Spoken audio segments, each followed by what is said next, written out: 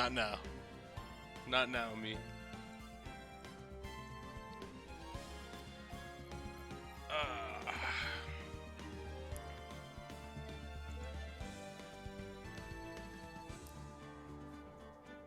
But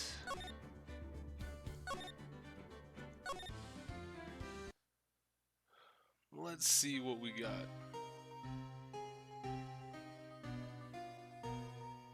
It's been what, 50? Yeah, like I just took a break off for streaming one day. It's not 15 years. Is kind of just rude. I was streaming just yesterday. Earlier today, if you want to get technical. At last, I shall have my revenge. My God. Oh!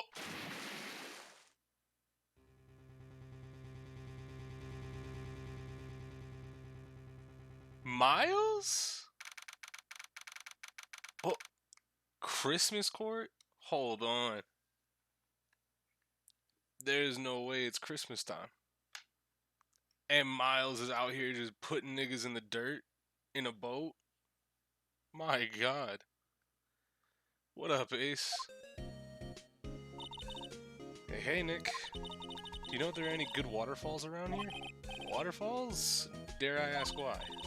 Duh, Nick, isn't it obvious? I need a waterfall to stand under. Preferably a freezing one. Alright, is that part of your spirit medium training? Of course, except I've been slacking off lately. I need to brave the elements to be forged anew under the rushing spring waters. Alright. I don't know about any falls per se, but Gourd Lake is pretty close. Ah, shit. Sorry, but them's the breaks. Couldn't you just take a cold shower or something? Good idea.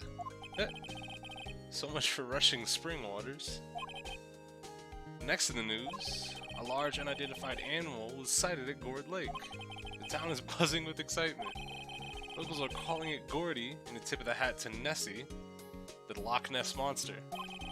Though its namesake Nessie has proved to be a hoax, locals are confident that their Gordy is the real deer.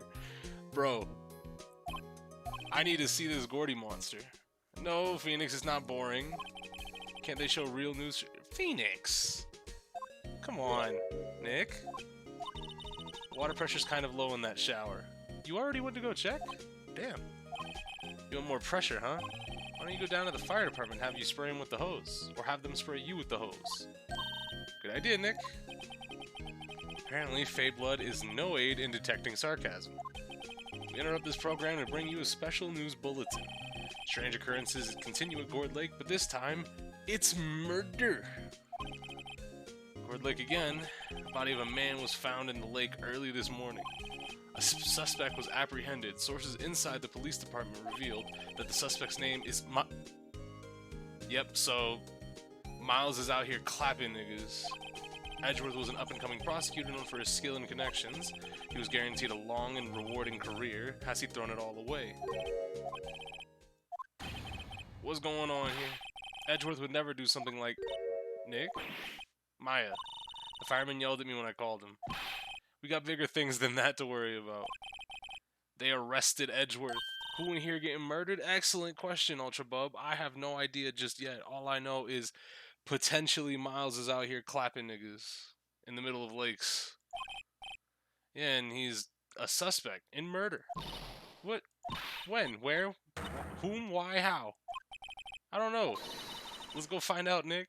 24 years old and already a big prosecutor? I mean, Phoenix is 24 and a godlike defense attorney. Alright, let's go to... Wait, let's go to the detention center first. You know, Nick, we've all been in here one time or another, haven't we? I guess it comes with the territory. I'm not sure it's something we should mention to too many people.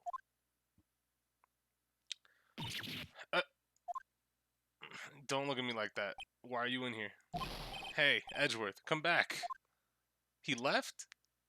And now he's back. What are you doing here? Nick, I don't think he's in a very good mood. Yeah, no, he's potentially under arrest for murder. I wouldn't be in a good mood either. Well, he is in detention. Were you in a good mood before you came here? Or when you were here? So you've come to laugh at the fallen attorney, then laugh. Well, why aren't you laughing? Nick, should we be laughing? Nah, it's a trick. Laughing, he'll get mad or burst into tears. Edgeworth, we don't have much free time. We can spend it coming down here to laugh at you. We don't have so much free time. We can spend it. Yeah. Whatever. Yes, you do. Actually, he's right. We haven't had any cases since fucking October? My god. I hoped you wouldn't come. I didn't want you to see me. Not like this. Didn't want to see you like this either. Believe me. What the fuck happened? Why should I? What are you going to do about it? Duh. We're going to help you, that's what. Help me? You? Don't be ridiculous. Don't say that like I haven't been clapping you in that courtroom. Sorry?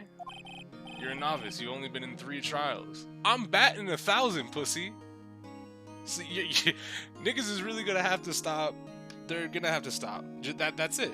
Like, I'm already, like, perfect record. 3-0. What up, stars, man? He's really just gonna have to stop disrespecting me. That's what it comes down to. Hey, sure you got lucky and won all 3. Lucky? Nigga, that's skill. Shut up. Home just in time for the stream. What up, Solaris? Edgeworth locked up? Yeah, apparently he's killing people out on the lake. But your luck's bound to run out someday. You need real skill, right? Experience. Nick, he's insulting you. Nick? Why am I always the one who has to get angry? Alright, look. Just tell me what happened. It happened at Gourd Lake, right? Yep, late last night. The lake is a long way away from your offices and the courthouse. Why were you down there? I see no need to tell you. Mr. Edgeworth, you didn't really... Gordy. Huh? I went to see Gordy. He did not go to see the Loch Ness fucking monster. I'll tell you later. Why don't Edgeworth talk to us? Well... Yeah, lucky I won 3 cases. Yeah, I'm about to make it to 4. Keep talking shit. December 25th, Gourd Lake Park, entrance. This is where it happened? Well, no, it happened on the lake, I assume. Yeah, Gourd Lake is in the middle of this park. I can see some police walking around in there. Questioning people, probably. Hey, isn't that Detective Gumshoe over there? This was the original final case in the GBA version? Yeah, I got told that the DLC quote-unquote case was added for the DS version. That's pretty cool. I hope it's in this, too. Well, pal, there's enough of us here. Anyone found anything? Sorry, sir, nothing. Idiot, the trial's tomorrow. We need clues on the double. But, sir, there weren't any clues. That's why we arrested that attorney, Mr. Edgeworth. It's clear, sir. He's the one who... Shut up. Just you try saying that again. I'll make you sorry if you do. So just get out of my face, pal. Yes, sir. Detective Gumshoe's kind of scary today. Bro, that's his mans. They're really just talking shit on his mans for no reason. Of course he's pissed. Recruits. Ah. Eek. Hey, you're that hairy guy. Hairy... How many times am I gonna have to tell you this? Just a man I want to see. What's up, Exalted? Right. Phoenix Wright. Will he ever learn my name? And just what are you doing here, pal? Investigating? Huh? Well, yeah, I suppose. Well, I'm here to help. Ask me anything you want. Bring it. He seems different than usual. I wonder what's up. Mr. Edgeworth hasn't actually asked us to defend him yet. Huh? Oh, you don't say. Alright, what happened? Detective Gumshoe? Do you know what happened here? Huh? You don't know, pal? No? Wow, okay, Mr. Head in the Fluffy Pink Clouds lawyer. Head in the... Okay, just shut up and tell me. Never mind, I'll tell you. I'm really excited to see you beat this one. I've been hearing nothing but good shit about this one, so I'm excited to see how it plays out. Happened last night around 15 minutes after midnight. There was a boat out on Gourd Lake. In that boat were 2 men. One of those men shot the other with a pistol. Wait, Okay, so left-handed man. Do we know that Edgeworth is left-handed? We haven't really seen, like, him prove it. Oh! And he's holding the pistol with his right hand. Okay, so no, Edgeworth is... It's not Edgeworth. So, Miles just found the gun. A cop who arrived on the scene arrested. Isn't the DLC case is tied for the best one for you in this game? Alright. How did they get there so fast? Well, there was a witness. When the report came in, we raced to the lake. A witness? Alright, we'll talk about the witness later. You don't think Mr. Edgeworth is a murderer, do you? Absolutely not. It's impossible. I don't care if there's a witness either. I don't believe a lick of it. Right. Who cares what that witness says? I kinda care. I want to know what he said. DLC case for which game? I think he's talking about this game, the DS case that got added. You really believe in him, don't you, detective? Of course I do. But the police are pretty sure he's the killer. Nobody's even really taking this investigation that seriously. Oh no. After all the help Mr. Edgeworth has been to us, hard to imagine that no one's standing up to take his side. Well, at least you are, detective. At least you are. Alright, about the defense request. Do you know who'll be his defense attorney in tomorrow's trial? He hasn't gotten one yet. What? The trial is tomorrow, isn't it? Well, I don't know the whole story, but apparently no one he's been talking to will take his case. Why not? Mr. Edgeworth won't tell me. When you guys showed up, I figured he'd ask you to defend him. Unfortunately not. Well, pal, then don't you got a job to do? Help out Mr. Edgeworth. Prove that badge you wear isn't just some fancy piece of metal. Prove it to me, pal. Show me you're an attorney. Alright, now let's talk about that witness. Sorry, pal. That's Why is the witness confidential? Wouldn't it be... The witness saw everything, apparently. Wouldn't that be just common knowledge? To, you know, everybody in the fucking law enforcement agency? I mean, it's not like this is a fucking top... Or maybe the victim, we don't know. The victim could have some confidentiality behind him. I'm sure they'll turn up at the trial tomorrow. Was there only that one witness? Yep. It was pretty cold out on the lake last night, and it was Christmas Eve after all. Still, we're being thorough. You never know when you're going to turn up another witness. That's why we're here today, checking things out. So far, we're coming up empty. Oh, it's Christmas today. I'd forgotten. What are you getting me for Christmas, Nick? Talk to Santa. Alright. Let's go... Do we need to go back to the law office? Do we don't have anything to present. Yeah. Alright. What you got for me, Maya? What should we do? What do you mean? Let's investigate. We should talk to Mr. Edgeworth and check out the crime scene. Okay, we're going back to the detention center. We need more information, save aimlessness and confusion for later. So let's go to the detention center. Oh. Maybe. Who out here defending niggas? Me? Your attorney's badge? Edgeworth. Let me defend you. Don't laugh at me. Just don't. Just don't. Good one, right? I'm the best shot you got, nigga. But I'm not that hard up. Not yet. What do you mean by that? Me? Trust a wet behind-the-ears lawyer with only 3 trials under his belt? Never. I think you're forgetting that in 2 of those trials, we were going at bat versus you. What? My case is near hopeless, right? Every defense attorney I've talked to has turned me down. What? Simply put, they were afraid they'd lose.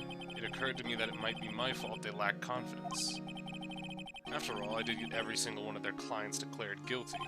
I don't believe it. Regardless, I don't want you involved in this.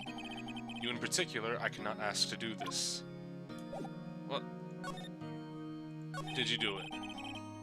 It's really hard for me to ask, but you didn't do it, right? Right. Think what you will. I have only one request. Huh? Stay out of this case. Why? But Nick is trying to help you. I know that. But I don't want your help, okay? Why not? Look, just go away and leave me alone.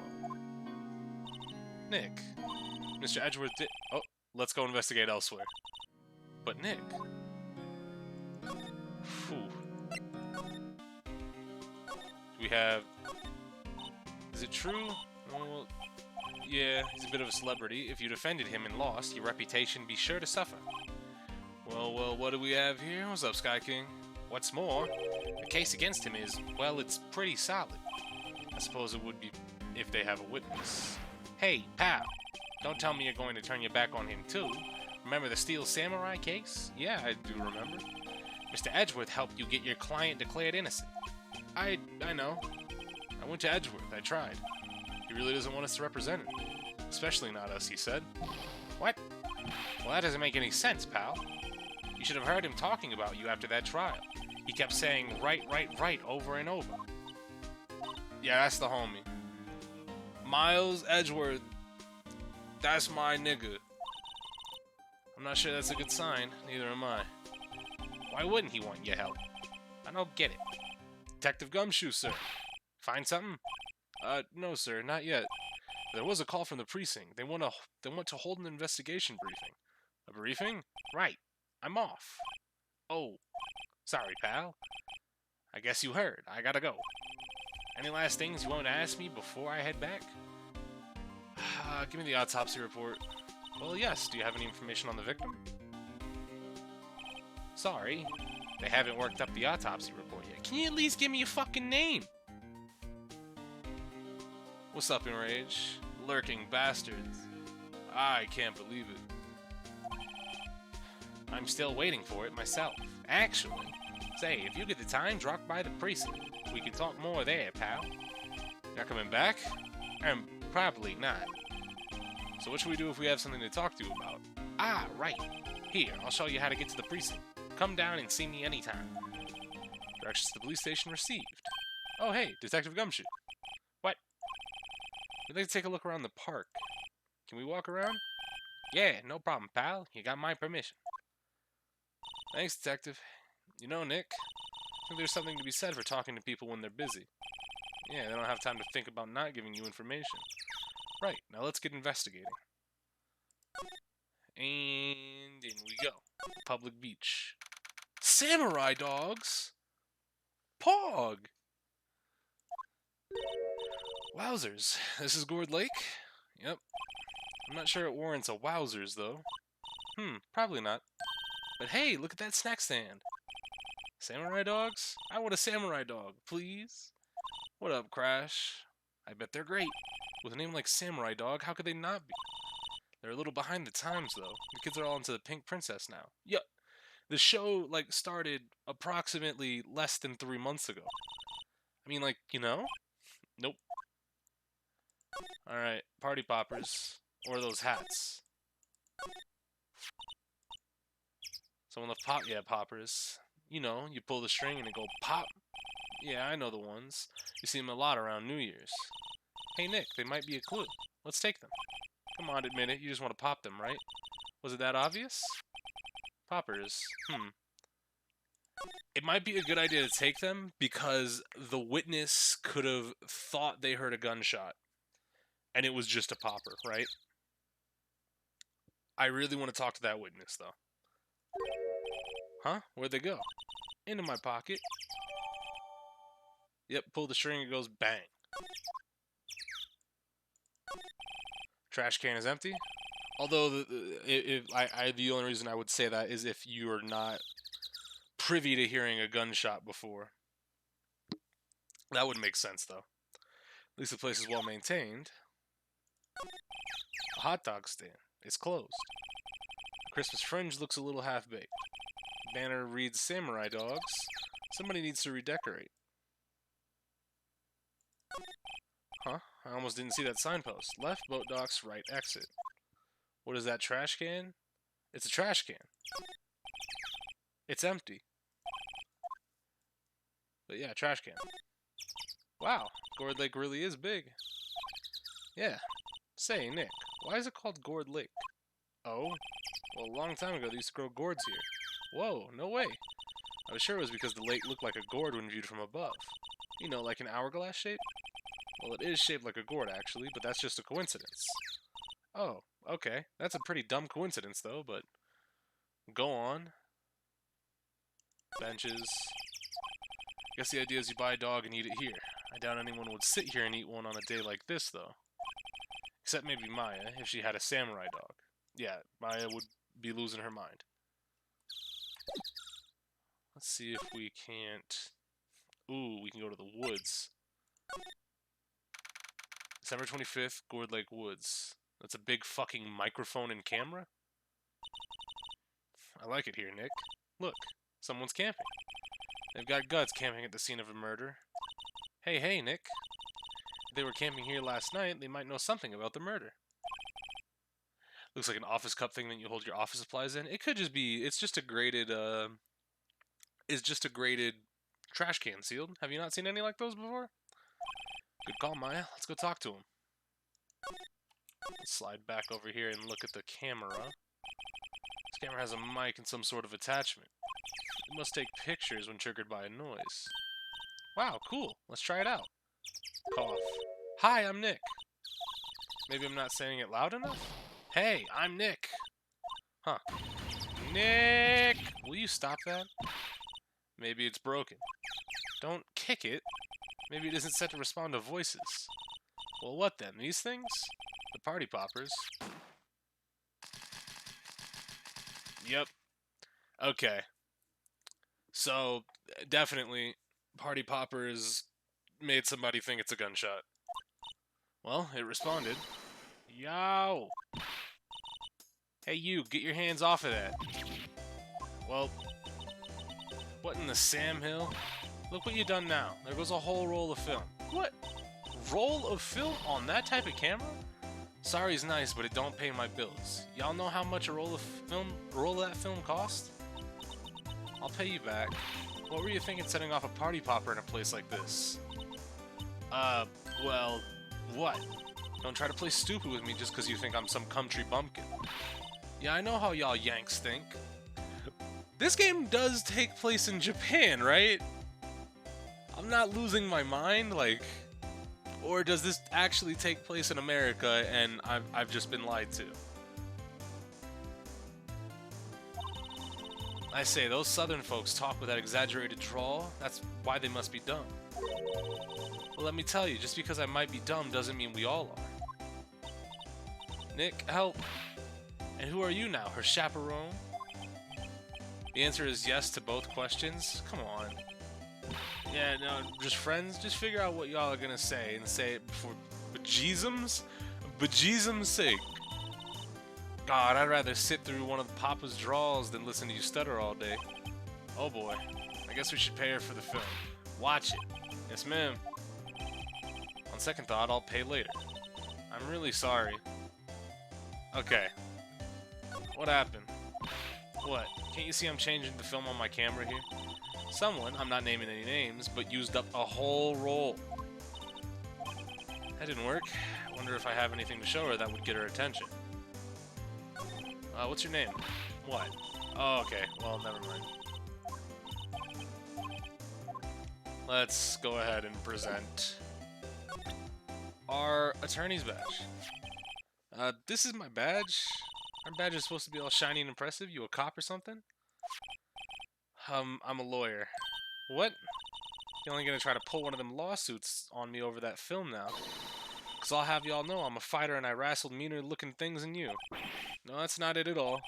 We're here investigating a murder that took place here on the lake. A murder? Sounds cool. Why didn't y'all say that in the first place? Go ahead, ask me anything you like. Finally, some cooperation. You two, y'all can come out of hiding now. I won't bite. Hard. Come to think of it, where did Maya get to? Sorry.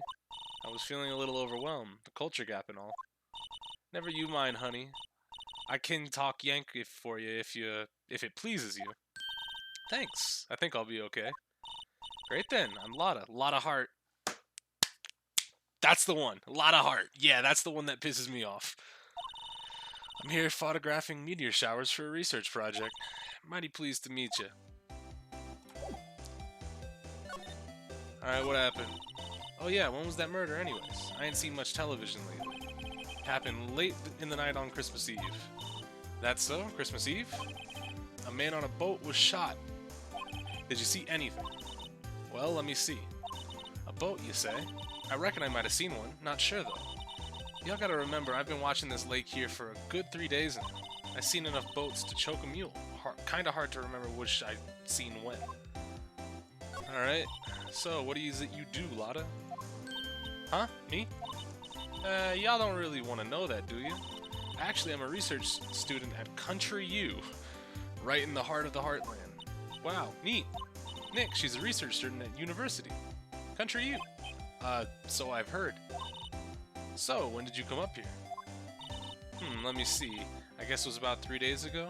But yeah, they confirmed it was LA in the latest game, but I don't think they had it in mind for all the older games. It's best not to think about it. I'll be the judge of that. I think it's really good for me to think about it, because now I can yell if I'm upset. What are you photographing? Didn't I tell you that already? Meteors. Yep, meteor showers. Falling stars? A camera? That's quite a camera you have there. Y'all better know it. It's German-made. A genuine Solingen. Isn't that where they make knives? So what's that device you have stuck to the camera? Huh? Device? The boom mic? The camera went off all by itself when I fired my party popper. Oh, that? That mic triggers the shutter whenever it detects certain sounds. It's programmed to pick up loud noises right now. A programmable camera? Neat. Okay, so if it goes off when it detects loud noises, we just gotta get the roll of film for when that apparent gunshot went off. Because if it's going off, if the camera went off and it has no pictures of a boat on the lake, or only one person in a boat and not two people, then the party poppers spooked whoever the witness is. Alright. So, do we have anything else? Nope. Let's go back to the public beach, and now we can go to the boat shack. Boat rental grounds. December 25th, boat rental shop. Nick, what's this place? A boat rental shop. Closed for Christmas, it seems. I guess a murder taking place on one of the boats won't be good for business either. Boats? I've never ridden on a boat. Really? Well, how about we go out on one when the trial is finished? Hey, good idea. You bet. What up, Zach? How's it going? I didn't fully examine the campground either. A small boat rental shop doesn't look like anyone is around. They're probably closed because it's Christmas. Bushes. More forest off that way. I doubt I'll find any helpful clues in there. Boat. There are some boats floating at the dock. Was one of these boats used in the murder, I wonder? Nick? Huh? I changed my mind. I don't really want to go for a boat ride. Fair enough. Let's go back to the woods. Slide back over. The sign says no camping. Funny place to pitch your tent. Wait, what if the sign said no setting tents on fire? I don't think they have signs like that. Oh. Maya. Hey, Nick. What, don't tell me you're hungry again. No. I was just wondering, why are camping pots and pans made of aluminum? They didn't talk about that in any of the law books. So there's no law saying they have to be made out of aluminum then. I'm not having this conversation. Well, I mean, there's gotta be some reason, right? Fuck, now I'm thinking about it.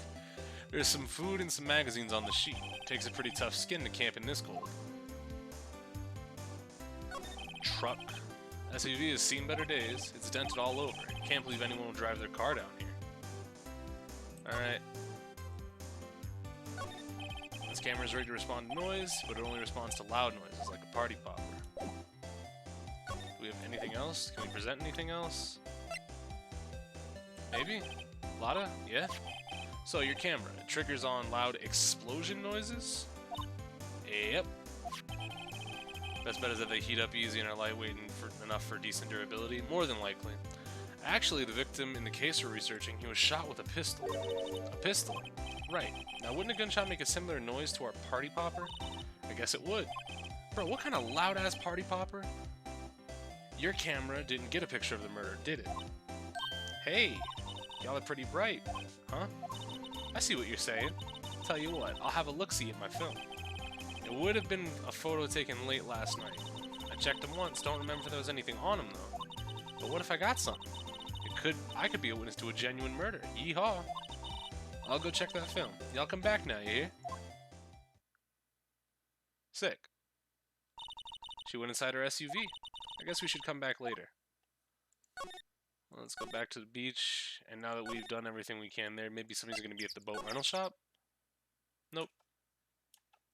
Let's go back to the beach house.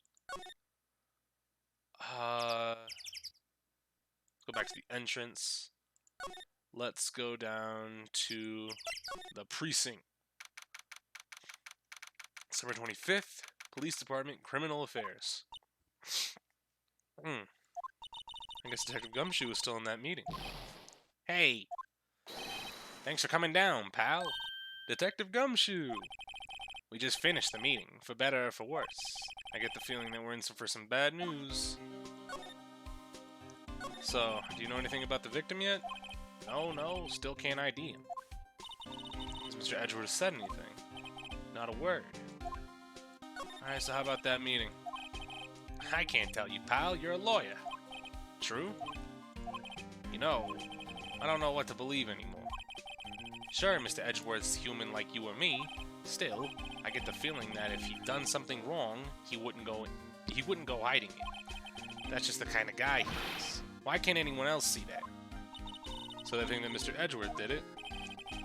Well, the trial's starting tomorrow as scheduled. I see. Hey, in the end, you did tell us something about the meeting. Don't go telling anyone else, pal.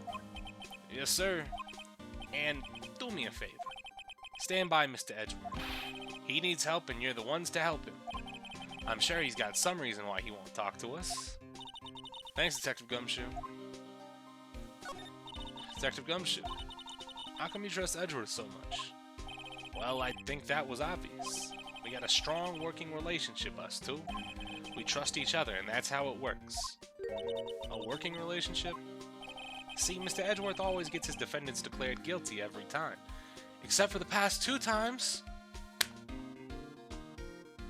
Fuck around and find out. Yeah, his methods may be a little extreme at times, but there's a reason. He trusts our investigation, see? He trusts us to get the right man. That's why I work extra hard, pal. We've got to earn that trust he places in us. I see. Mr. Edgeworth is a man you can trust. And you can have my word on that. Alright, I was wondering, did you ever get that autopsy report? Oh, that? Yeah, I made a copy for you. Time of death, sometime on the 24th or 25th. Cause, 1 bullet shot to the heart. Sometime on the 24th or 25th is iffy. Thank you. Nick? Huh? Can you show me that photo of the victim? Who the fuck is that? That face? Someone you know? I don't know. I just have this feeling that I met him somewhere a long time ago. Alright. So now what, detention center? Well, Miles is still MIA. Fuck me. What is it? Oh, nothing. Just something's been bothering me. Could you show me that autopsy report once more? Hey, I remember now. This guy. He's a lawyer that was at the office Mia worked at. I met him once when I went there to hang out with Sis. That office? Wait, you mean Grossberg's office? Right, that guy. That was the last name I expected to come up. Maybe I should go talk to him for old time's sake. Let's go talk to Grossman. Grossberg. Gross nigga. Give him his painting back. What? Fucking Red White went to jail. Give him his painting back. What if the man already had a bullet in him and homeboy just drowned? Well, no, because cause of death would be different. Cause of death would show drowning. It would show signs of drowning. That would come up in an autopsy. It's been a while since I was here last. Mr. Grossberg is out as usual. Hey, Nick, look at the wall. That painting is still missing. Mia must have known about the deal with Mr. Grossberg and Red White. She kept track of all of White's extortion and blackmail rackets. Why is the wall there a different color? A big painting was hanging up there until recently. Huh. What happened to it? Well, he gave it to someone. Maybe they're capping, maybe they just saw a bullet and assumed. Well, no, because even if you're still performing a full autopsy, you would still see, like, water in the lungs. Right? That would confirm he drowned. Because if you shoot somebody and then throw a body into the water, then the body doesn't breathe, water wouldn't get into the lungs. But if they searched the body thoroughly and found no water in the lungs, safe to assume, shot to the heart. But then again, Phoenix didn't flip over the receipt, so I'll keep that in mind. Way to give to someone some romantic interest. Love blooms eternal, Nick. Yeah. Alright. Expensive looking mahogany bookshelves, filled with expensive looking books. Funny, they don't look like they've ever been read. Well then let's take them back to our office, he won't miss them. We don't need them. Then can we take that wooden bear? It is kinda cute. Don't entertain that. A solid mahogany desk, the wood's been polished to a deep luster. Hey Nick, I want a desk like that in our office too. I don't know, I don't think I'm ready to sit at a desk like that yet. Huh? I meant for me. You'd better start saving your allowance then. So, we got nothing new. Table for clients. Elegant ebony case, and if I'm not mistaken, that lighter's made of solid gold. We should put things on our client table too. I'm not really into smoking. We could put out candy or gum. Classy. Alright, so let's move. Let's. Wait, can we go back to the. Why can't we go? Okay, it just didn't. For some. Why doesn't it show that I can go anywhere else from the law office? Let's go see if Miss Lotta. What's up, Paladin? What's going on? Has developed that film. Hey, y'all. Scott here. Lotta, wait up a sec. We got bingo. Bingo? My automatic camera took 2 pictures last night. Hey, this is them. Take a look. Oh, wait. See? He's shooting him with that pistol. It looks like that, yes. But you can't really tell who that is shooting. Yeah, well, there wasn't enough fog out there last night to strangle. There was enough fog out there last night to strangle a bullfrog. But you know, seeing these photos reminded me of something. What? I saw the murder happen. I'm a witness. Well, can I see that second photo? What? Are you serious? Of course. How do you forget? Never mind. Y'all reckon I should tell the cops? I reckon so. What's that? Now don't y'all go trying to mock my act. What?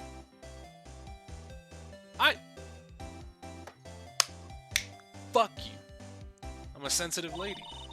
Hey, so I'm off to talk to the cops. Y'all can have this photo. What about the other photo? You said it took 2 pictures. Can I have that second photo? Let me see the second photo. What? Lotta! What? Can't y'all see I'm kinda busy? Tell us what you saw too, please.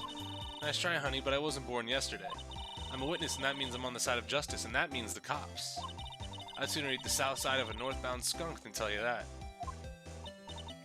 Lotta, don't let it get your skivvies in a bunch. Friends today, enemies tomorrow. Oh, is that the other way around? No matter. I'm gone. Hey, maybe they'll let me do some testifying. Hot darn. She left. Well, that's one more witness. What do we do now, Nick? Well, if she saw something, there's not much we can do about it. The question is, what exactly did she see? I guess we'll find out in the trial tomorrow. Lake photo added to the court record. Well, who's here now? Looks like the police have given up their interviewing. Hey! What? Nah. Santa, no. I think Santa's mad at you. Long time no see, Nick. Is this fucking Grossberg?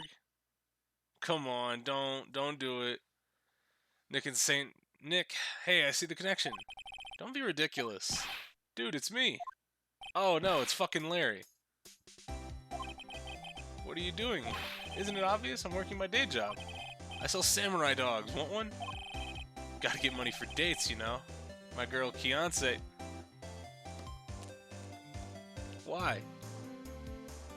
Deserves the best. Kiance? Not another model, I hope. Oh, Kiance is a fine, fine woman, Nick.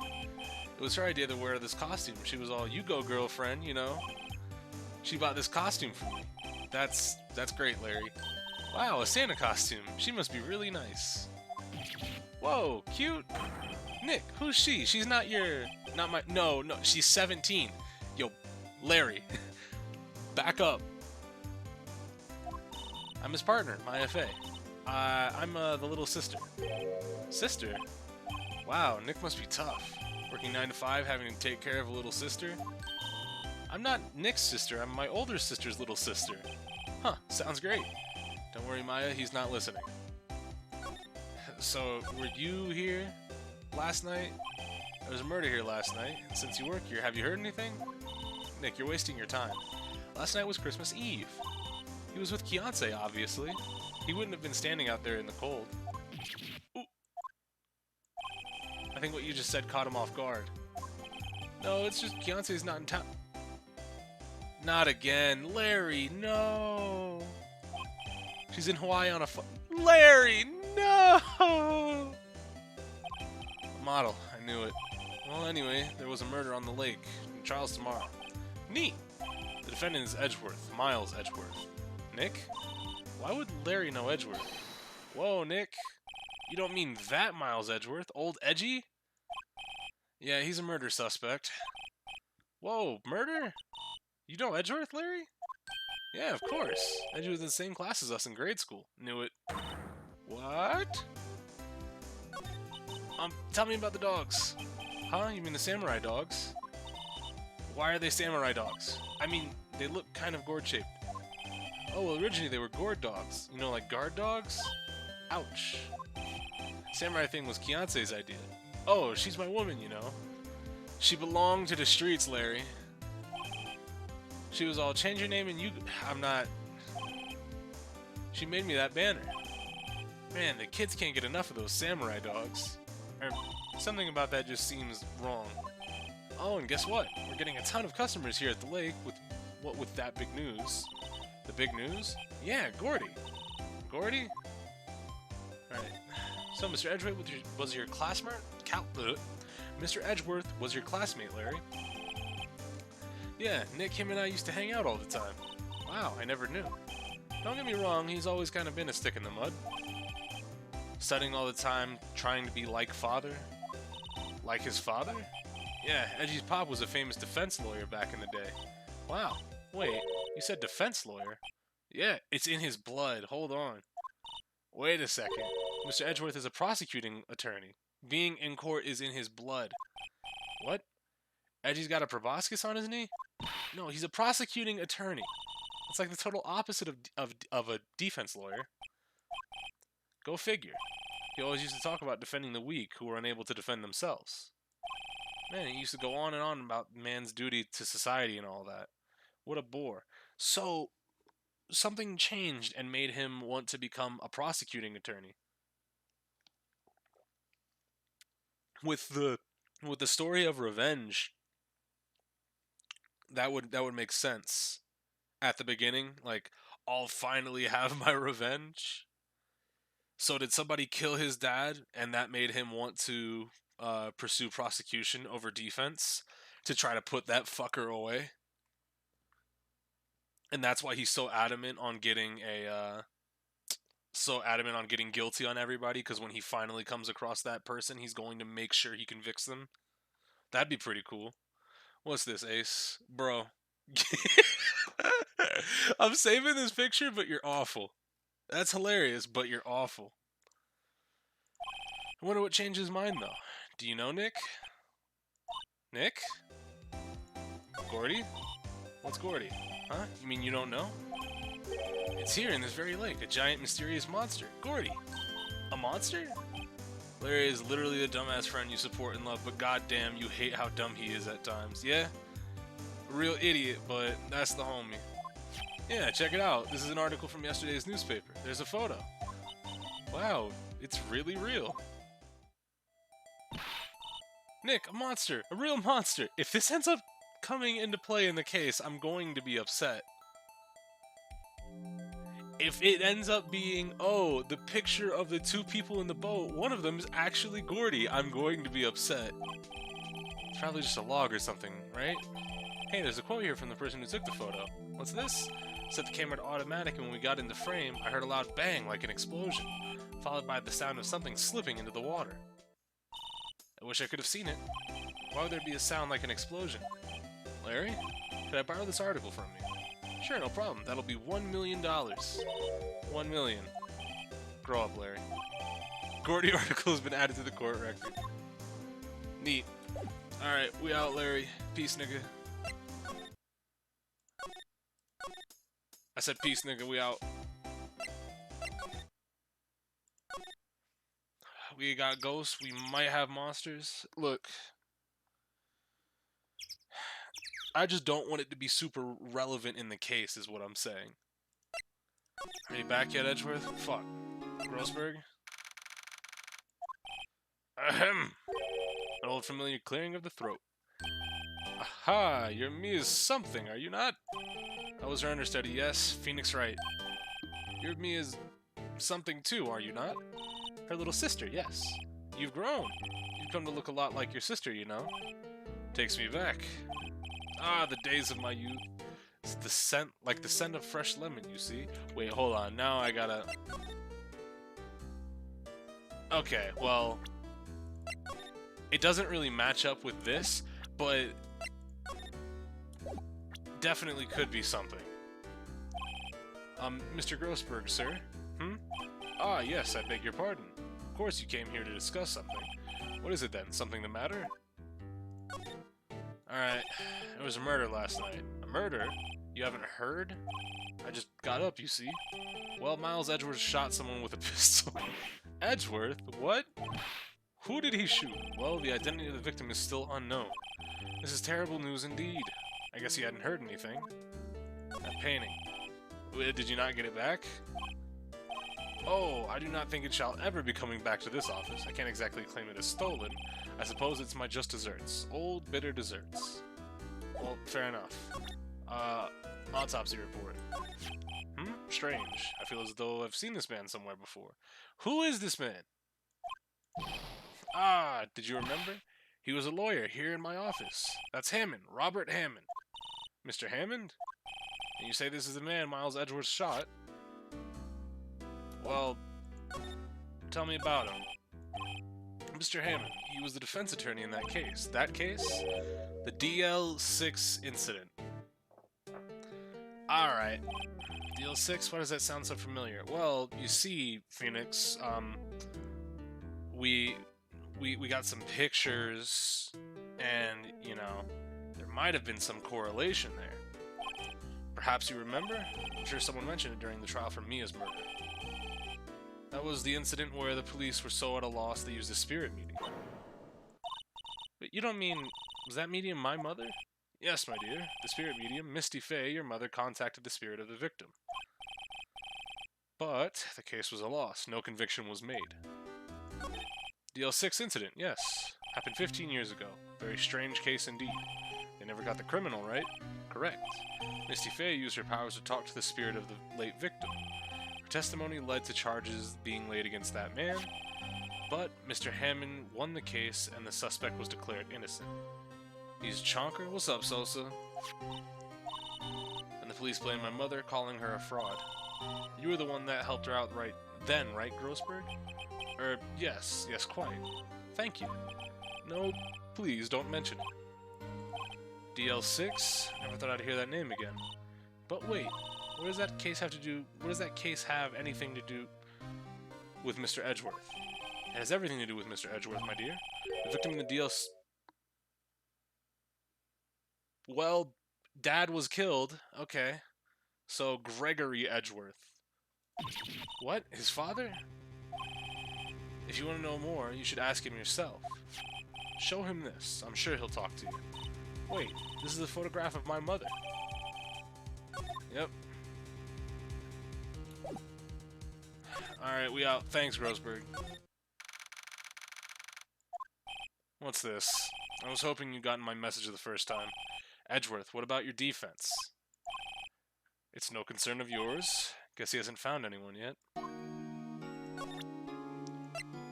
Let's talk about it.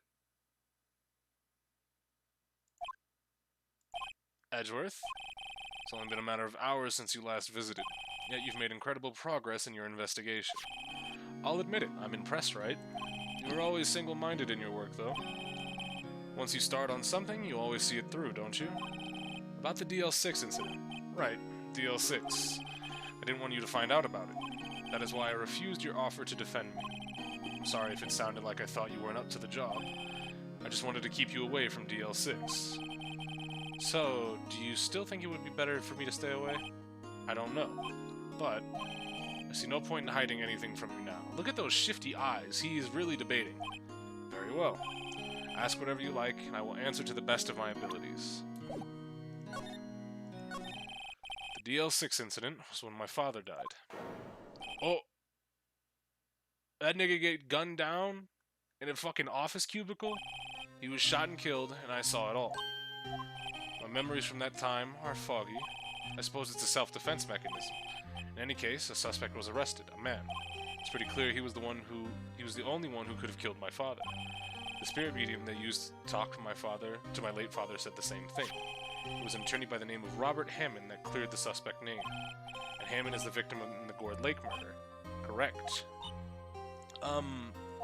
That spirit medium was my mom. What?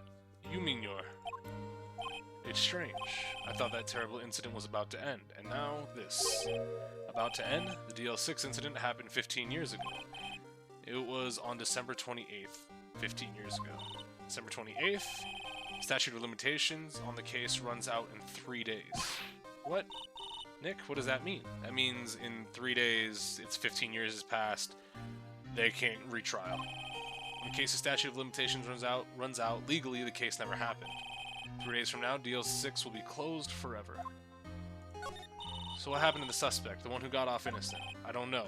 He disappeared from public view. Nobody knows where to.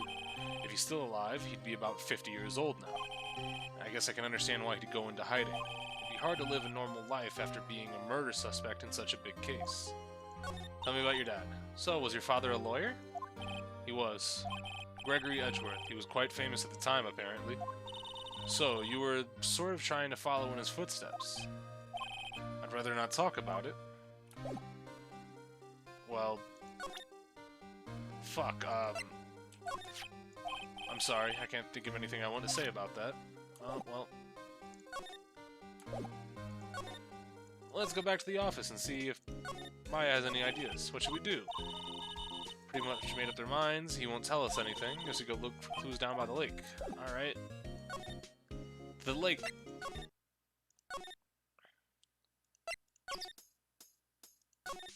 Nope.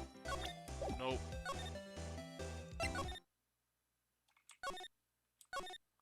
Nope. Boat shop? Where the fuck? Yeah, he got really quiet after we made all that moves in that investigation. Why would presenting this anything... This? Maybe? What's this? You know, my eyes have been getting pretty bad lately, Nick. Actually, the photo's blurry, Larry. It was taken last night. Last night? Oh, yeah, so if there's fog obscuring it, it definitely could be this fucking monster. Alright. Let's go to the entrance. Let's go to the precinct. There we go. What's going on here? What's wrong, detective? This wild lady comes in here just a while ago. She says to talk to y'all after hearing what Mr. Wright had to say. What's all this about, pal? A lot of heart. Why are you going around finding more witnesses? You want to give Mr. Edgeworth the death sentence, pal? No, not actually.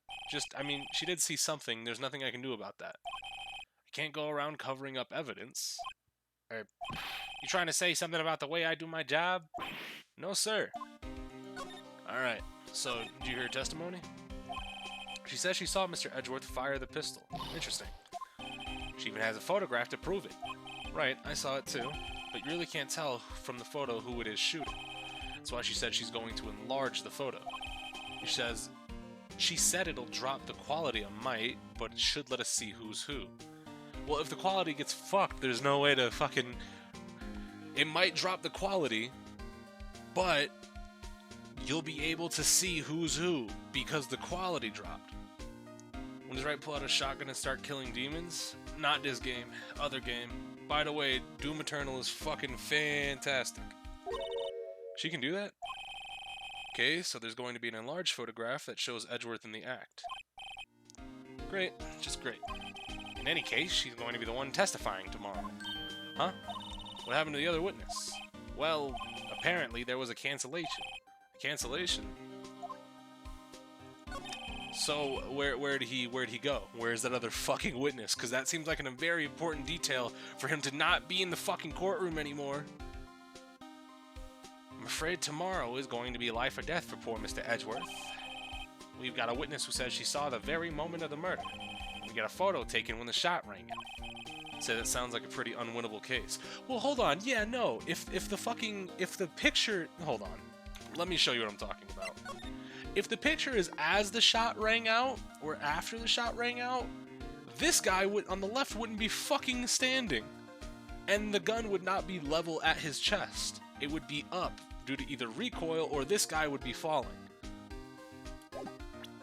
What up, Guava, by the way? Your bro bought it and you're sneaking his copy for stream tonight? Bro, all you had to do was get the game. I'd say that sounds like a pretty unwinnable case. But wait, what did Mia used to say? If he's innocent, there's got to be something I overlooked. Tell me about Edgeworth. Steam share, my dude? Bro. All you gotta do is get the game. It sounds like Mr. Edgeworth is going to ask the state to assign a public defender. I was just asked to file the paperwork. But you still got time, pal.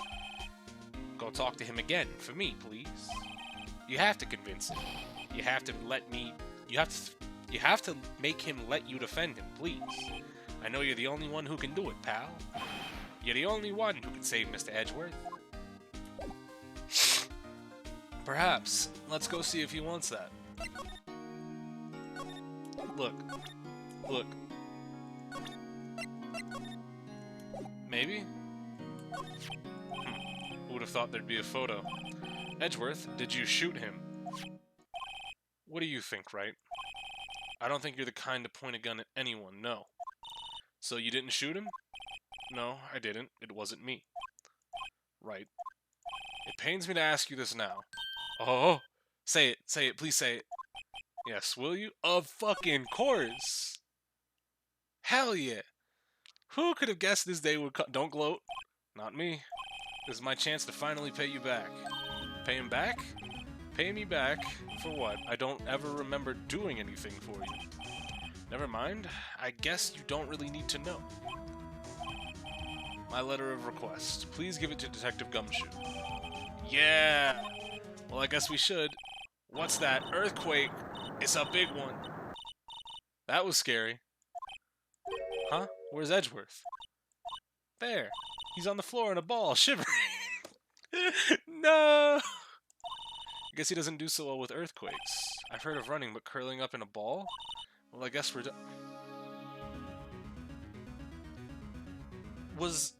Okay, shaking. Was that not an office cubicle then? Was that a fucking elevator? Is that his fucking defense mechanic?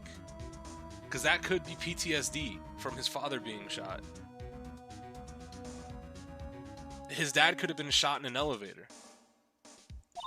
Mr. Edgeworth doesn't seem like he's going to stand up anytime soon. Let's go, Nick. Right. We have to give Edgeworth's letter of request to Detective Gumshoe. Alright, well... Here, take this.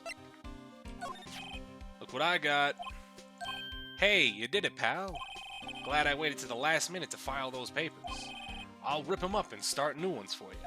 Thanks, Detective. Well, see you in court tomorrow, then. Good luck, pal.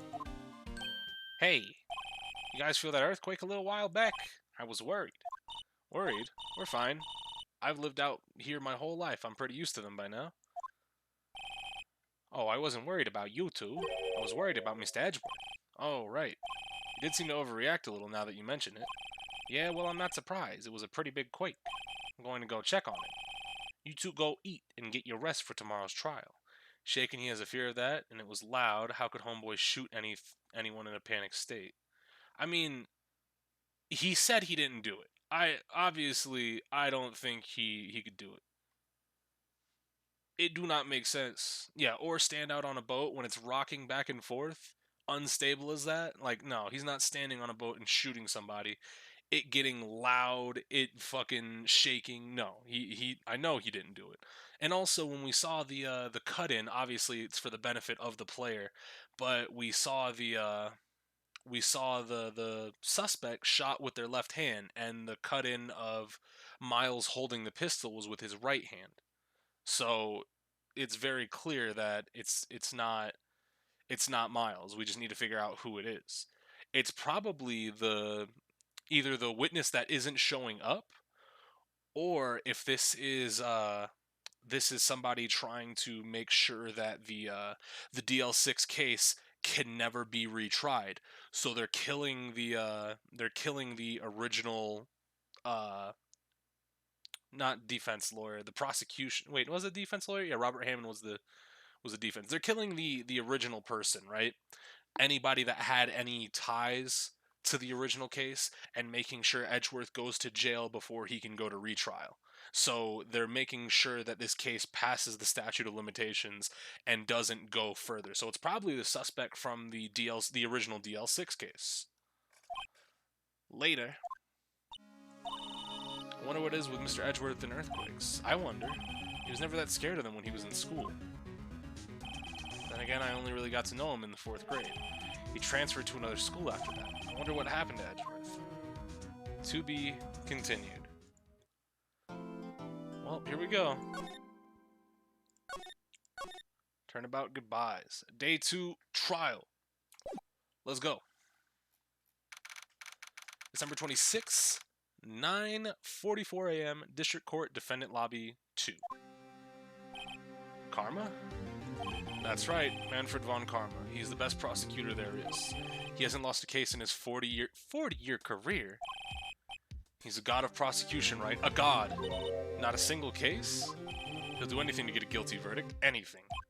Sounds like someone else I know, Edgeworth. You don't understand. I mean, he'll really do anything. Manfred von Karma is a man to be feared. That's quite a claim coming from someone who forges evidence. He taught me what it really means to prosecute. What? Just picture a prosecutor as vicious as me, multiplied by a factor of 10. So, was he your teacher then, Mr. Edgeworth? Something like that. And now he's trying to get you found guilty? What a creep. So, is this guy... because if he's taken the case to put Edgeworth away, why would he be... We don't know anything about him. All we know is that he's... Well, no. We know that he's at least over 50, right? If he's got a 40-year career? Yeah, no. This guy might actually just be the suspect for the original DL6 case. Oh, wait. Maybe he's planning on losing on purpose to help you out. Not a chance. He hasn't lost once in 40 years. 40 years. He's as ruthless as me times 20. That's pretty ruthless. Like I said, he's a god among prosecutors. Guess that's something like Mia was to me. Speaking of Mia... Maya? Uh-huh. We could really be using Mia's help right now, don't you think? Oh. I can't. Sorry, I tried. I really tried, but I couldn't reach. You couldn't reach? I think it's because I haven't been training. My powers are weak again. Oh man, what bad timing. I'm really sorry. I'll try my best. I hope so. What are you whispering about? Oh, it's nothing.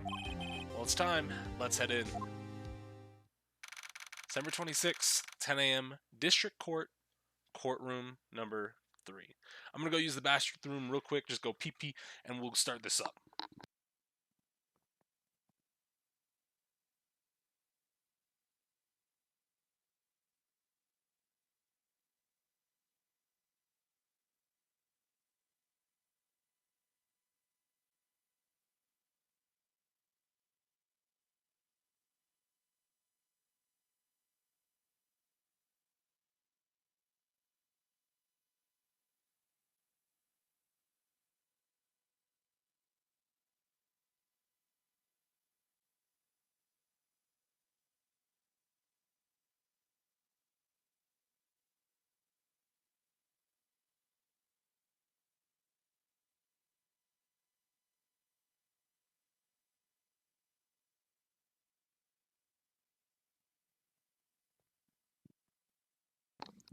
Alright, here we go.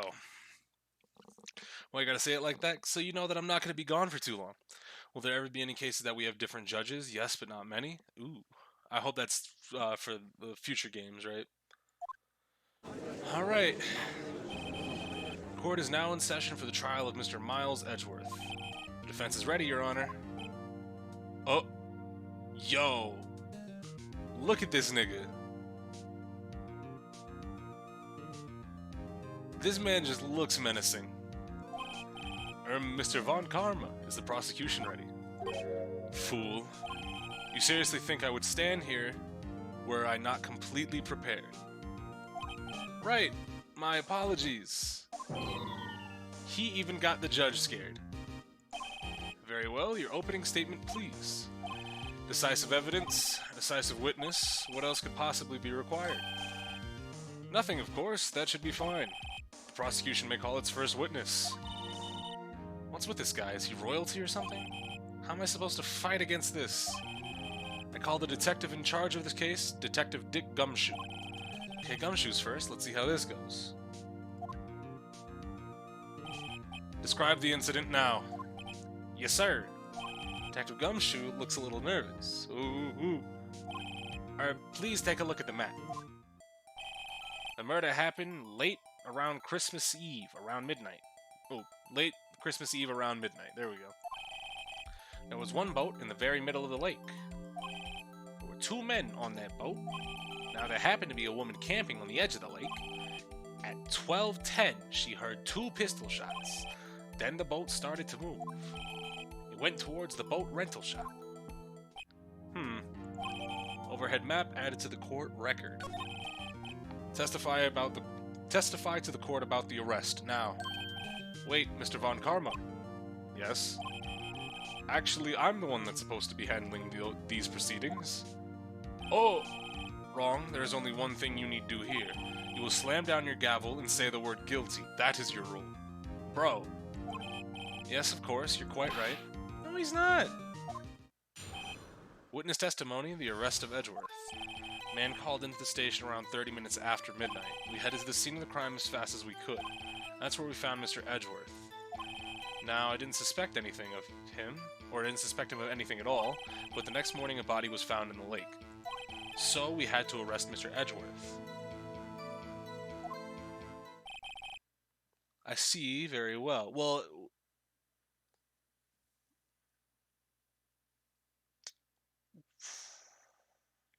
What would we fucking press him on there? Because we don't have anything to disprove him. Man called into the station, right? Headed to the scene of the crime as fast as we could, right?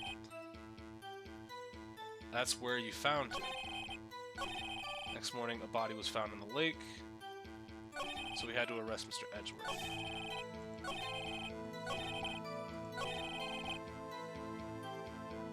Alright, so... no doubt that happened. Head to the scene of the crime as fast as you could.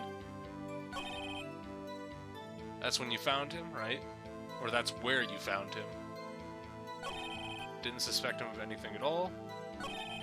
The next morning, a body was found in the lake. So we had to arrest him. Who told you about the body in the lake, though? Did you find any clues on the body? A single bullet was recovered from the body. He was shot through the heart fatally. Judge, here's the bullet. didn't strike bone, so its shape is well preserved. Very well. The court accepts this bullet into evidence. Pistol bullet? Oh, fired from a 22? They're killing niggas with 22s? My god! So we had to arrest Mr. Edgeworth. Doesn't seem like Detective Gumshoe was being a bit vague. I bet Von Karma is feeding him lines. His testimony's probably filled with landmines just waiting for me to press. Yeah, shot 2 times but only 1 bullet? That doesn't make sense. Well said, Nick, you're the man. Especially if one hit directly through the heart. Headed to the scene of the crime. Yeah. Next morning, body was found, so we had to arrest him.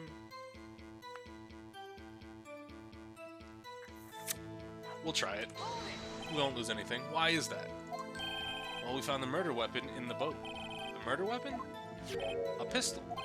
Detective Gumshoe, that is a vital piece of information. Please revise your testimony. Okay, right. Sorry, Your Honor. The murder weapon we found in the boat was decisive evidence. What about the pistol made it decisive evidence? He has the same evil laugh as Edgeworth. There were fingerprints on the pistol found in the boat. There were clear prints from Mr. Edgeworth's right hand. What? Order, order. So Mr. Edgeworth's fingerprints were found on the murder weapon. Yes, Your Honor. Judge, this is the weapon in question. Yo, his face looks so greasy. Accepted into evidence. Pistol added to the court record. Members of the court, we now have the pistol used in the murder and the bullet found in the body. Detective. Yes, sir. Was the bullet found in the body fired from this pistol? Yes, the ballistics marking... Oh, we actually have... Wasn't even thinking about that, but yeah, ballistic markings. If we find another bullet, we can match it up with the pistol and see from where it was fired. If there is another bullet, I'm still going off that party popper theory. Hey, Nick. What does he mean, ballistic markings? Shocking. To imagine someone here does not know something as basic as ballistic markings. Nick, he's glaring at me. Very well, I'll explain. Actually, Judge, you do it. Me? Ahem. Ballistic markings are like the fingerprints of a gun. The barrel leaves distinctive marks on each bullet it fires. You can examine these ballistic fingerprints to see which gun fired the shot. Did that just say it was fired 3 times? Yeah? So, when was the other shot? It's quite accurate. Indeed. This leads to one inevitable conclusion. The bullet found in the victim's heart was without a doubt fired from this pistol. This pistol, which, as you may recall, was covered with the defendant's own fingerprints. Edgeworth wouldn't make that mistake, though. You have to know that. Like, you have to. Also, the fact that he's throwing up his left arm makes me think that he might be left-handed. Order, order. This is bad. Makes it look like Edgeworth did it. Well, Judge, I'd almost say it's decisive, yes. Honestly, I could declare a verdict at this point. However... Yeah, he's shaking his left finger, too. He might just be left-handed. You guilty bitch. Very well. I am somewhat fatigued, and so I will take a brief break. I will call my witness after the recess, which will last 10 minutes. Judge. Yes? What are you doing? A 10-minute recess now? But wait, Just bang your flimsy gavel and get on with it, man. Yes? Ahem, this court will take a 10-minute recess. Who's running this court anyway? December 26th, 11:09, defendant lobby 2. Edgeworth, what's going on here? Your fingerprints were on the murder weapon. And that foggy photo makes one thing clear. The only one who could have shot that man was the person in the photo. I hope when they blow this photo up, we see if it's the left or right arm holding the pistol. True. Was that you in the boat? Yes, it was me. What? But you must believe me, I didn't shoot him. Then who did? I don't know. You don't know? Weren't you right there? I heard a gunshot from very close by. Then the other man fell from the boat. I can't say why, but I thought at the time he had shot himself. You mean it was a suicide? That's the only explanation I can come up with. How am I going to convince anyone of that? Say, Maya? Huh? What? Any progress with Mia? Oh, Sorry, it's no good. I know. I'm no good for anything, am I, Nick? If I can't call my sister, I might as well not be here right now. Well, that's not necessarily true. You're doing pretty well. I need you here. Yeah. Of course not. I need you here. I can see you're always trying to help out. You're telling me about specific things. It's pretty neat. Even if you don't actually help, it's the thought that counts, right? It's okay, Nick. You don't have to make me feel better. I don't know anything about trials or defense. What's more, I'm a spirit medium who can't even contact spirits. Don't lie to the girl. I'm not lying. She hasn't been training. She's not at her peak usefulness, but that doesn't make her useless, right? Well, everyone has their off days. I mean, I've just been getting lucky lately. But, you know, you never know when my luck is going to run out. Really? Whoa, right. Don't jinx this case any more than it already is. It's bad for my heart. Oh, sorry. We're back. Mr. Von Karma, call your witness. Yes? Well, Miss Lotta Hart, take the stand. Welcome. You are a research student at a university. That I am. Good. Begin by telling us what you saw the night of the incident. Don't add anything trivial or subjective.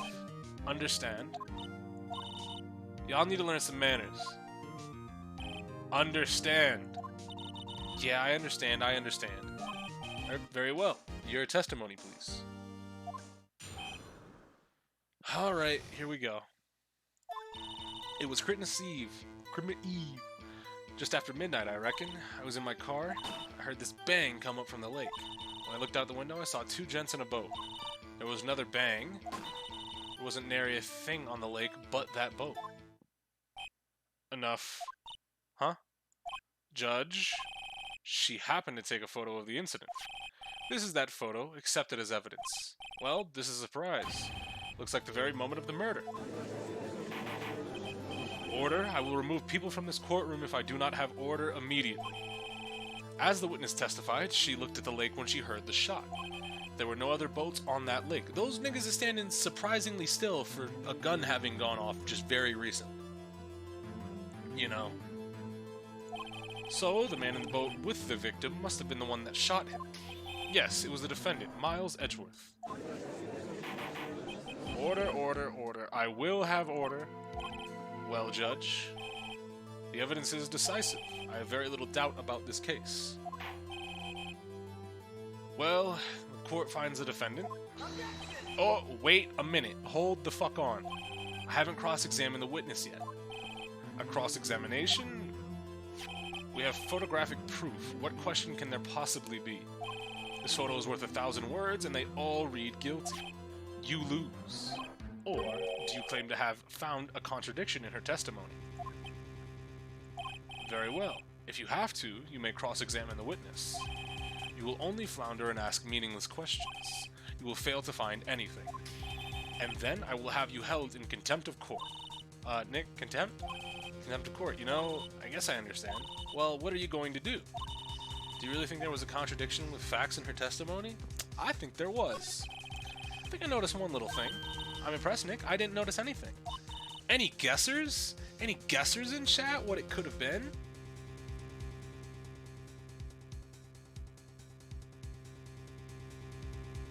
Because I think there's something.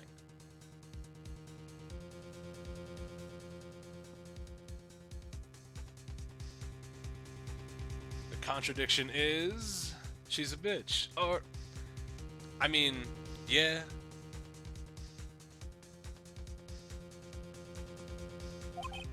I got a bad feeling about this. I understand. I will cross-examine the witness. Very well. I pray for your sake this isn't a waste of time. So, the one thing that I saw that was a massive contradiction, you were in your car, it was super fucking foggy, shut up. Why were you camping there anyway? I'm a research student at my university. I was taking pictures to use in my research. What research? This all sounds suspicious. Press it further. Miss Hart, could you be more specific about your research? Ooh! That nigga sounds demonic with that objection. Hold on. What does the witness's motive in camping by the lake have to do with this case? The answer is nothing. I object to this line of questioning. Jesus Christ. Objection sustained. Now, I'm the one that says that. Well, then say it already. Objection sustained. Thanks for nothing, Your Honor. Heard this bang come up from the lake? So, let's see. What do we got here? So you weren't looking at the lake at the time? Nope. I looked after I heard that noise. She's already said that. I asked you to find contradictions, not chat leisurely with the witness. When I looked out the window, I saw two gents in a boat. If you looked up after you heard the bang, wouldn't one be in the fucking lake? Also, let's get through the rest of it. There was another bang, and there was an area thing on the lake but that boat? Okay. So, if you looked out the window, wouldn't one of them be in the fucking water? Could you clearly see the two men? Just look at the picture. Clear enough for you? Uh-oh. Press that further. Wait a second. I wasn't asking you about the photo. I was asking if you saw the two men. Yeah, well, in court, the witness has testified that she saw them. There's also a photo. You best look elsewhere for your precious contradictions. He jumped in quick. He's hiding something. And there was another bang. Why are your sprites moving so fast? What do you mean? Are they moving very fast? I'm also streaming in 720p 60 frames now. Why is everything going so fast? I wish I could tell you. The text too? It might be because I'm streaming in 60 now. Then there was an area thing on the lake but that boat. So, there were two bangs. We were watching the very moment the shot rang out. Well, yeah, sure. Bro, you're asking meaningless questions. Meaningless. Contradictions, Mr. Wright, not meaningless babble. Von Karma, I think I hate you. He's trying to keep me from talking to the witness. To what end? It wasn't an area thing.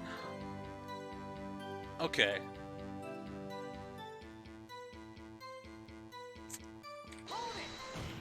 Are you sure about that? Yeah, sure as a country gal can be. That sounds pretty sure. Text is zooping. I don't mind it. I can turn it back down to 30 if y'all want. Press further. How come you're so sure? Well, heck, I scanned the whole lake. Scanned the whole lake. It almost sounds like she was more interested in the lake than the boat. Miss Hart, you... Back up! Mr. Wright. The witness has answered the question in full. You're cutting me off. No need for further questions. Objection sustained. That's what I'm... Sustained? Yes, of course. Oh, great. Enough. I think we've heard all we need to hear, Mr. Wright. Seems you're unable to find a contradiction in the testimony worth noting. But, Your Honor, you keep your promise. Mr. Wright, I'm afraid that I will...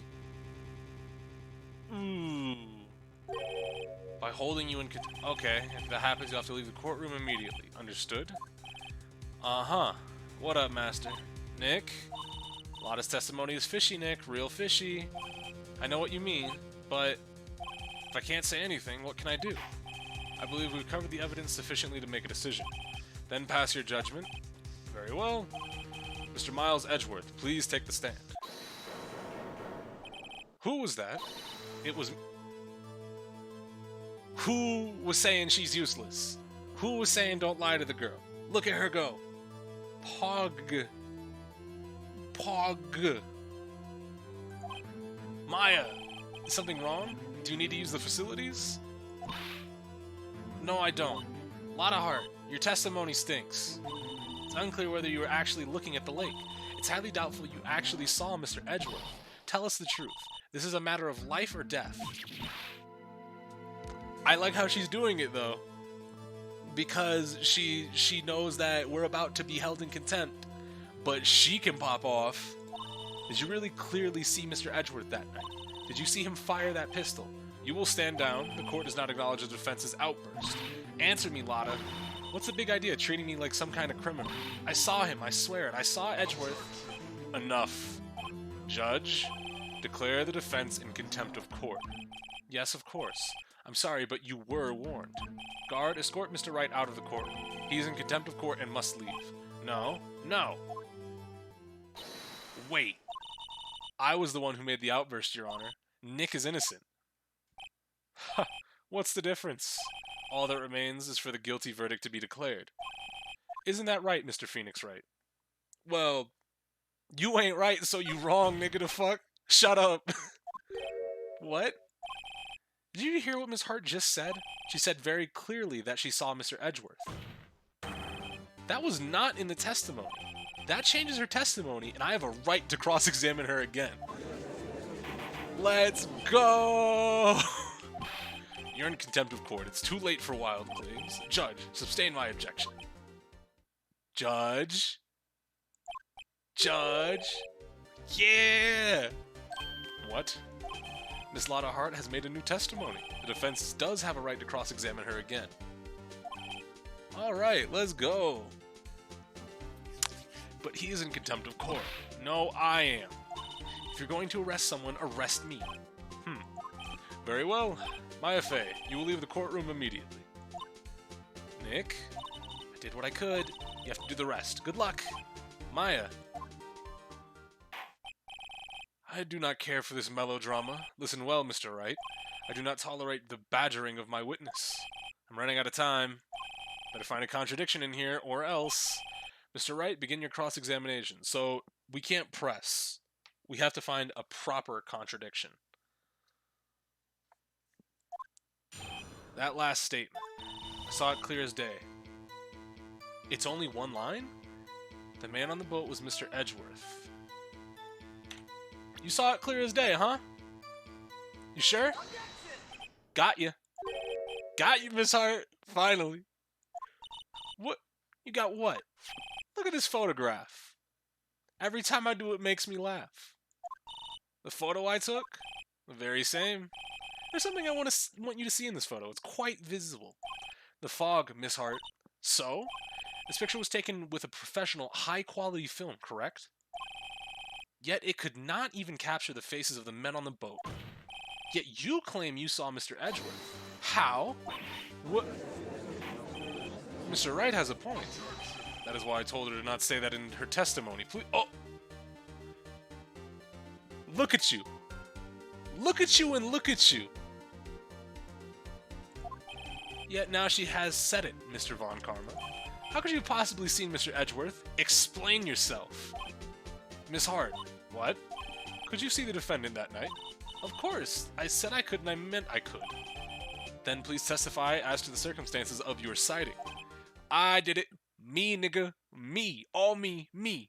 I finally found a hole in Von Karma's carefully vague testimony. How Edgeworth was seen. You're right. It was a cold night and the fog was as thick as grits. So once I finished setting up my camera, I got back in the car.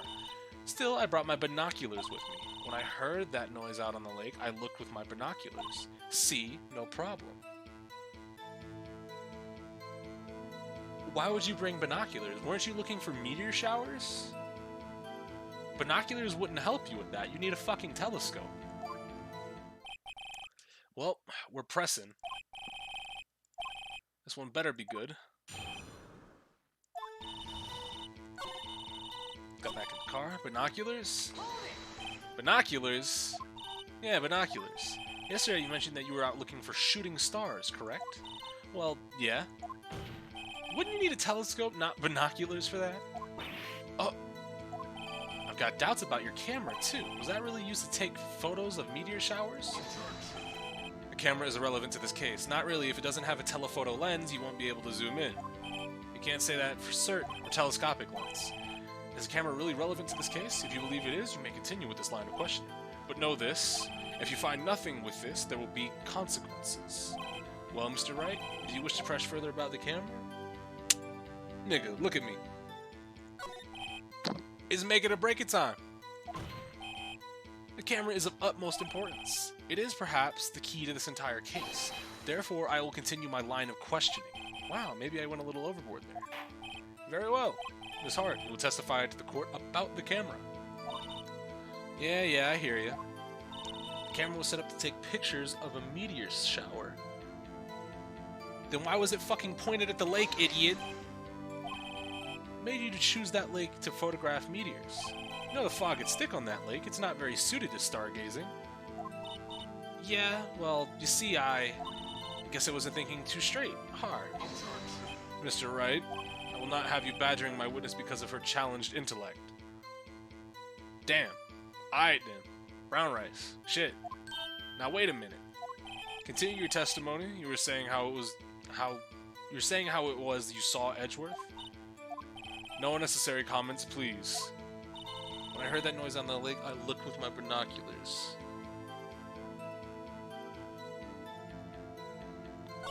Camera was set up to... Yeah, no. I can present the picture here, right? You were photographing shooting stars? That's a lie. Says who? Your camera, nigga. Take a look at this photograph. This photo was taken on an automatic setting, was it not? Yeah, that's right. You have to point a camera upwards to take pictures of the star, Miss Hart. But as this photograph clearly shows, the camera was pointed directly at the lake. Big oof. Mr. Wright, what are you driving at? The witness was not at the lake to photograph shooting stars, Your Honor. Well then, what exactly was she photographing? Well, I mean... she was looking for the goddamn Loch Ness Monster. Trying to hit that check, hold on. That would be right? Miss Hart, this is what you were trying to photograph. What's this, a newspaper article? Gordy? Ah, the sighting at Gord Lake. Well, Miss Hart? I never heard of no lake monster. You got proof or something? Let's see you prove I was down at the lake this day trying to photograph this Gordy. Well, I mean... the monster appeared with that loud bang, right? And your camera was set up to take pictures of loud bangs? Very well, let's see it. No joking around this time, please. What is the proof the witness was trying to take photographs? I mean... that it's facing the lake and set up to take pictures after loud noises? Your camera was set to take photos in response to loud noises, correct? Thus the photograph here was taken when a gun fired on the lake. And here, this article about Gordy. According to the article, Gordy made a loud noise when it emerged. Well, you were trying to photograph Gordy, weren't you? That's why you had set your camera to respond to loud noises. Order. I see. I too thought it was a little strange. Yeah, sure. Well, Miss Hart, you were camping there to try to take a photo of Gordy, weren't you? Yeah. Not bad. Are all you lawyers that smart?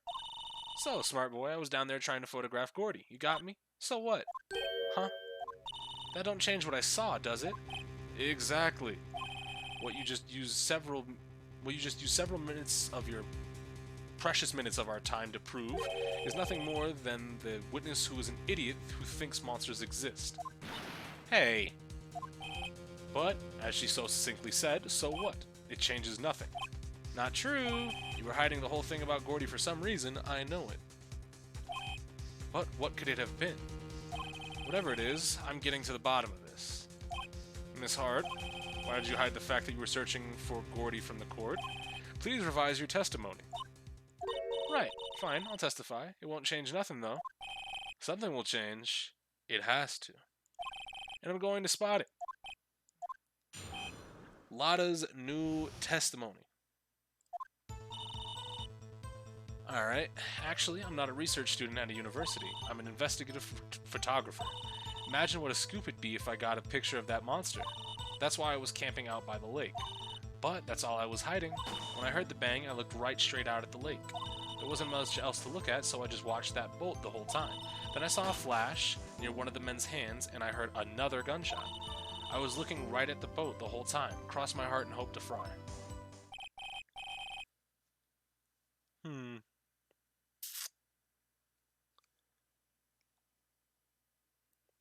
So, whoa, the witness's testimony is unchanged from before? That's not necessarily true. Because she said that she watched the boat the whole time. She said she looked back up at it. There's no need to waste our time with another pointless cross-examination. I claim the defense's right to cross-examine you, the witness, Your Honor. Von Karma's up to something. I know it. He doesn't want me to cross-examine her because why? Was there a contradiction? Very well, you may begin the cross-examination. You seem sure of yourself. You must have something in mind. That would be a first. Very fucking funny. You understand this is your last chance at a cross-examination, Mr. Wright. If there is no problem with the testimony this time, we will let the witness leave. I will announce my verdict at that time, Mr. Wright. Understood? Yes, Your Honor. Alright, Lotta's new testimony. So...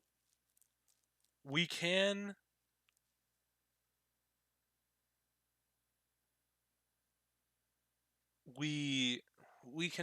press the boat, right?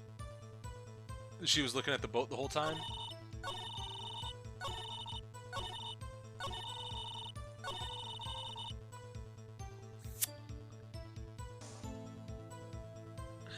Let's try it. Wasn't much else to look at. Yep. I don't know, she heard a bang and she thought Gordy was out there. I kinda doubt she'd waste any time looking at a boat. Trying to... What did I do now? What are you giving me that look for? Definitely suspicious. Maybe it's time for some evidence. Witness, continue. Hold your hush puppies, Pops. I'm getting there. I saw a flash. Yeah, no. If genuine question, are witnesses actually allowed to remain in court after being caught lying this many times? Most of the time they'll be removed, but they're not really lying, right? It's, oh, my memory is a little bit hazy. So, you weren't looking for the monster. Miss Hart, were you really looking at that boat? What's with you? Of course I was looking at it.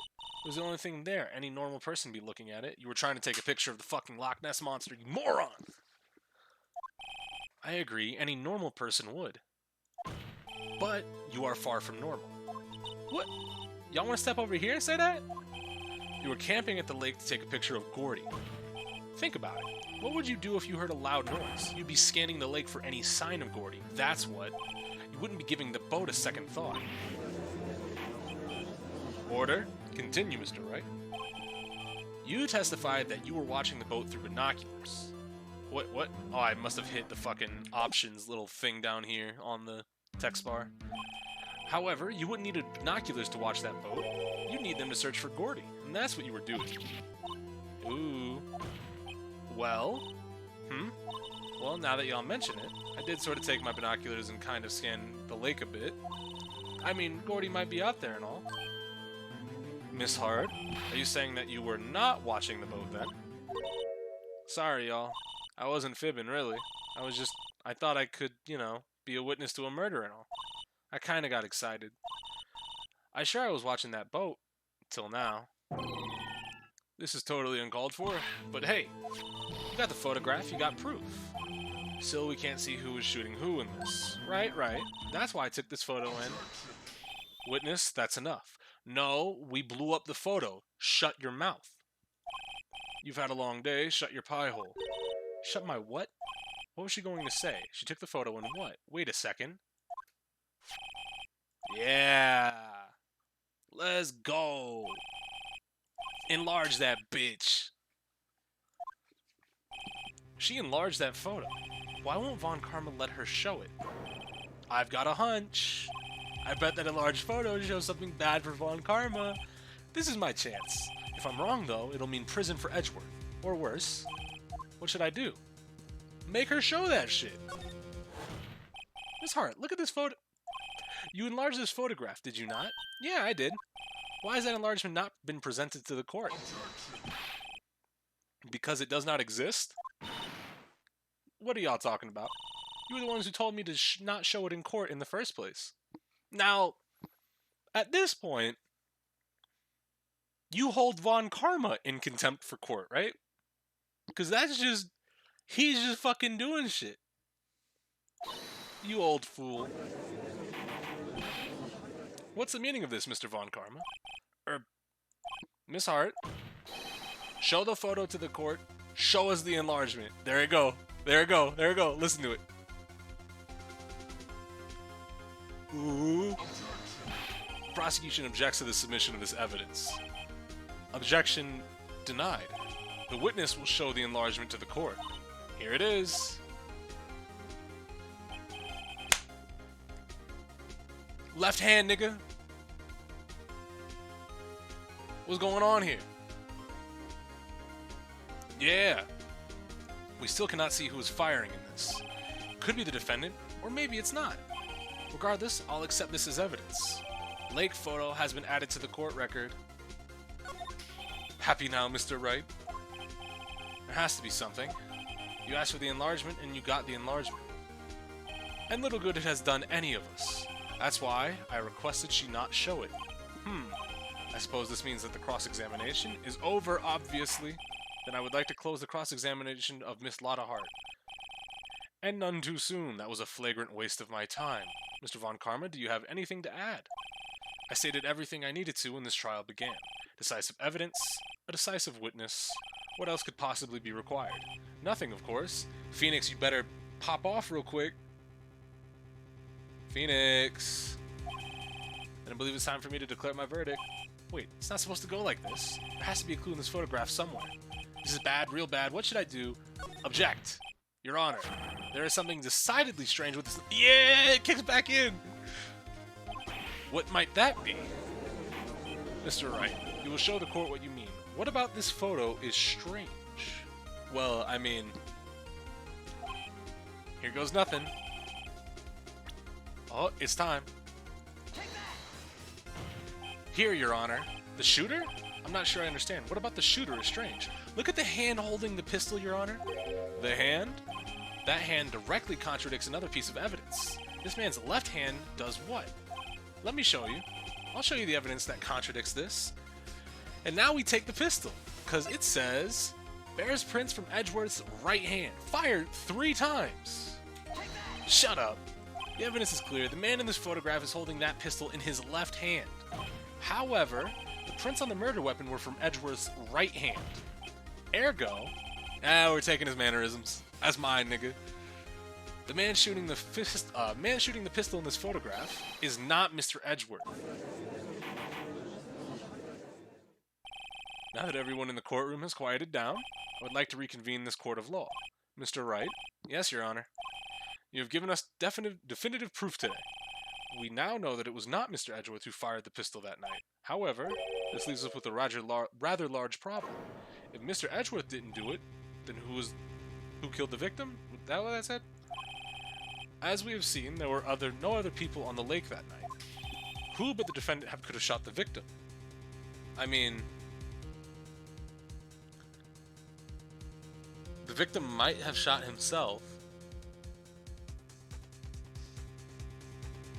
because that's what Edgeworth said, right? It was definitely not Larry. Just shut up. There's only one explanation remaining. The man who shot the victim was none other than the victim himself. Order, order. So you're saying that the victim committed suicide? Yes, Your Honor. I can think of no other explanation. Indeed, that does seem to be the only remaining option. I'm so very sorry, Mr. Wright, but suicide is out of the question. What? An examination of the victim's wound reveals the distance at which he was shot. The distance. The victim was clearly shot from further than a meter away. A meter? That's 3 feet. There's no way it could have been suicide. I don't know. I definitely got a fucking... You telling me you don't got 3 feet on your arm? That's... I don't know about that one. Mr. Von Karma, are you sure your accuracy of the data? Of course, I already had considered the possibility of suicide, you see. Alright, autopsy report updated. I see. Very well, allow me to state my opinion. Considering the situation, the shooter had to be the defendant, Mr. Edgeworth. However, prints on the gun reveal that the shooter was not Mr. Edgeworth. This is a conundrum. Therefore, I would like to suspend proceedings for the trial for today.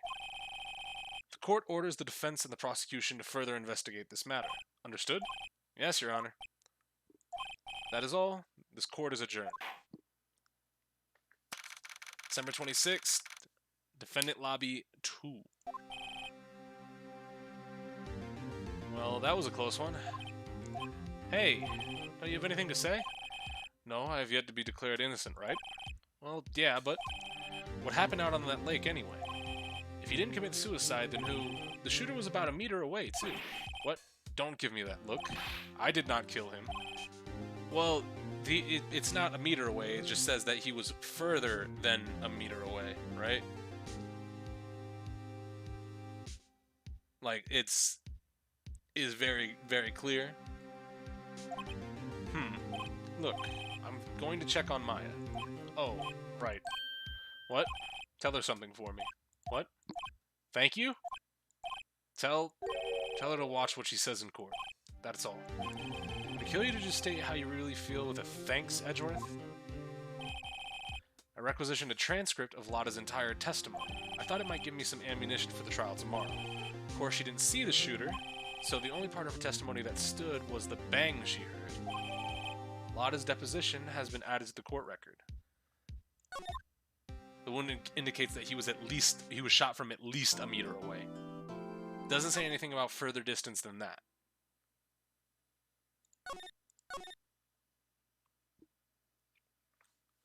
Which does make a little bit of sense. But December 26th, detention center, visitor's room. Maya. Hey, Nick, it's you. I'm glad Mr. Edgeworth made it through the day okay. It's a relief. Hey, why'd you do that anyway? I don't know. I just knew I had to do something. I know I'm not the lawyer my sister was. I'm sorry. Well, you did save the trial. Just behave from now on, okay? Okay. Hey, Mia. Have you been questioned yet? Nope, not yet. Detective Gumshoe was here just now. He said, seeing as this is your first offense, we'll let you go after questioning. Woo! Oh, and he wanted me to get bail money ready. You can pay for me, okay? Huh? How much? I don't know. I guess they'll send you a bill or something. Why do I picture giant bales of money every time I hear the word bail? Any luck with Mia? None? Can't get through to her at all. I tried, I really did. I don't know what to do. I think I probably shouldn't have stopped my training. A little bit, yeah. She sounds like she really did do her best. I should check and see if there's any waterfalls in the local area. I wonder if I'll ever see my sister again. Well, do we present anything? What can we...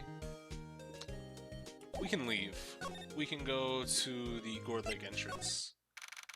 Yeah. Still states there was 2 gunshots, but Edgeworth's gun, or the gun, rather, was shot 3 times. It has something to do with the poppers. Reverse barrel gun. Yeah, 7 pounds. What I'm saying is that even if his arm was a meter, suicide wouldn't be possible because the outstretched arm would have been seen. Well, not necessarily. What I'm saying is, like, here, look. This photo right here, arm clearly not outstretched, right? But what if this shot didn't hit anything? What if the next shot hit something? Because that definitely could be the case. He could have stretched his arm out, but like what I was saying was that still doesn't clarify like exactly how far away it was. It just says that he was shot from at least a meter away, right? Shot from approximately 1 meter. Oh, well now it's a little bit more tricky. Yeah. Other could have hit the water. Yeah, we just have to find another bullet. There are fewer than yesterday, but the cops are still around in the park. I wonder if Detective Gumshoe's here today. Well, he might be. Gourd Lake Public Beach. Haven't seen Larry around today at all. Probably off paying through the nose on a date with the lovely Keonce. Let's go check the boat rental shop. Anything new? Looks like the boat rental shop is closed today, too. Small boat rental shop. Yep. Nothing. We can go back to the woods, though. Number 26, Gourd Lake Woods. Hey, Detective Gumshoe. Hey, pal. Trial today. Yes, what about the trial? Well, I was going to say good show, but that wasn't really it at all. All that, rather. Though you did save Mr. Edgeworth, I guess. I just wasn't sure how to thank you, you know? Thanks. So, about tomorrow's trial. Any idea what strategy Von Karma is planning for tomorrow? Sounds like he's bringing in another witness. Another witness? Oh, right, he said something about that in the trial today. There were 2 witnesses. Yeah, we never saw the fucking first one. Who was it? Sorry, pal. As much as I'd like to, I'm not at liberty to divulge that information. Right. Even though I'm taking part in the case, it would be good for me to know who the witness is. Prosecutor Edgeworth. I wanted to ask you something about Edgeworth. What's up? Is he afraid of earthquakes? I never heard anything about that before. Mr. Edgeworth doesn't talk about himself too much, see? But there's one thing that's clear as day. Him hating crime the way he does, and him becoming a prosecutor, and him being scared of earthquakes, it all started with that incident. The DL6 incident. Yep, that's the one. 15 years ago, when he saw his father shot before his very eyes. He still feels the pain now. You can see it in his eyes. Alright, I want to talk to you about Maya. Huh? She's not out on bail yet. That's strange. I told her to let him go, or told them to let her go as soon as they had their report written. Man, I don't know what I would have done, would have happened in that courtroom today if it weren't for her. Technically, it's illegal for him to help you because he gets paid to put him behind bars, or I mean, he's a detective. It's not like he gets paid for correct prosecution or not. Seeing her get dragged out by the bailiff, I'll be honest with you, pal, I shed a tear too. Mr. Edgeworth, he was so moved I saw his lip trembling. Really, cold as ice Edgeworth. He was really grateful for what she did, you know. I'm going to head back to the station. I'll get the report on Maya and get out of there as soon as I can. Thank you. Oh, wait. I was wondering, how much is the bill gonna be? Don't worry about that. Mr. Edgeworth is posting the whole amount. My nigga. Edgeworth, didn't I tell you? He's grateful to her for what she did. Alright, pal. Well, don't forget to go pick her up, okay? Maybe I can get Edgeworth to pay this month's rent, too. Come on. Come on, brother. Not like that. Alright. So, I don't think we really have... Well, we can go get Maya. We should probably do that. Hey, Nick. You finally came. They just finished the paperwork. I'm free to go. Free at last, eh? Those interrogators were really mean. They were like, okay, what did you do this time? Like I was some kind of criminal. Can you believe it? Well, they let you out in the end, didn't they? Oh, that reminds me. Thanks for the bail. Thank Edgeworth. Huh? He posted bail for you. Does Japan do Boxing Day? I'm not 100% sure. At least I think that's what you asked, Duck Game. I'm not 100%. Said he was grateful for what you did. Mr. Edgeworth did that? I have to make it up to him. We've got to win this case, Nick. Alright, so what are we doing? What do you think we should do next? We're kind of lacking in the clues department. We could go to the park and look for Gordy. I was kidding. Still, if there are any clues out there, the park's as good a bet as any. What do you say? Shall we head down there? Sure. Alright, well, let's go to the park. My stupid Gourd Lake. I was looking for park. Summer 26th, Gourd Park entrance. How many cops around today are there? They're probably back at the precinct working up the case against Edgeworth. Hey, y'all. Hey, Lotta. What you doing here? Y'all really did it today. What do we do now?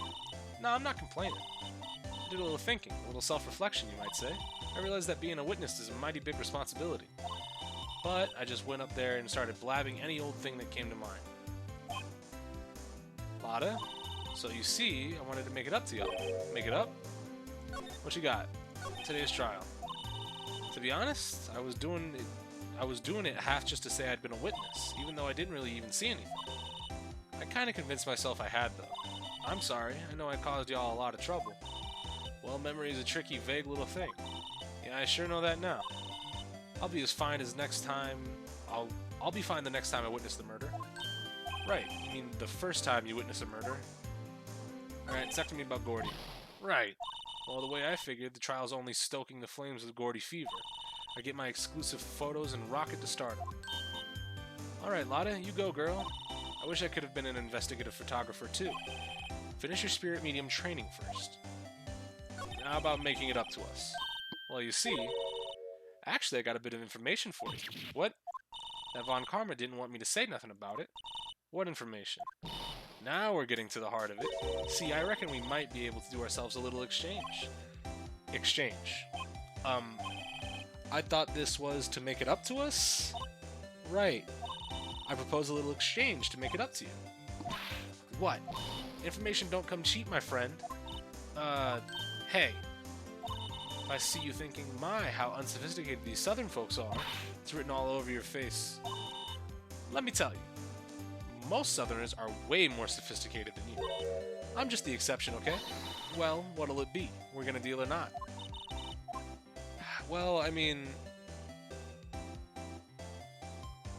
Yeah, we'll deal. Fuck it. We don't have any other leads, so I think we have a choice here. Okay, how much? Huh? You completely off your rocker? I may not be sophisticated, but I'm not trying to rob the poor. Huh? The only fair exchange for information is information. Listen good. What I need from you is information about Gordy. The fucking Loch Ness Monster! Gordy? Well, Gordy might not exist. Bring me proof that shows he don't.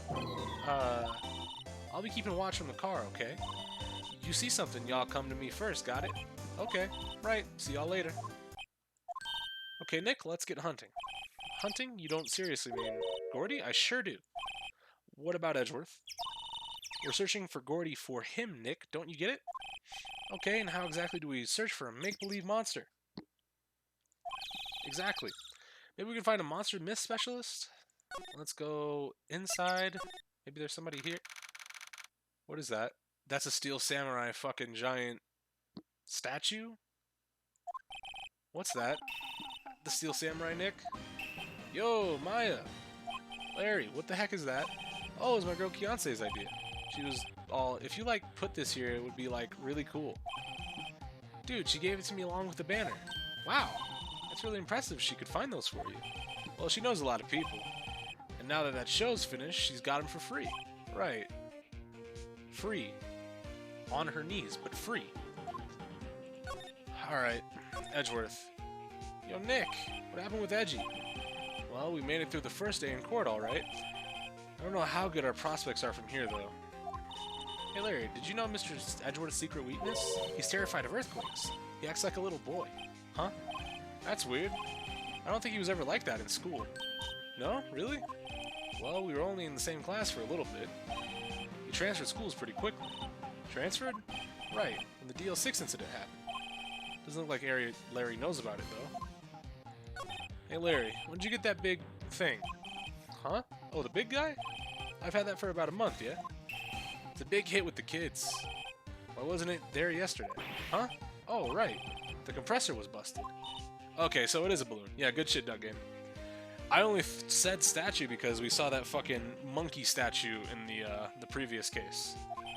Yeah, it's this tiny little unit besides my hot dog stand. That's what I used to put the air in the Steel Samurai. It broke a little while ago, so I sent it in for repairs. Oh, and here I thought you inflated it by yourself. Alright. So, I mean... I guess. So, where can we go to the boathouse? Maybe there's somebody there now? It's always so quiet here. I wonder if the boat shop is closed for good. Well, with the murder on the lake and all, probably just taking a vacation till it blows over. I get it. No. Okay. And, Mata is at her campsite, so... Maybe... What's up, CJR? Yep, we're doing the Edgeworth case. Chapter 4.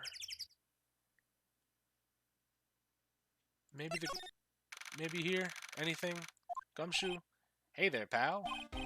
What's up? You look out of sorts. Wait, you didn't go and do something that's gonna hurt Mr. Edgeworth's case again? What do you mean again? Whatever, have a seat, pal. I'm here for you if you need anything. Besides money, that is. Alright, oh, I saw Gordy. How is the investigation proceeding? It's not, really. We have another meeting coming up. We're supposed to talk about Mr. Edgeworth's motive. His motive? Oh, by the way, technically in the original release of this game, this is the last case. Yeah, I got told that the fifth case is like DS exclusive, or it got added with the DS version. So I'm interested to see what it is. You can call me CJ. I messed up on the username, but too lazy to change it. Fair enough, CJ. I always saw the name, but I was like CJR, DMX, CJ, C Junior, CJ. Yeah, CJ is good for me. And the guy who got the lone suspect declared innocent was the victim in this case, Robert Hammond. They're saying that's why Mr. Edgeworth shot him. And Edgeworth never talks about his past. I bet they'll drag that out and hit him with it in court tomorrow, too. Poor Mr. Edgeworth. I gotta admit, it doesn't look good, pal. Say, Detective Gumshoe, do you know Gordy? A monster down in Gourd Lake? Not personally, no. Well, we're looking for it. Huh? Are you out of your minds? You got time to go wild monster hunting? How about a little questioning for me, then? Oh, Detective Gumshoe is scaring me, Nick. Told to get Detective Gumshoe about the deal with Lotta. Nick, try telling him sooner next time. Sorry. Oh, I forgot what time it is. Give me 1 second. I'm gonna do my draws on Grand Blue today. Fuck. Get my phone. I just gotta see if I'm getting fucked on the roulette. I see, pal. Sorry for shouting at you. Okay. I, Detective Gumshoe, will aid your search for Gordy. Huh? I'll loan you one of our newest secret weapons for finding evidence. Really? You can take whichever one you like. Secret weapons. Get you daily pulls in Girls Frontline? I mean, don't really need them. Ready to get your berries on your scratch card again? Yeah, I'm ready to get fucked. I'm also ready to get another fucking... Oh! 20! Yay! 20 draws! Hold on now, everything in due time. First, let me show them to you. These are our best and brightest. Introducing secret weapon number 1. Secret weapon number 1, Missile. Missile? He's a canine police dog, still in train. Dog! It's a dog! Missile, Missile, here, boy. Look at him go! Here he is. He's cute. Look, Nick, cute dog. A cute dog. And this will help us. Ow. Next secret weapon number 2, a fishing pole. Here, this is my own personal pole. Detective Gumshoe, we're looking for a monster. Yeah? How are we supposed to catch a whole sea monster with a fishing pole? Never know till you try, pal. This next one is the last one. Oh, please, I'm already overwhelmed by our choices. Secret weapon number 3, a metal detector. Here. Detective Gumshoe, we're looking for something alive, or that other bullet that we still haven't found. Right. How are we supposed to find it with a metal detector? Hey, you never know. It might have been eating soda cans.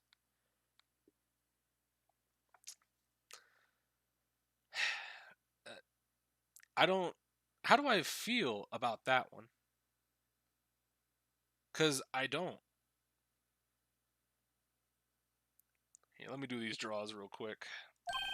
Well, which will it be? I can't make up my mind, Nick. They all seem so perfect, right? What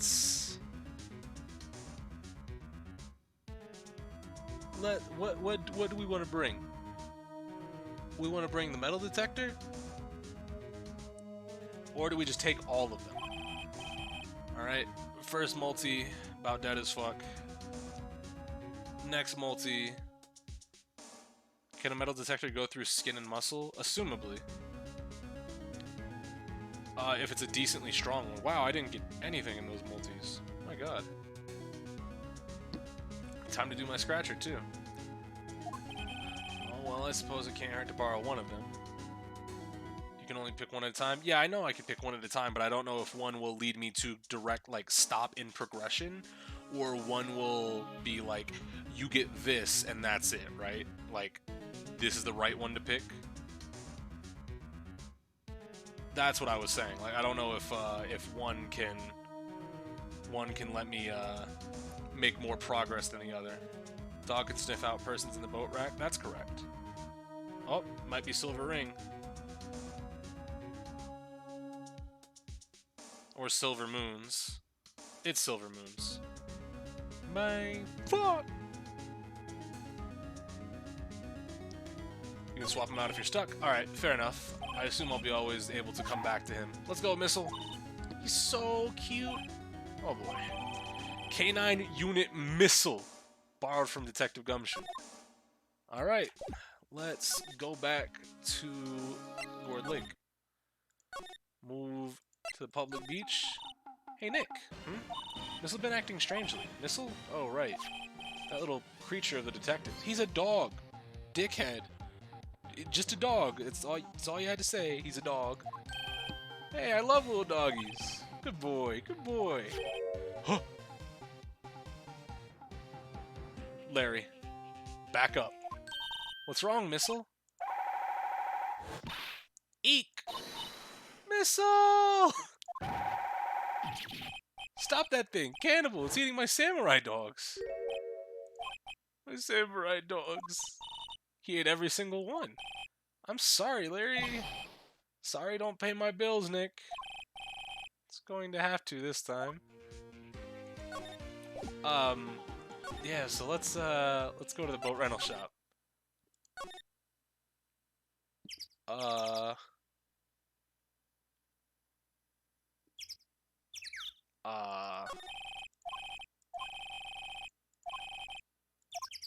Wait, hold on, what?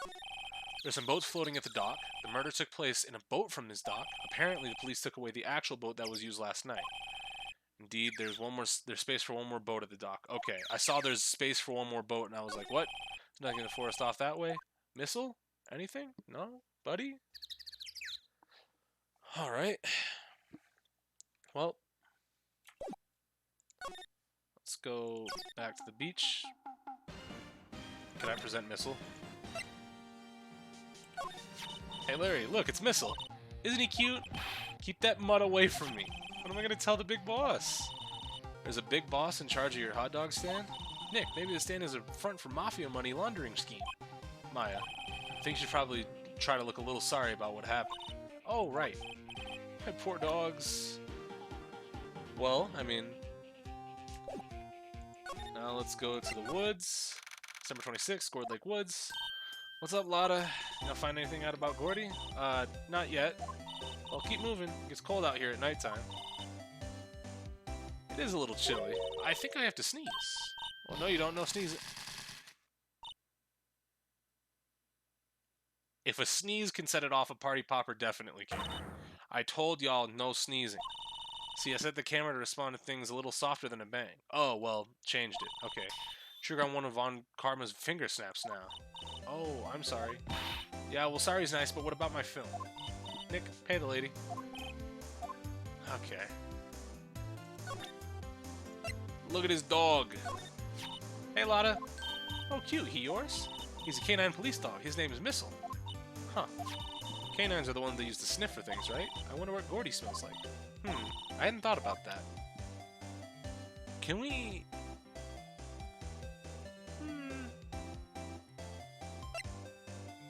We don't have anything else past this. Okay, let's... I don't think the dog is gonna help. As cute as he is, I don't think Missile's gonna help. Let's go get... Can we borrow one of the other things? Sick, okay. Alright, take the dog. Give me the fishing rod. Sure thing, pal. And if it breaks, be sure to dispose of it properly, okay? Right. Okay. Sadly flimsy and of dubious utility. Well, I mean, we can...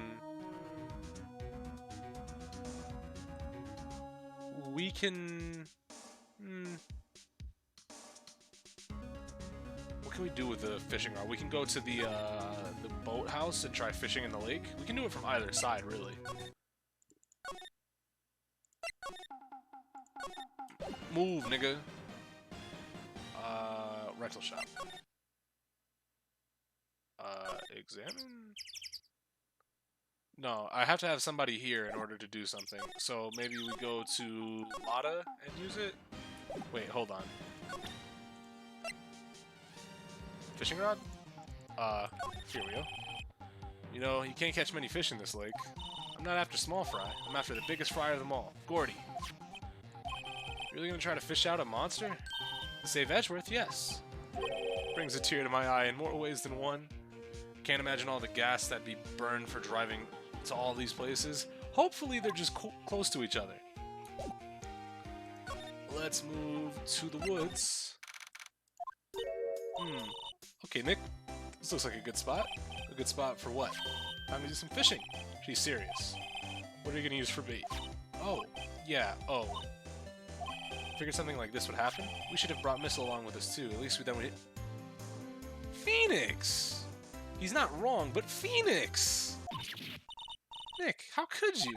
I'm kidding, I'm kidding. Some jokes are better left untold. She hit me. Okay, watch this, Nick.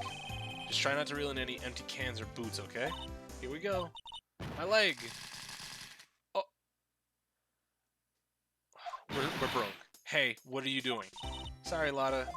Don't tell me y'all are on some film company's payroll. Nick Payer. My poor, poor wallet. Bro, okay. We're not coming back here until we get decisive fucking evidence. Okay. Entrance. Fishing rod did nothing for us. Let's go back to the criminal affairs department. The anime shows Nick take the bus, train, and owns a bike. Oh, that's pretty cool. Give me the fucking metal detector. You're hunting for a monster? Anything is possible. Okay, let's go back to the lake. Let's go to the beach. Got anything to say? Sorry, Nick. I don't know much about that. I'm a mere seller of hot dogs. 24 years old and rocking the bike? Yeah, of course. Nick doesn't drive. He said that, actually. He said he doesn't have his driver's license. I fuck with Nick. My nigga, Phoenix Wright. Alright, let's go to the rental shop. Fuck, okay. I get it, okay? It's a metal detector. Nick, it's beeping. The metal detector's found something. Sure is loud enough about it. Whatever it is, it must be in those bushes. Go check it out, Maya. Why do I have to check it out? Nick, look. Huh? An air tank? The valve looks broken. I thought it was Gordy. Maya, first of all, why would Gordy be in the bushes? And second of all, why would a metal detector react to a sea monster? Oh. Huh? There's something wrapped around this air tank. It looks like a banner of some sort. String of flags. Might as well take that with us now that we found it. It's heavy. Air tank of dubious value retrieved.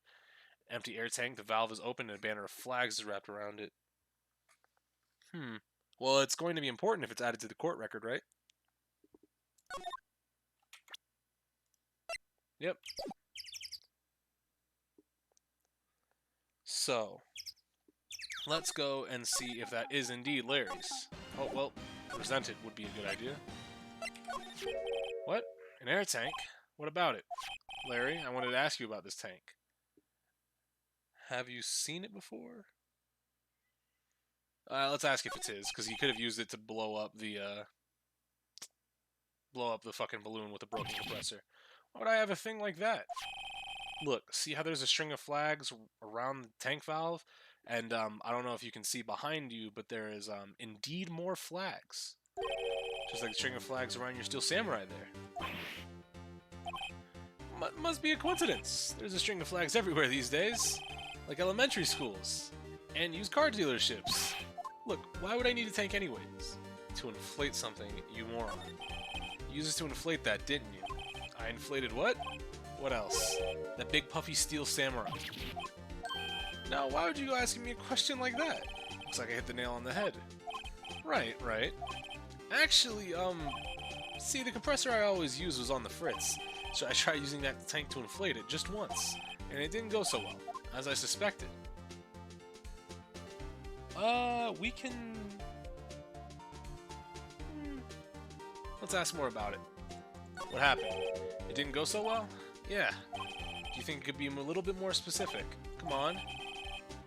Look, it's embarrassing and I don't really want to talk about it. Tell us. Fine. Whatever. It's like I said, the compressor was busted. So I took the tank and tried to fill the Samurai up with it. And then... The valve busted open and made this incredible noise. And that tank there took off like a rocket. And it took my poor deflated Steel Samurai with it. What? Off into Gourd Lake? It sure scared me out of my gourd, that's for sure. Well... Thank you. You've solved the mystery of Gordy. Fucking moron. What? Nah, we'll do it from over here. Gordy. What are you going to do if Gordy doesn't exist? I'll quit being an investigative photographer? What? After all, I only have one photo in my name so far. Was it a good one? You bet. A UFO. A UFO, you moron?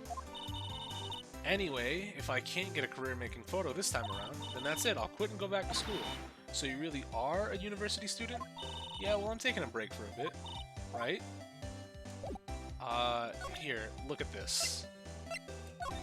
Yep, I'd have to say I know exactly squat about that.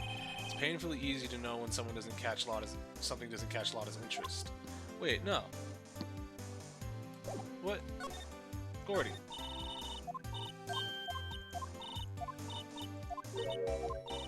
But... Okay, we got all this. What happened? Something today's trial, that's for sure. Testifying in a serious business, so I decided not to talk about the case anymore. What? Didn't you say any information about the case? Tell us that at least. Like I said, I'll trade it for the dirt on Gordy. Fucking... Okay, well... Do you have anything? Oh, you have something new. Okay. So the tank and the Steel Samurai you were trying to fill up flew away. What happened next? Well, all that happened on the 20th or so. 20th, a week ago. Now, as far as I could see, the tank went flying out into the lake. So I went out every night in a boat looking for it. I mean, Kianse gave me all that Steel Samurai stuff after all. And when you did find it? Or when did you find it? Just the night before last. It flew way out there. It took me 4 whole days to find it. The night before last was the night of... Man, fuck! Sorry for not telling you, Nick. Actually, I was here on the night of the murder. But you see, I went home before midnight. So, you didn't know about what happened? No. That's too bad. It's not all bad. We solved one mystery at least. A mystery? Maybe we should go tell her. Okay, and now we go. It was very clear to me, but I guess Phoenix did not put 2 and 2 together. Well, Mr. Lawyer, I've got all the info y'all need. Y'all better get the scoop on Gordy for me. Or y'all got the scoop on Gordy for me yet? My god. He doesn't exist. There's no such thing as Gordy. What? How can y'all be so sure? Really, Nick? Y'all got some proof Gordy doesn't exist? The proof that Gordy doesn't exist is here. Of course I have proof. No lawyer worth his badge wouldn't make a claim without proof to back it up. Here's the proof that Gordy doesn't exist. Take that! Why is it doing the music? Larry's air tank. What are y'all doing with an air tank? This is Gordy. Excuse me? What exactly are you saying, Nick? There's a stand here, or near here, a hot dog stand. There's a giant inflatable samurai doll there. About a week ago, an idiot, who happens to be a friend of mine, tried to fill it. He used this air tank, and when the valve blew, the tank flew into the lake. Apparently it made a pretty loud bang when it flew. A bang? The tank, along with the still deflated samurai, fell into the lake. At that same time, a couple was taking a photograph of the lake. This photo. Wait, so you're saying that Gordy is really the Steel Samurai? Well, that's a fine way to ruin a gal's dreams. I'm sorry, Lotta. No, it's okay, you win. I'll give you your info like I promised. Poor Lotta. Finally. Promise is a promise, I guess. I overheard the cops around here saying something about the witness tomorrow. They said he's the caretaker of the boat rental place up the path here. Boat rental? There's someone there? I mean, it looks so deserted. Just an old guy living all by himself. Y'all should go check it out. Thanks, Lotta. We will. Let's get cracking, Nick. Hold on. Something else? Yeah, the night of the murder. My camera clicked twice, you know. Wait, so you have another photo? Yes, we knew she had another photo. What's up, Alex? But she just didn't say anything. Well, yeah, but there's nothing in it at all. Just the lake. I figured it wouldn't be used as much use as evidence, so I kept it to myself. Well, it might not be helpful at all, but here, take it. Second lake photo is an empty lake. Bye now, y'all take care. Animal Crossing time? Not for me. Poor Lotta. It's all Larry's fault. The legend still lives on, I guess. The legend? Yeah, the legend of Larry. Familiar to all who knew him, all who know him for any length of time. When something smells, it's usually the butts. Someone should whip that butts into shape. Get it? Did you get it? Alright, let's go to the boat rental shop now.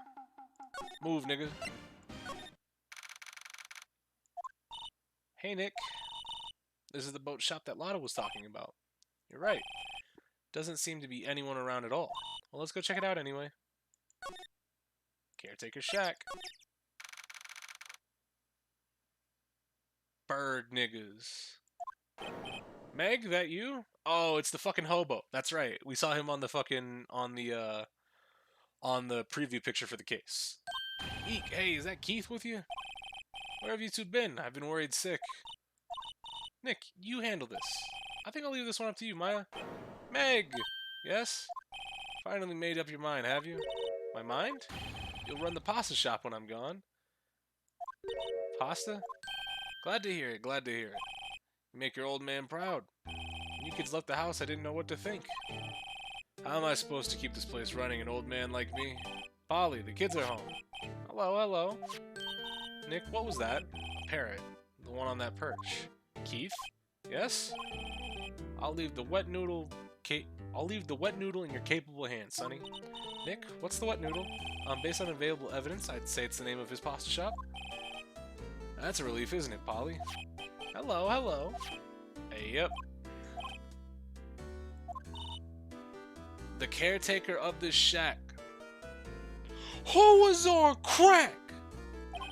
I guess he's relieved. The pasta restaurant. A pasta shop? Hey, yep, to think the wet noodle will live on when I'm gone. My father started it, you know, so that makes you third generation. Meg, yes? Tomorrow we'll start with the secrets of dough tossing. Dough tossing? You too, Keith. Yes? You'll be the best pasta wrangler the West has ever seen. Pasta wrangler? The West? Isn't pasta from Italy? Meg! Yes? You know the best pasta's always made west of the Rockies, don't you? Right, of course. Everyone knows that. Nick? Huh? How long do we have to keep up this all-in-the-family charade? This old man must know something about the murder. We're not leaving until we find out what that is. Is this a boat rental shop? Or this is a boat rental shop, right? What are you talking about? This here's the Palace of Pasta, the wet noodle. Now you mention it, we haven't gotten many orders for spaghetti lately. All the kids come up and say, yo, dude, we want to ride in one of your boats. That's why I keep them boats out there. Youngsters these days, darned if I understand it. I'm pretty confused myself. Nick, this isn't going anywhere. But this old man is the witness tomorrow, right? We've got to find out some way of getting information out of him. Alright? Can we... We're gonna cross-examine the bird. I really hope. Examine, actually. Look, Nick, he has an electric blanket on the table. Looks warm. That's a great idea. We should do that at the office. We can sit down with our clients, snug and warm, and drink hot cocoa. And what, talk about murders? Oh, you're a party pooper, Nick. We're doing the 5th trial today. I might cry if you do. Depending on how long this trial is, yes. Oh, he has a television in here, too. Look, a little safe. It's locked. Why did you try to open it?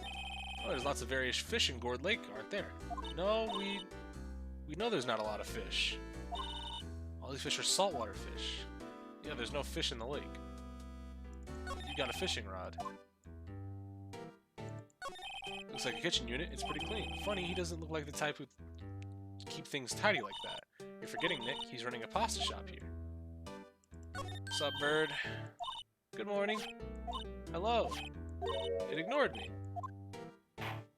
What, you forgot, Meg? You gotta call her name first. Her name? Polly, how you been? Hello, hello. See? So the parrot's name is Polly. Parrot added to the court record. Man, fuck. Also, what's up, Gallus? Saw you sneak in here. Har har har. Old Polly can say lots of things. You just need to know the secret words. The secret words? Talk to me about the parrot. My memory's gotten worse as of late. That's why I just tell everything important to old Polly here. Everything important. I wonder, Polly, what's the number to the safe? 1228. Alright. Hey, Polly, watch it, will ya? See, Nick? All it takes is a little clever thinking and a criminal mind, but... Quick, Nick, write that number down. Hey, don't get me involved in your little heist schemes. Well, I mean... Look a little safe, It's locked. What? Open that bitch! Do we have anything to present? Maybe? Now listen here, Keith. Remember that tricolor pasta we were talking about? Our rainbowlioli? I figured out the last color we should use. Indigo blue. Indigo blue? That didn't seem to work the way I thought it might. Is it okay if I talk about music from the sequels? Go ahead. Music, I think, is fine to talk about.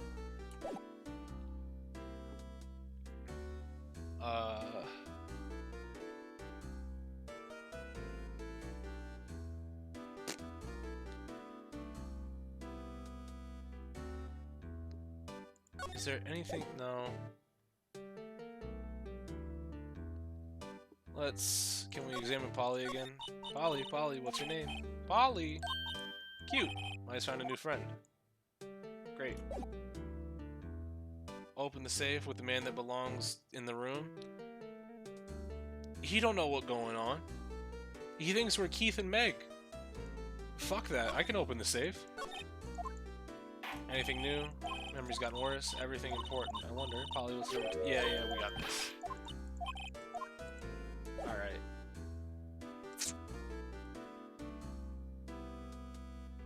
I don't really think I have anything else here. Let's go talk to, we can give the, metal detector back, I guess. We don't really need it anymore. Detective Gumshoe is in here. Now that you mention it, didn't he say I had a meeting to go to? Ah, that's right. Let's come back later. Or, I'll go fuck myself, right? Alright. Let's leave. You examined everything? I thought I did. We'll go back in. Maybe I missed something.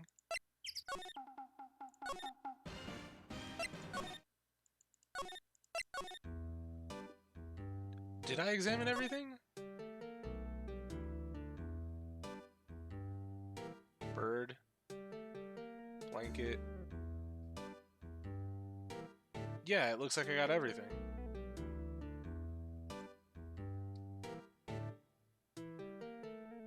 What?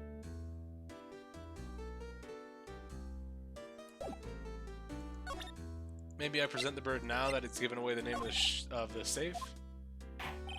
Now listen here, Keith, remember that rainbowlioli? Yeah. Am I... Maybe I prove I'm not Keith? There we go. A lawyer's badge? Yes, it is! I don't believe it. This old guy is the first person to recognize my badge. Thank God. It occurred to me that no one is bald in 3 houses. Chris will remember that. I get it. Huh? Yep, I got you figured out now. You're not Keith. Nick, now's your chance to clear things up. Sir. No, I'm not Keith. And I'm not Meg either. We're here investigating a murder that took place on this lake the other night. Please help us. A lawyer, huh? Please, mister. Alright, I'll help. But on one condition. What's that? When this case is over and done, you'll run the wet noodle.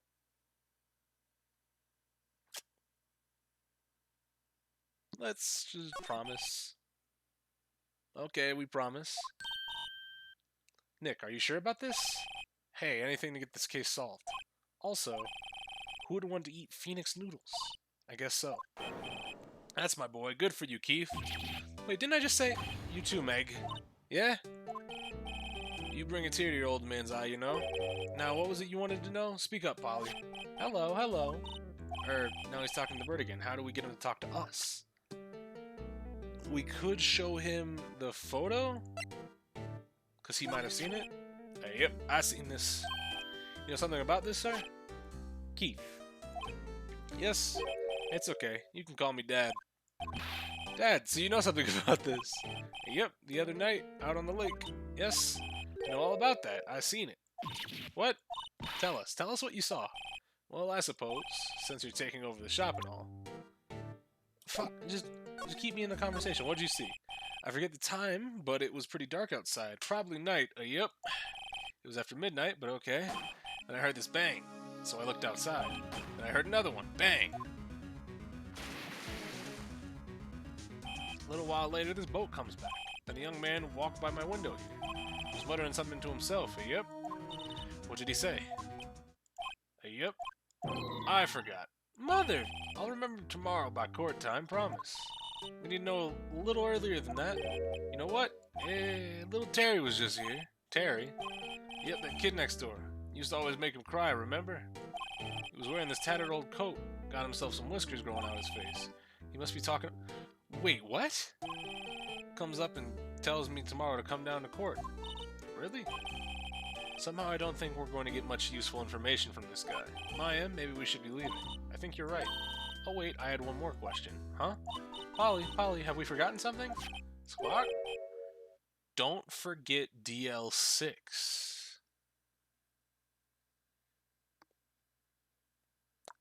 Interdast. What did you just say, Nick? One more time, Polly. Don't forget DL6. The DL6 incident? Hey, Dad. This is getting weird. Who is this old guy? How'd that bird Polly know about DL6? You have to figure out who that old man is. Oh, what? He locked the door from the other side. What? Who could that old man be?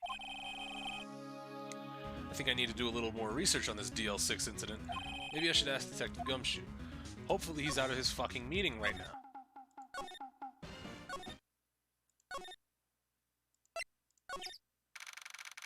Number 26, Police Department, Public or Criminal Affairs. Hey pal, long time no see. You don't look so happy. What's wrong this time? Actually, we wanted to ask you about something. Yeah. The boat caretaker. You know the boat rental shop at Gourd Lake? Oh yeah. The old man who runs it is appearing as a witness in court tomorrow, right? Huh? How'd you... That was supposed to be top secret. Do you know who that old man is, Detective? Actually, I don't. He's a bit of an odd bird. I haven't been able to get a straight answer out of him. I decided first that he was persuasive enough to stand and testify as a witness. That's why we called Miss Lotta Hart yesterday. As for who he is, we have absolutely no idea. Sounds suspicious. DL6 incident. Detective Gumshoe, please help us. Huh? We need to know about the DL6 incident. That was when Edgeworth's father died. I can't help but think it has something to do with his current case. To tell the truth, I don't know much about DL6 either. Mr. Edgeworth forbade us from reading the file, so I'm afraid I can't show them to you either, pal. What? However, if you can convince me to somehow that the DL6 incident is related to the case, well, I mean, consider opening the file up. Well, I mean, the bird was talking about DL6. What's that? A parrot? The old man at the boat's rental shop's parrot. The parrot knew about that incident. That incident? DL6. What? Flashback to 5 seconds ago. That's amazing. Pretty sure that old man must have taught her that word. Yeah, but how would that old man know about the DL6 incident? Wait, what if that old man was connected to DL6? Nick, you think he might be... I get ya. Sounds like you need information on the DL6 incident. Through there is the station's records room. I'll give you special permission to go in and find what you need. Alright, way to go, Detective Gumshoe. Also, Crispy Losh, I finished trials last night and got nothing at 50k. Well, Pepe hands. Okay, Nick, to the records room. I guess it's time we faced Edgeworth Pass. Alright, let's move. Records room. September 26, Police Department records room. Wow! It's amazingly dusty. Okay. 10 years of file and 10 years of dust, I guess. Let's find that DL6 stuff quick. 15 years ago, both me and Edgeworth were 9 years old. We were almost through fourth grade when he suddenly transferred. Because of DL6? Nick, I found out where the file is. Oh, thanks. Just let me know what you want to know about the DL6 incident. I'll get to the right file. Case summary real quick. Well, first I have to get a handle on the main facts, like a summary. Right. Summary, found it. Here you go. December 28th, 2001. Wait.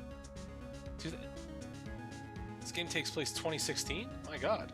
It's exactly 15 years ago from the day after tomorrow. So, in 2 days, the case is closed. The incident took place in the elevator. Now, I'm not saying we make a big brain plays, but I'm saying we're kinda smart when we need to be. Let's go! What? It's the same district courthouse where we're holding the trial now? Looks like it. There was a large earthquake at 2 p.m. on that day. Part of the court building collapsed and all of the lights went out. Wow, that was some earthquake. Yep. At the time, 3 people were trapped in the elevator. So I had it backwards. It wasn't that the elevator or the earthquake reminds him of the elevator. It's literally just earthquakes. That's what it is. It took 5 hours for them to be rescued. 5 hours? That would be scary like that in the dark. There was a lack of oxygen in the elevator and the survivors were unconscious. The survivors? One of the 3 in the elevator had been shot in the heart. That was Mr. Edgeworth's father, wasn't it? He said that his father was shot right before his very eyes. So Miles Edgeworth was one of the other passengers in that elevator. Victim data. Edgeworth's father? Yeah, hold on. Victim. Here, found it. Gregory Edgeworth, 35, defense attorney. If he were still alive, he'd be 50. He had lost that day's case in court and got in the elevator with his son Miles. Miles? Miles Edgeworth, of course. So he was in the elevator with his father. From the angle of the bullet and other evidence, it could not have been a suicide. The murder weapon, a pistol, was found in the elevator. Was it a .22? The pistol had been fired 2 times. Where have I heard that before? It just sounds like this current case. What's going on here? Suspect data. That would be the guy that my mom got arrested. Hold on, this is it. The man arrested in the deal suspect was Yanni Yogi. He was a clerk in court, apparently. So he must have been the 3rd person in the elevator. Well, then he had to have done it. But he was found innocent thanks to his defense lawyer, Robert Hammond. Hammond, the victim in our case. Right. The suspect, Mr. Yogi, was oxygen deprived so much he had brain damage. He lost all memory of being in the elevator. After he was declared innocent, he disappeared. Where could Yogi have gone to, I wonder? Maybe closer than we think. I guess I know generally what happened to DL6 now.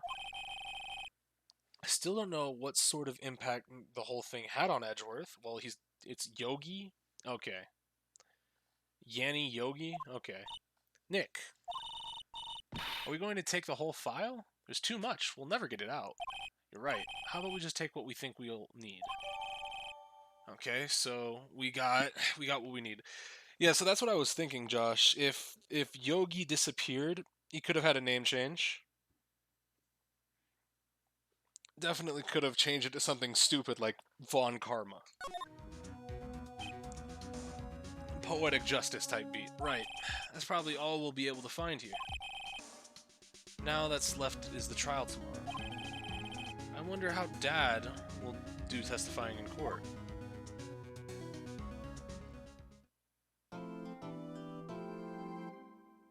He's the old guy with the parrot? No, because if he didn't remember, or that guy would be,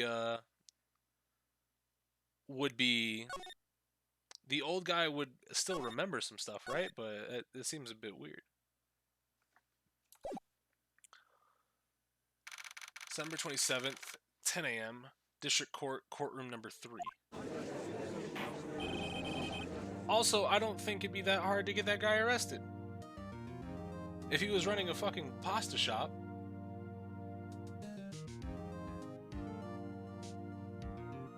Brain damage don't turn niggas into demon prostitutes. He didn't have brain damage. He just had memory loss. It's not brain damage. What are you confusing here?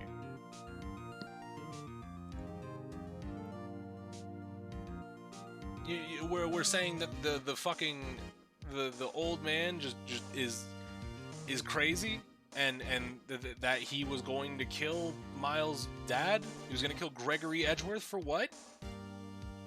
Court is now in session for the trial of Mr. Miles Edgeworth. The defense is ready, Your Honor. Very well. Apparently the prosecution is also ready. Who is the judge here anyways? Mr. Von Karma, your opening statement? Very well. No opening statement, so... Not so fast, Judge.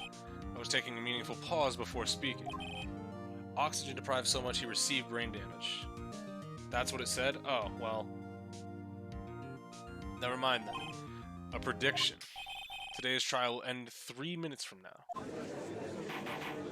Order, order. Mr. Von Karma, what is the meaning of your statement just now? Must you question everything? Why'd you object to that? It will be over in 3 minutes. We have no time to waste. I'll call my witness now. Right? I call my witness, my decisive witness, to the stand.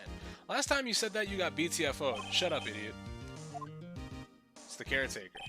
Witness, state your profession. I'm the proprietor of the restaurant The Wet Noodle at Gourd Lake. And I also rent boats. The night of the incident, you were in the boat rental shop, correct? Yep, I was. Please testify. Wait a second. I still haven't heard who this old guy is. Do we let it slide? I don't want to let it slide, but let's see. Wait a minute. The witness hasn't stated his name yet. Because I did not ask him, Mr. Wright. Bah. I predicted this trial will end in 3 minutes. Stop asking trivial questions and cooperate. Yeah, right. The witness will state his name. Well, I'm not really sure. Yep. What do you mean? My memory. Your Honor? The witness does not remember anything beyond the last several years. Ergo, he cannot recall his own name. Can't recall, you say? Yes, but the incident in question took place 3 days ago. Well, if his memory is faulty, he shouldn't be standing in court anyways, as a witness or not. Very well. Let's hear his testimony then, shall we? Witness? The night of the murder. Alright. It was the night of the 24th, just after midnight. Yep. I was in the restaurant where I rent boats as usual. Then I heard a bang. Yep. When I looked at the window, I saw a boat just a-floating on the lake. Then I heard another bang. Just about then, the boat comes back to my shore, and a man walks by my window. Very well. I'd like to begin the cross-examination. There's nothing to question in my witness's testimony. Ergo, no need for cross-examination. Let me cross-examine, fuck you. Besides, there are only 10 seconds left before our 3 minutes. What? Are you serious? Like, what do you mean? I'm going to cross-examine, and it's going to take as long as it wants to. Judge, your verdict now. Yes, Mr. Wright? Shut up, I'm cross-examining. Very well, you may begin.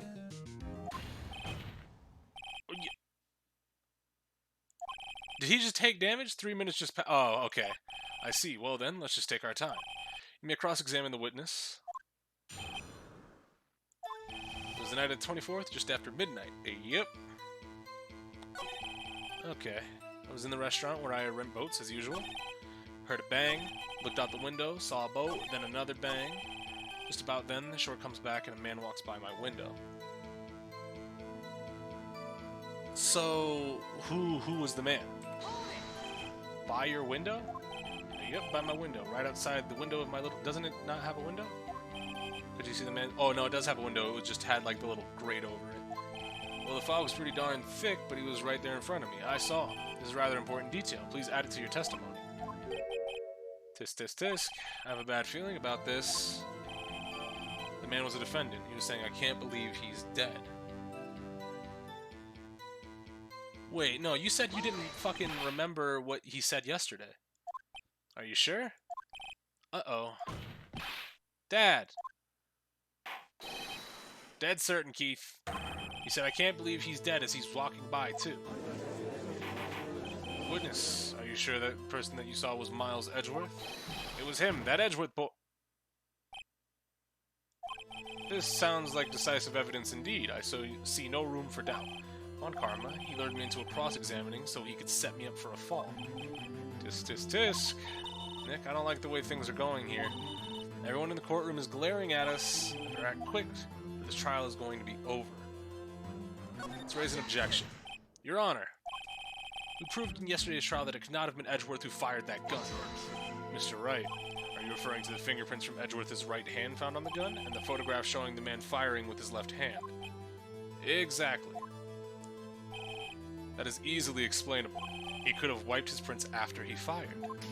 You are ignoring the truth of the matter here. Everything in this witness's testimony is true. The judge is lost in thought. What should I do?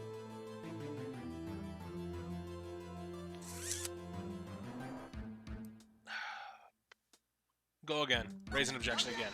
Your Honor, this witness claims that Edgeworth said, "I can't believe he's dead," but his word is all we have. If he were telling a lie, Mr. Wright, in a court of law, the evidence tells all. Apparently, you have yet to realize even this basic fact. If you say his testimony is a lie, show us proof. Nick, do we have evidence? It's no good. There's nothing I can do. Are you sure? To be honest, I don't know what to do anymore. Please. Can you hear me, sis? Please. We need your help. Nick needs you. Tisk, tisk, tisk. 3 minutes were perhaps too high of an expectation. However, 15 minutes isn't bad. This must be a new record. Enough. The witness may leave the stand. Court sees no reason to further prolong the trial, nor is there any more reason to decide the case against the defendant. This case is extremely clear. I see no room for misinterpretation of the facts. What? No. This court finds the defendant, Mr. Miles Edgeworth. What? What? No. What the fuck?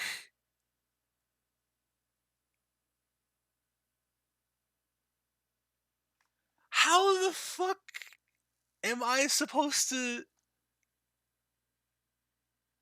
No. To be held to a pending trial at a higher court within a month from today's date. That is all. This court is adjourned. Wait? Who was that just now?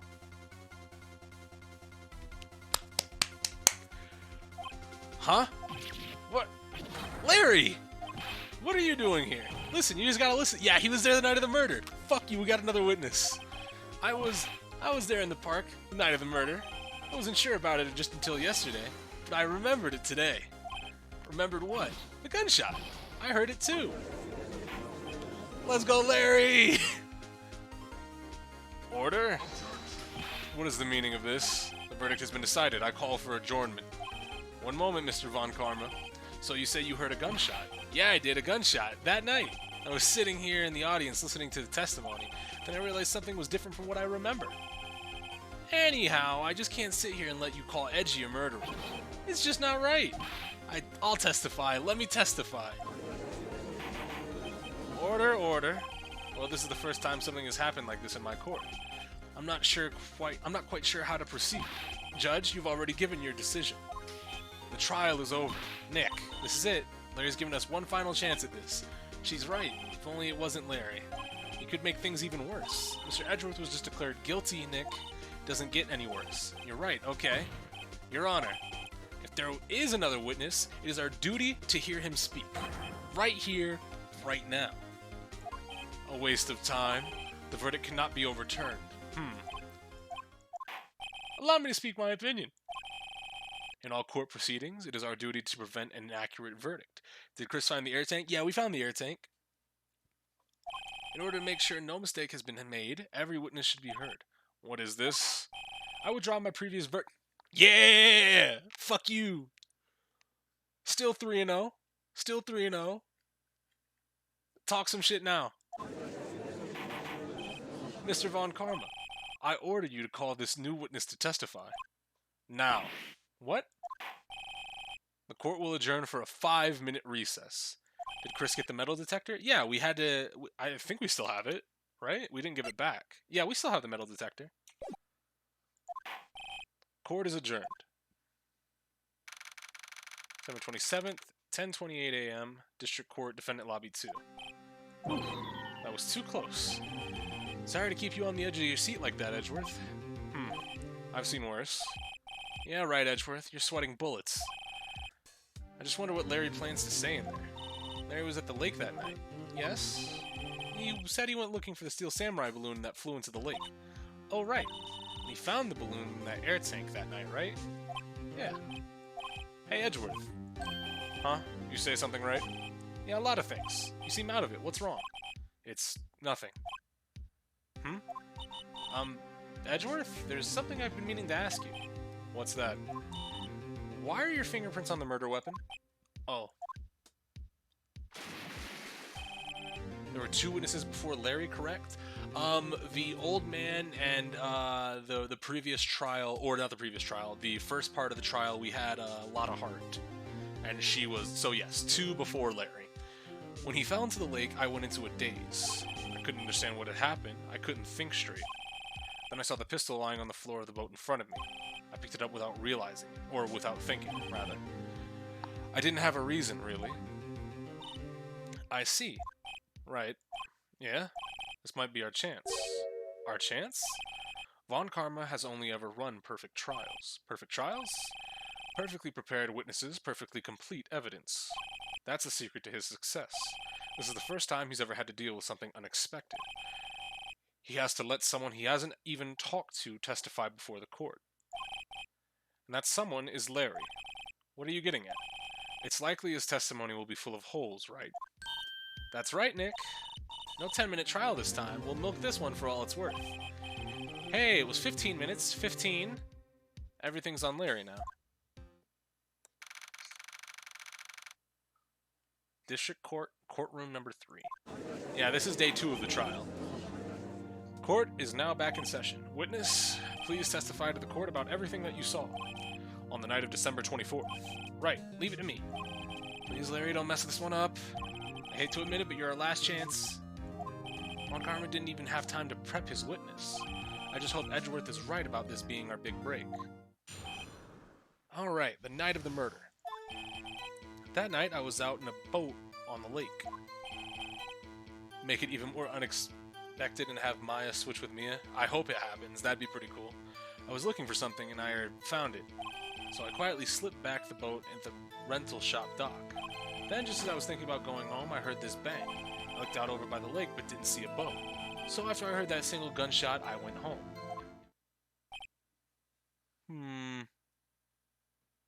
So there, you should have heard 2, right? It was unusually vague testimony even for this court. In any case, Mr. Wright, you may begin your cross-examination. Yes, Your Honor. What's wrong, Nick? It's Larry. I have no idea what he's going to say if I press him. I'm a little scared. Well, we've come this far. There's no way but to go forward, Nick. Night of the murder. That night I was out in the boat on the lake. Let me look at my... I'm not going to present any of these. I'm just going to look at them. Second lake photo. Map. Lotta's deposition. Ooh. Yeah, hold on. Lotta's deposition might be used. I was looking for something and you found it. Quietly slipped back the boat. Just thinking about going home. You heard a bang. Looked over the lake. You didn't see a boat. So after I heard the bang, you went home. Wait a sec, Larry. What? You only heard one bang? You're sure? That's what I said. But Miss Lotta Hart testified yesterday that she heard 2 bangs. And the old man just now said the same thing. They both heard 2 gunshots that night. Huh? Were you even listening? Were you paying attention at all to what they said? Yo, Nick, please. Huh? You know, something's been bothering me. I'm a witness, see? I'm like a customer here. So you gotta treat me nice and stuff, okay? Larry. Mr. Butts. What? You only heard 1 gunshot, are you sure? Well, to tell you the truth, I'm not sure. Not sure? How could you be not sure? Yeah, well, I might have missed the other gunshot. I was listening to something else. Something else. Are you sure? My radio, dude, with my headphones. What? Larry.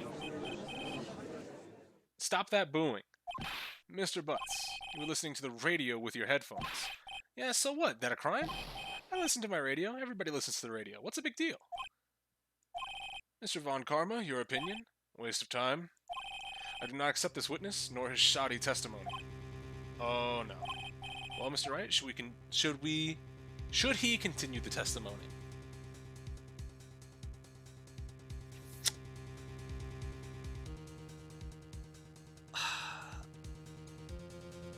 I think we let him go.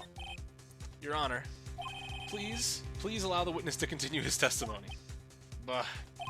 Nothing is more pitiful than a lawyer who doesn't know when he's lost. Very well, Mr. Butts. Please give your testimony and be sure to include details like your radio. Right, leave it to me. I wouldn't if there were any other way out of this, believe me. What Larry heard.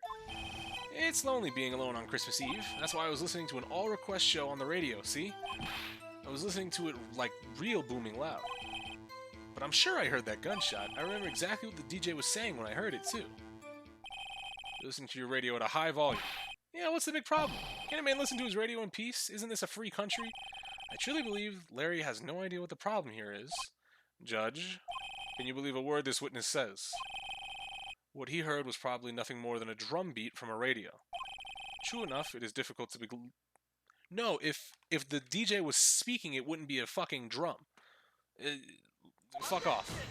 Wait, Your Honor. The witness said he remembers what the DJ was said when he heard the gunshot. Excuse me, DJ? An announcer, the guy who says things over the radio. A song wouldn't be playing. It couldn't have been a drum. Anyway, this means when he heard the sound, no music was playing. DJ only talks between songs, so we could have heard the gunshot from the lake. I'd like to cross-examine the witness, Your Honor. Very well, Mr. Wright. Can't believe I'm going to continue the charade. Alright, so we should ask about what the DJ was saying. It's only be alone, or lonely being alone on Christmas Eve. It's listening to an all-request radio show, real loud. I'm sure I heard the gunshot. I remember exactly what the DJ was saying. What did she say? Mr. Wright, please cease these pointless questions. What possible good could knowing of what a radio DJ said to us? Because they might have said the fucking time, dickhead! Indeed, Mr. Von Karma has a point. I'll only allow the question if you see some reason why we should care. We should care. Of course we should. Why? Well, how do you know if we don't ask him? Fine, very well. Mr. Butts, please testify to the court. What was the radio announcer saying when you heard the gunshot? Just when she said, hey, it's almost Christmas, I heard the gunshot. Almost Christmas, so before midnight, right? Right? Just after midnight. Larry, are you absolutely sure what you're saying is correct? Huh? What's with the face? You look scary, dude. Hey, if you're trying to scare me, you better know I don't scare that easily. Something that matter, Mr. Wright. Your Honor. Did you hear what the witness just said? The DJ said, hey, it's almost Christmas when he heard the gunshot, which means it wasn't midnight. Indeed, and almost Christmas means it wasn't Christmas. Do you realize what this means? When he heard the gunshot, it was still Christmas Eve. That would seem to be the case, yes? I think I've seen that screenshot before. Almost Christmas means it wasn't Christmas Eve. Or almost Christmas means it wasn't Christmas. I think I've seen that screenshot before. But that contradicts the two testimonies we've heard so far, Your Honor. Both Miss Hart and the old man say it was after midnight when they heard the shots. In other words, when they heard the gunshots, it was already Christmas. This is a clear contradiction, Your Honor. Order, order. What does this mean? Two prior witnesses heard gunshots after midnight. However, this witness says he heard a gunshot before midnight. Judge, the answer is simple. The current witness is plainly mistaken. Just look at him. Suspicious. What? It was posted this past December 24th on the Ace Attorney Twitter. I gotta follow that account if they're doing bullshit like that then. Well, Mr. Wright, what do you think Mr. Butts claim he heard the gunshot before midnight? I think he's right. He heard the first one before midnight. He heard the gunshot before midnight. Intriguing. I'm assuming you have evidence for this wild claim. Well, I mean, we can take the second photo because there were two bangs, right? Show me the evidence there was a gunshot before midnight. Where's the other picture? We had two pictures. Second lake photo. Taken at 11:50, right before midnight. Suck my dick, nigga. Look at this photograph. This was taken by our witness yesterday, Miss Lotta Hart, with her automatic camera. Timestamp on the photo reads December 24th, 11:50 p.m. Oh? There's nothing on the lake in this picture. Your Honor, the real issue here is not why nothing is shown in this photograph, it is why this photograph exists at all. What do you mean? Your Honor, this photograph was taken by an automatic camera. That camera was set to go off in response to loud noises. Aha! Correct. There was a loud noise on the lake at 11:50 p.m. That is why this photograph was taken. In other words, when Larry heard that gunshot, it was most definitely still Christmas Eve. It would seem that is the case. Then, where does that leave us? Miss Hart testified that she heard the gunshots after midnight. Are you claiming she was mistaken? Not at all, Your Honor. It is a fact that the camera also triggered at 15 minutes after midnight. Your Honor, there were 2 sets of gunshots, with a 25-minute pause between them. Why would this be? Don't be fooled, Judge. The camera was set to respond to loud noises, yes? There is no proof that the loud noise at 11:50 was a gunshot. Why, the witness could have sneezed, triggering the camera. Hey, my nose was clear that night, man. Clear! Well then, Mr. Wright? Well, I mean... the loud noise is definitely the gunshot, because it was fired more than once, dumbass.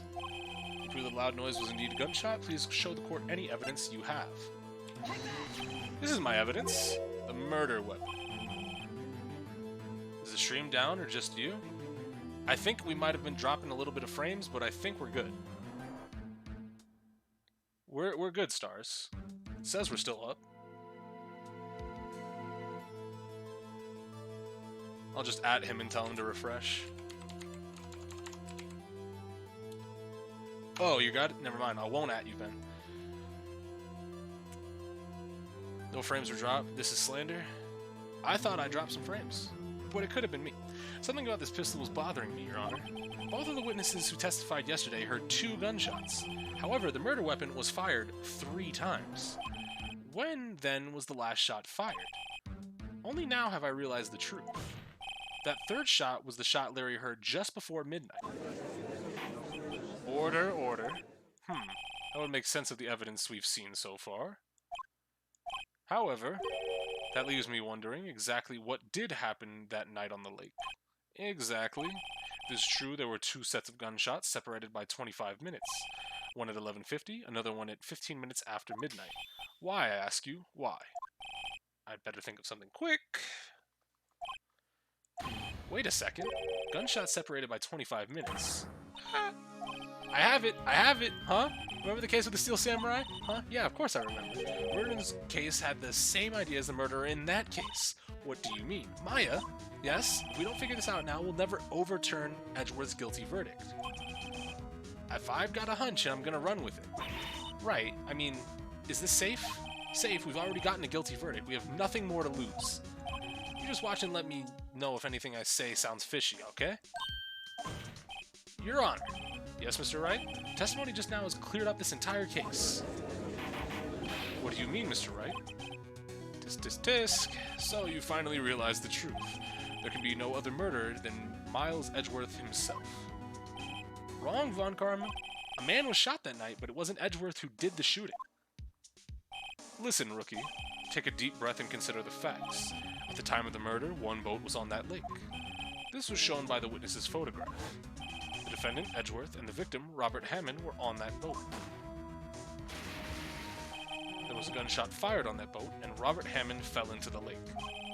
The distance of the shooting was 1 meter. It couldn't have been suicide. Well, the guilty party has to be that man on the boat, the other man on the boat. I admit it is hard to imagine any other possibility. Yes, but this assumes that the victim was shot at 15 minutes after midnight.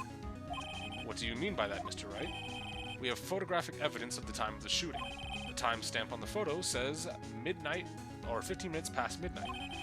But Larry heard a gunshot 25 minutes before that. Robert Hammond was killed then, 25 minutes before the shot on the lake. That's the only way Edgeworth could be innocent.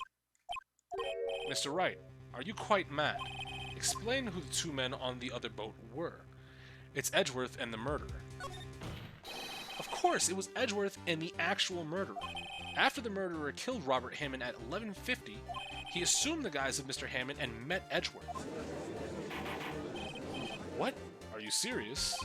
Yes, Edgeworth won't tell us why he went to the lake that night, However, I have a hunch. That night, Robert Hammond called Edgeworth to the lake. Now, Edgeworth didn't know Robert Hammond's face that well. That's why he didn't suspect anything when the murderer took Robert Hammond's place. I'm not sure what to make of all of this. Ludicrous. Mr. Wright. Tell us the name of the murderer, then. Murderer's name? Wright. It's... well... I don't know the murderer's name. You don't know. Again, you waste my time. I don't know because he never told us. The murderer is the caretaker of the boat shop, that old man. At 11:50, he was the one who killed Robert Hammond.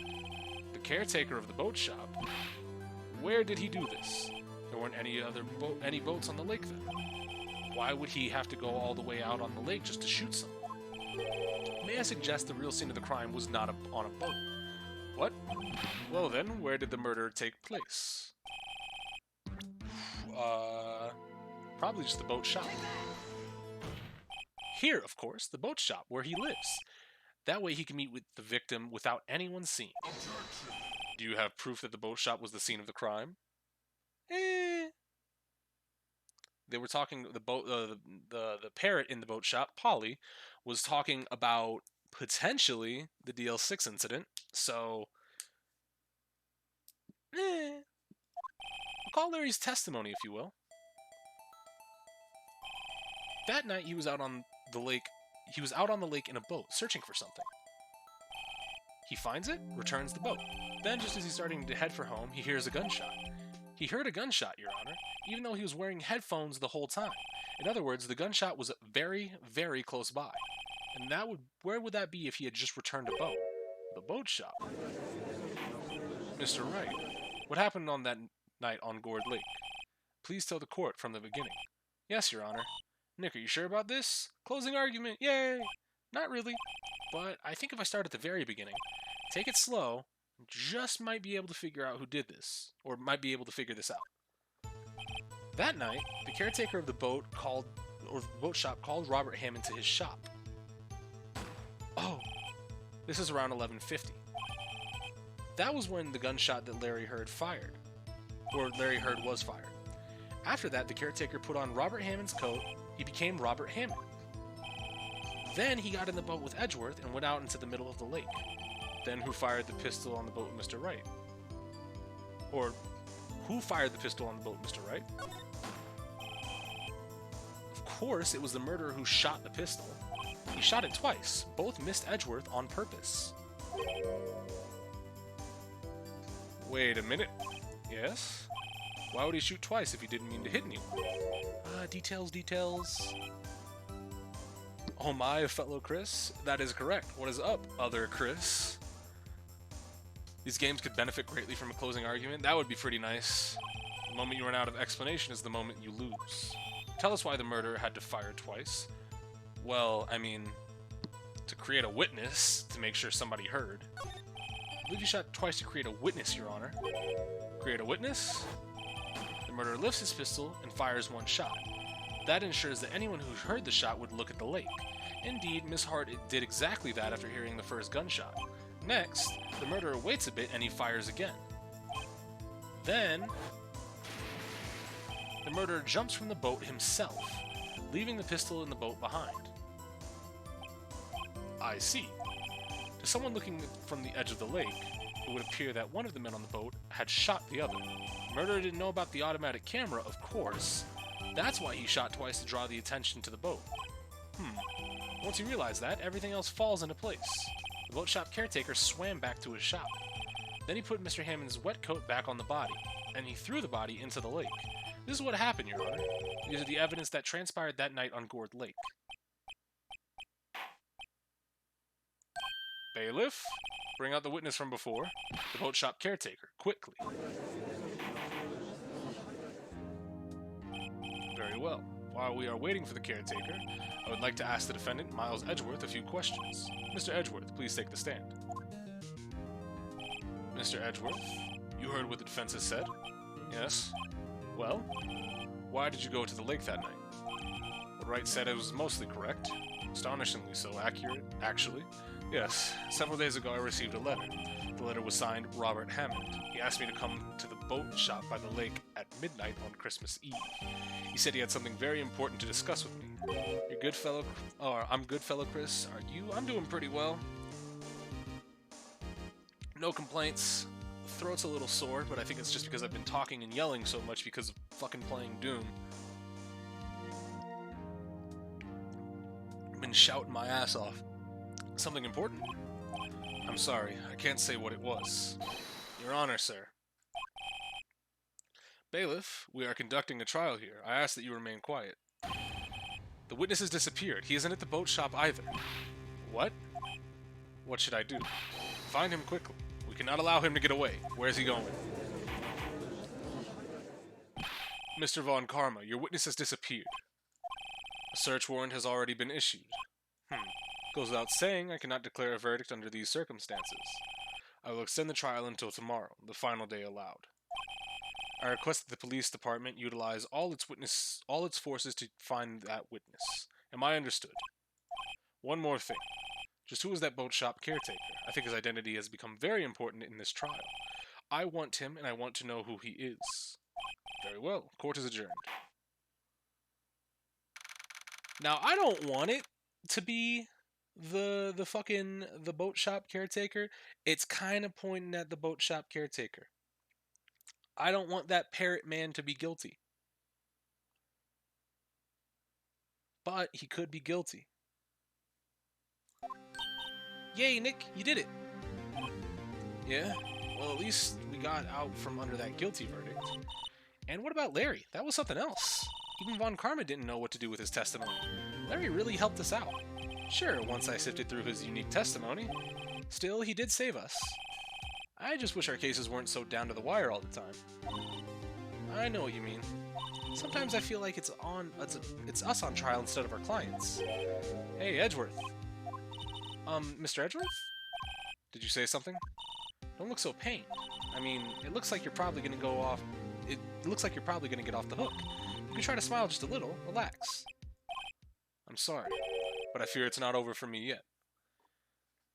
You sound like the boat shop guy is your friend, or at the very least an important character to you. I just don't want the crazy man to, you know, be in pain and lose... Because he's very... I feel bad for people that have very clear mental illnesses like that don't remember, like, because it's very clear he cares about his kids, he cares about his restaurant and the bird. I care more, like, I care a little bit about this. If he is the potential murder suspect, then I care about this one more than the others. I feel a twist, most definitely. I still don't like the fact that that Von Karma is trying so hard to push this until its limits. What do you mean? Right. There's something that's been troubling me for a long time now. And I don't know whether or not to tell you. Edgeworth? No, there's so little time left. I want to tell you to get it off my chest, but... I can't make up my mind. What is this about, Edgeworth? It's a nightmare I've had. A memory of a crime that I committed. A crime you committed. A memory of a murder.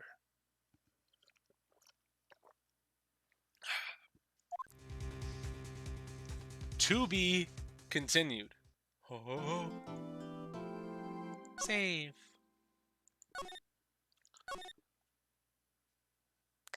So Edgeworth got bodies now? December 27th, 211, Wright & Co. Law Offices.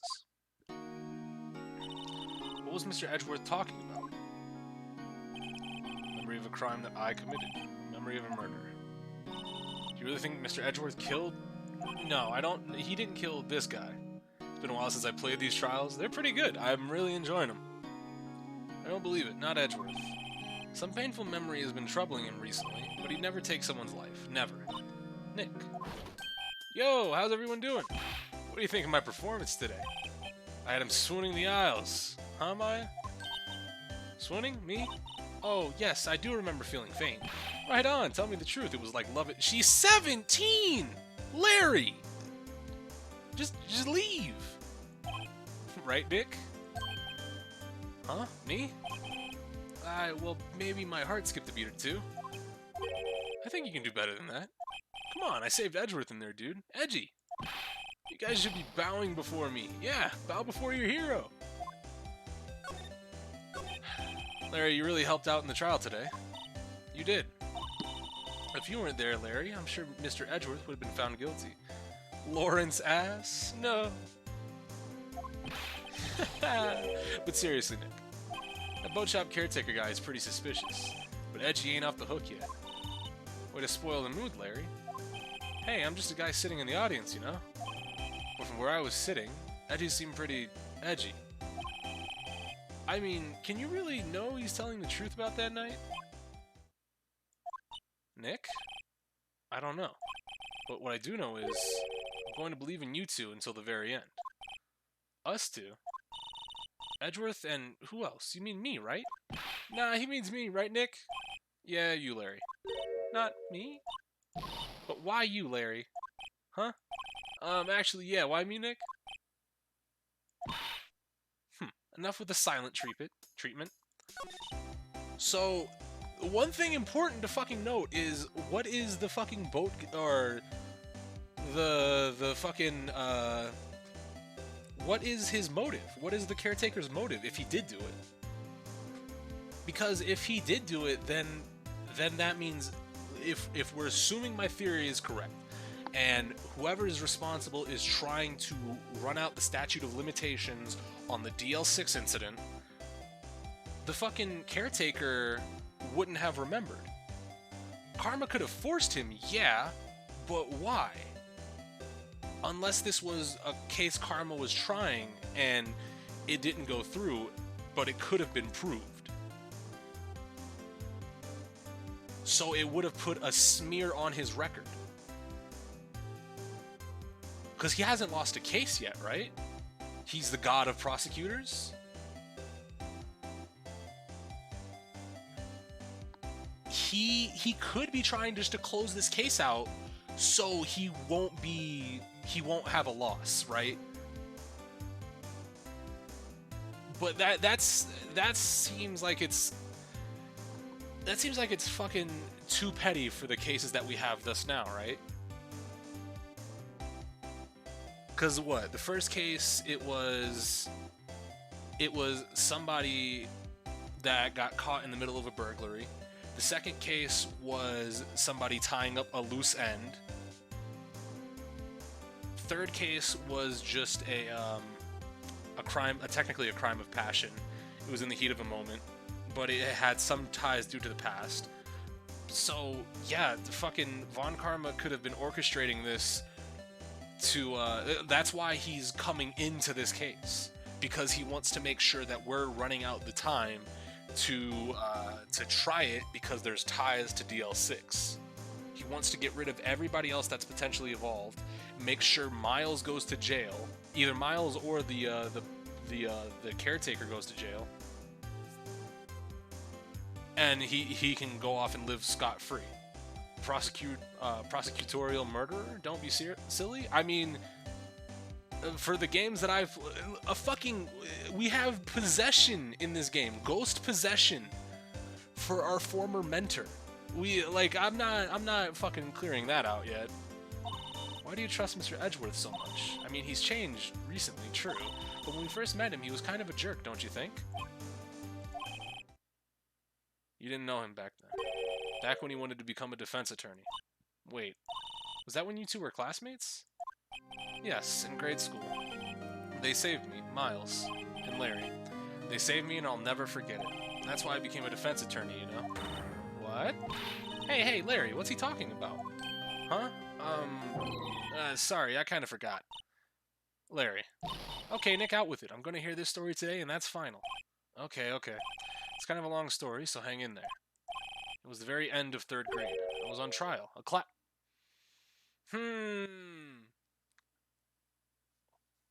boy. A class trial? You remember, Larry? Spring, end of 3rd grade? A kid in our class. Oh, okay. Fuck. He got his lunch money stolen. Lunch money? Our school was really small. Every month, kids would bring in an envelope with money for lunch from home. I see. Anyway, this kid's envelope disappeared, with $38 still inside. Oh yeah, now that you mention, I do remember that. I can see why you'd forget, though. You were out of school that day. Anyway, the envelope had been stolen during PE. I was coming down with a cold, so I'd skipped PE that day. And I was not the only one in class. Or I was the only one not in class. So, they thought you did it? Yeah, that kid's in the class said I should be put on trial. Trial? So the next day we had a classroom trial with me as the defendant. I didn't do it. Guilty, he did it. Hey, give the money back, you're such a meanie. Just he did it, tell the truth. Yeah, give me back my 50 cents I loaned you. Now, Phoenix, you know you shouldn't steal people's money. It's not right. In the end, even the teacher had thought I'd done it. Go over and apologize, Phoenix. Oh, little Phoenix. Look at that shirt. Look at that shirt. Why does he have a badge on, though? That's kind of weird. I didn't know what was happening. I was so sad I couldn't stop crying. Everyone was staring at me like I'd done it. I tried to apologize. I went to the boy whose money had been stolen while sitting. That's when it happened. Oh! Miles! The only thing that belongs in a trial is evidence. Anything else has no place. You should all be ashamed. Amateurs. Miles? Look at him go! It was you who stole my money, wasn't it? Was it? No. Then you shouldn't apologize. Everyone had been shouting you did it, but no one has any proof. That is why, Your Honor, this boy is innocent. But, Miles, it was your money that was stolen. Yeah, he did it. We don't need proof. Baker say so. Why don't you all just shut up? Bro. Larry. This is always how it is. Everyone ganging up and picking on one person? Yeah, it might be a name tag. Yeah, Miles was fucking sauced up in fucking 3rd grade wearing a full 3-piece suit and a bow tie. Larry over here, meanwhile, tank top shorts. Short shorts, too, by the way. He said he didn't do it, so he didn't do it. Very well. I will replace the money myself. This class trial is over. And now, I have a very special punishment prepared for the ultimate attorney. That's how it happened. After that, the three of us were the best of friends. Wow, I had no idea. Yeah, I had no idea either. I mean, I totally forgot.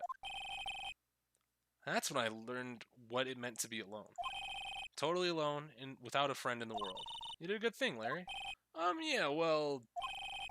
I was just lucky that I took the day off from school. If I'd been there, they would have thought I'd done it. So I took it kind of personally, see?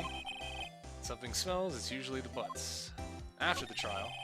Anyway, Edgeworth and I talked after that class trial. That's when I heard his father was a defense attorney. I remember his eyes would shine when he talked about his father. I'm going to become a defense attorney, just like my father. A famous defense attorney. Then, a few months later, he suddenly transferred to another school. The DL6 incident. Right. I'm not sure, but the transfer probably had to do with his father's death. That's so sad. It was several years later when I heard Edgeworth's name again. Excuse me. There was an article about him in the newspaper. The headline was something like, "Dark Suspicions of a Demon Attorney." Fabricating evidence, manipulating testimonies, covering up facts. The article said he'd do anything to get a guilty verdict. Anything. But why? What happened? I mean, that's not the Edgy I used to know at all. That's what I thought too. I tried to get in touch with him, I don't know how many times. He never replied. I guess he didn't want to see his old friends. I couldn't just drop it, though. I wanted to meet him, to learn why he had become who he became. That's when I decided. Wait, you don't mean that's why you became a defense attorney? To meet Edgeworth? If I was a defense attorney, I knew he'd have to meet me whether he wanted to or not. In court. Edgeworth believed in me, and I believed in him. And he's in pain, and no one's on his side. I'm the only one that knows the real Edgeworth. I'm the only one who can help him. Whoa, Nick. So, is that why you helped me out for free? Yes. I helped you because I believed in you. Except I don't remember saying I'd do it for free. Nick! Nick, we have to save Mr. Edgeworth if it's the last thing we do, okay? Right, it very well may be. First, there's that rental boat shop caretaker. We need to find out who or what he is. I'd settle for who. I guess I can clean out some evidence I no longer need. Okay, let's go. Well, what do we get rid of? Oh, yeah, we did. We got rid of... What did we get rid of? Fuck. We got rid of the air tank, definitely. We got rid of...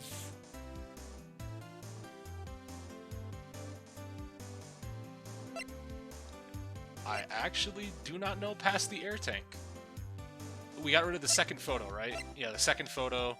Lada's fucking deposition. We got rid of that. So I can only count 3 things right now. We still have the pistol, we still have the bullet, we still have the map, we still have Misty Phase photo. Interesting. Alright, so that's all we got. Let's go to the Ground Lake entrance. December 27th, Cord Lake Park entrance. Hey pal, long time no see. Okay, so real talk, I don't think this is outright said in the games, but the reason Edgeworth moved was because he got adopted by Von Karma. Yo, what? That seems like something that I would really hope they would explain in-game. Are you planning to see the DLC case? Well, if it's in the trilogy, which I've been told it is, I'm going to play it. So we're going to do it anyways. Detective Gumshoe. Close one today, eh? I got so worked up, I snapped my tie in half. Sorry about that. No prob, pal. Thanks to you, now we know who really did it. You mean the boat shop caretaker? Look, I'll make you a promise. I'll have that scoundrel in my custody by trial time tomorrow. Come what may. It's my duty to you as a police officer. Now I'm off to catch me a criminal. I think that's spoilers for 2 or 3. Aw, fuck. Son of a bitch. Duck Game, no! No! Duck Game! I believed in you. I trusted you. And here you are, spoiling me in my home. You're one of the good ones, I thought to myself. I hate to see it.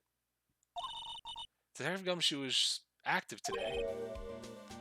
Oh, one other thing. Eek. No one can go into the woods today. The woods? Where Lada was camping? The woods are off limits to camping, and apparently the park ranger found out. He got pretty mad. No one can go in for a while. I guess Lada's in a lot of trouble. Nope, I've played all 3 of this trilogy. It's never stated. Oh, well, I mean, even if it's a big spoiler or not, I didn't really care anyways. Like, it would be imaginable to say that like they're following the similar practices, you know, for prosecution. So you can make it so like, oh, don't you want to find out who killed your father? You have to become a prosecution attorney instead of defense. You'll never be able to put that person away. Oh. Anyway, I'll be seeing you tomorrow. Later, bud. Let's go check out Polly. Steel Eyesore is missing. Eyesore? Looks like the hot dog stand is closed too. I guess Larry was too busy worrying about Mr. Edgeworth to show up for work. Boat rental shop. That old caretaker got away. Yep. I never imagined he might be the real murderer. Grossberg? I know that clearing of the throat anywhere. What's up, buddy? What will you be doing here? Out for a walk, hmm? Ah, the days of my youth. Like the scent of fresh lemon, you see. Mr. Grossberg. This is no idle time for reminiscing. Or this is no time for idle reminiscing, rather. Mr. Edgeworth's trial ends tomorrow. That is true, yes. But from what I saw of today's trial, Edgeworth should be fine, right? Well, I'm not so sure about that.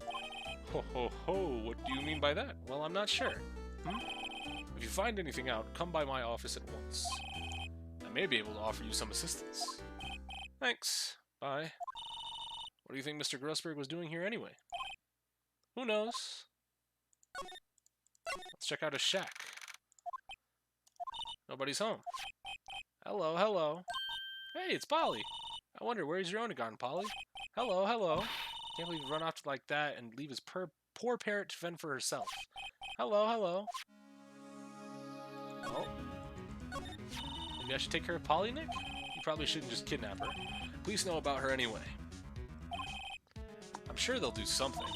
Well, okay. Sorry, Polly. He says I can't take you. Great, now the bird's gonna hate me. Fish? Say, Nick, don't people usually put fish up on the wall to boast about them? Yeah, I guess so. You mean pictures of fish they caught, right? Right, but don't all the fish on the wall look really puny to you? Well, you know what they say. You should have seen the one that got away. Except the one that got away from us with the caretaker. We did see it. Why do I feel like we're having two different conversations here? Now we open the safe. That reminds me, Nick. Polly here knows the number to the safe, right? Yeah, that's right. What's the number to the safe? 1228. Let's open it, Nick. Come on. I'm sure there isn't any money in there. Aw, but hey, he keeps it locked, right? So there must be something of value in there. I'm not so sure.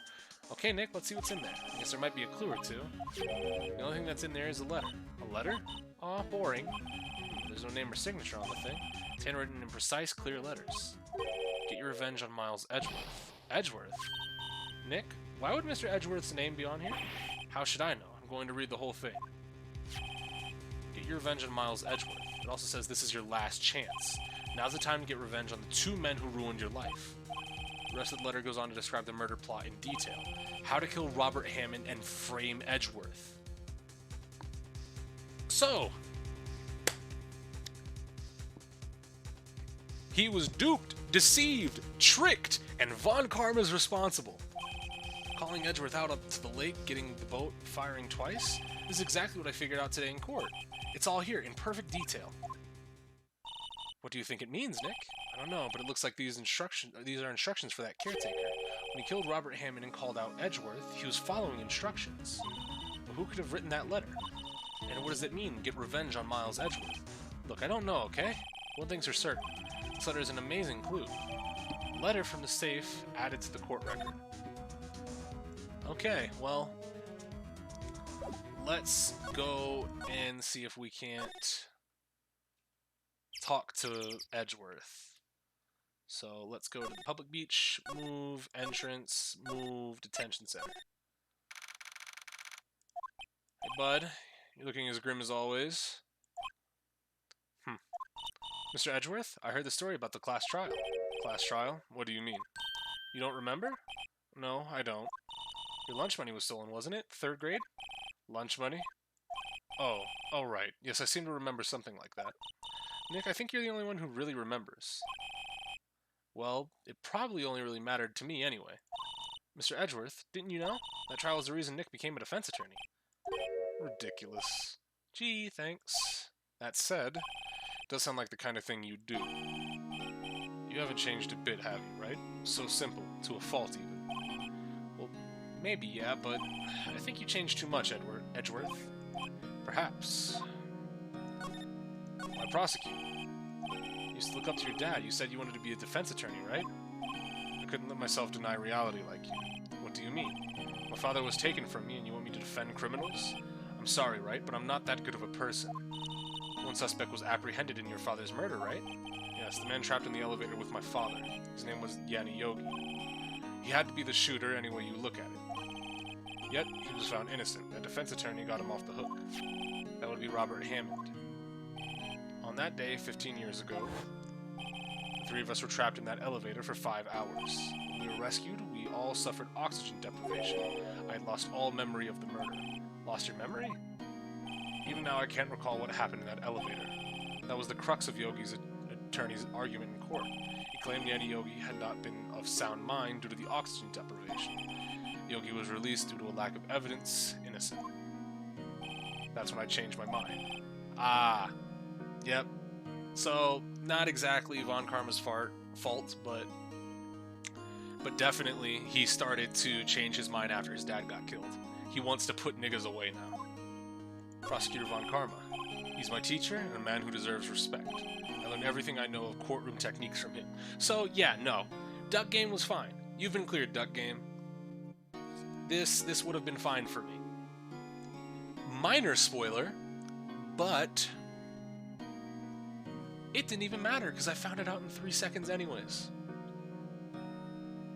Write him off, boys.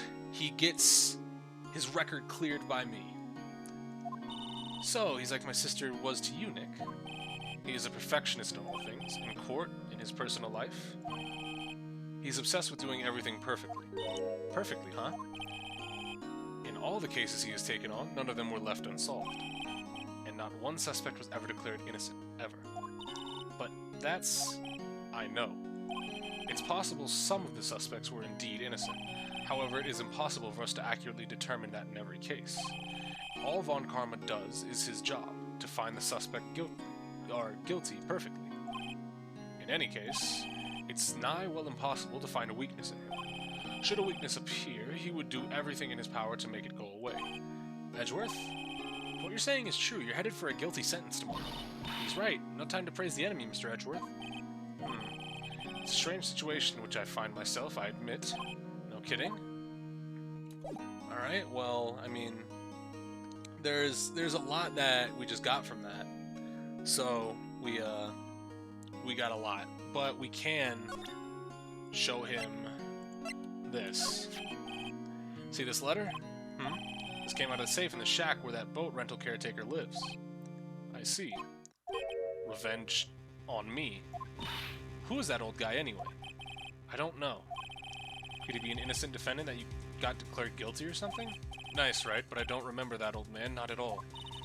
So, he was following this letter then. Which means there was someone else behind it. Now it's time to get the revenge on the 2 men who ruined your life. 2 men, meaning myself and Robert Hammond. It also says this...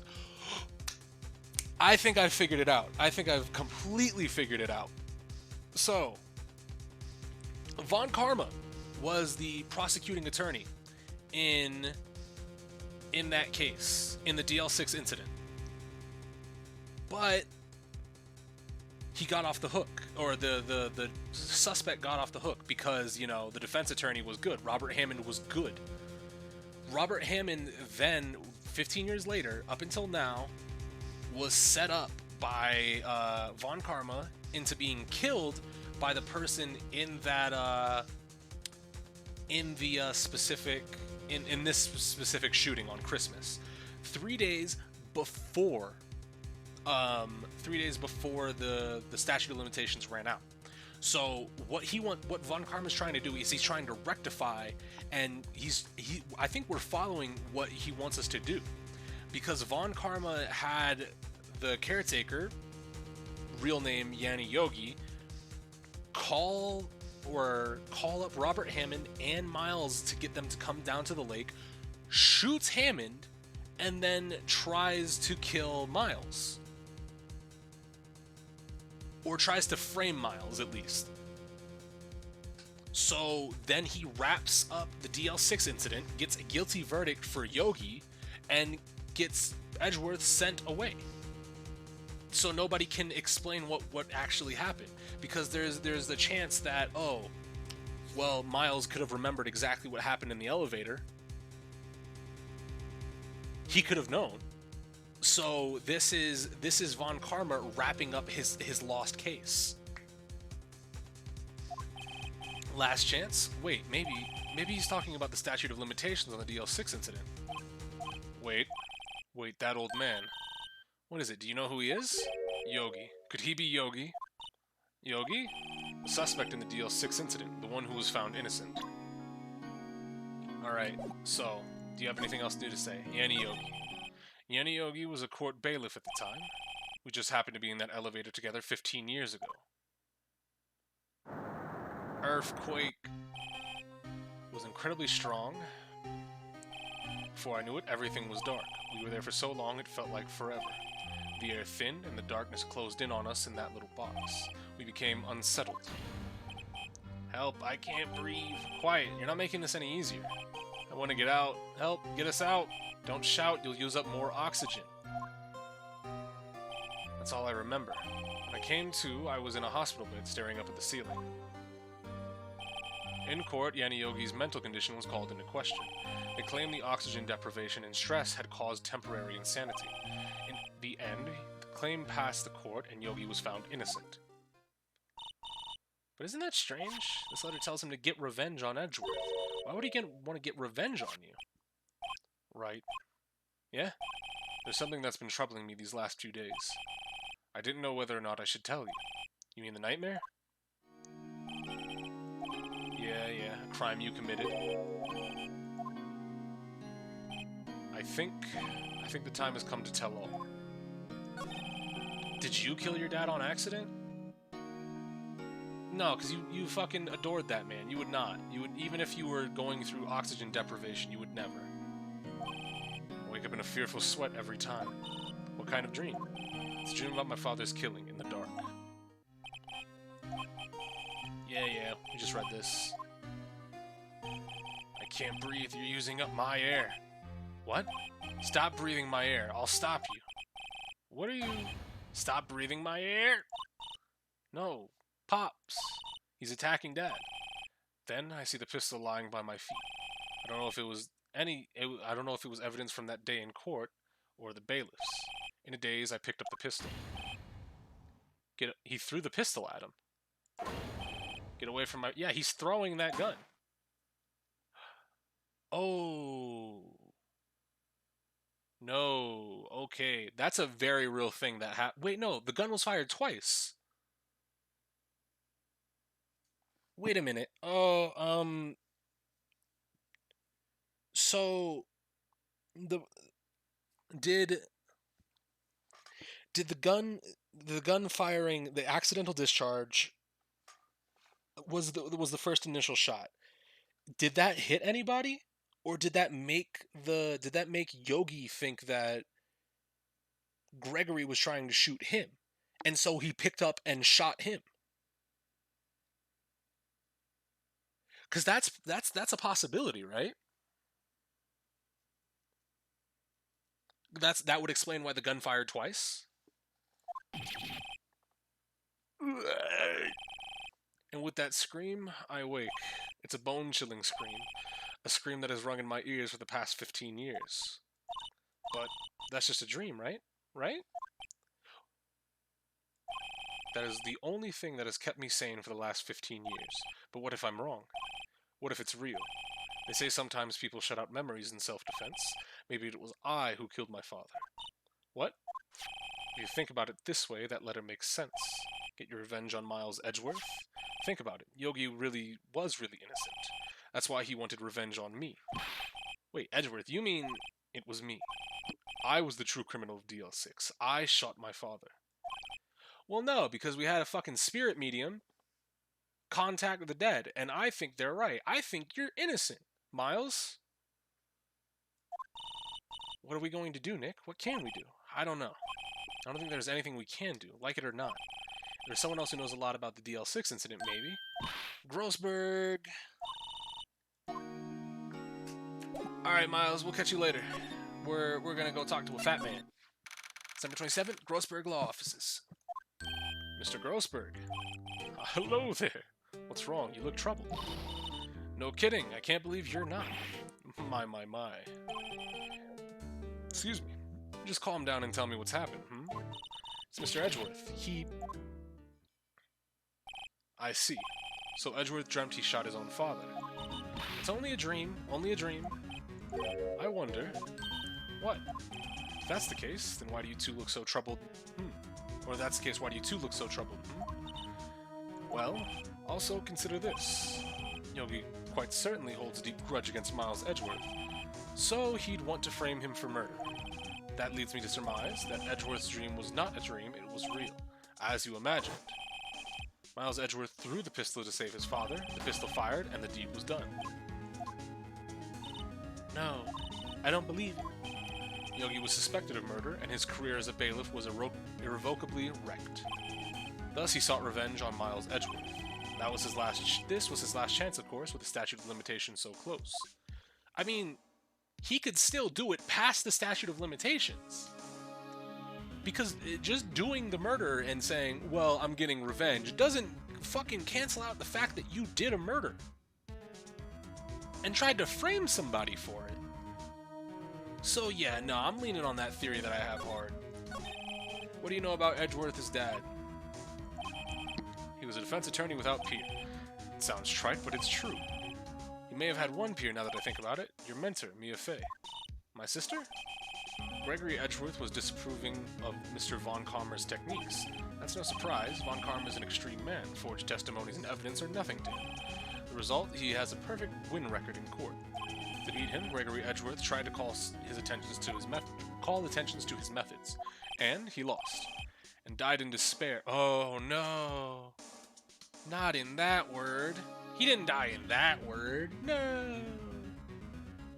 It really is just connected to the Danganronpa universe. My god. I see. Now, talk to me about Misty. That was your mother, Misty Faye.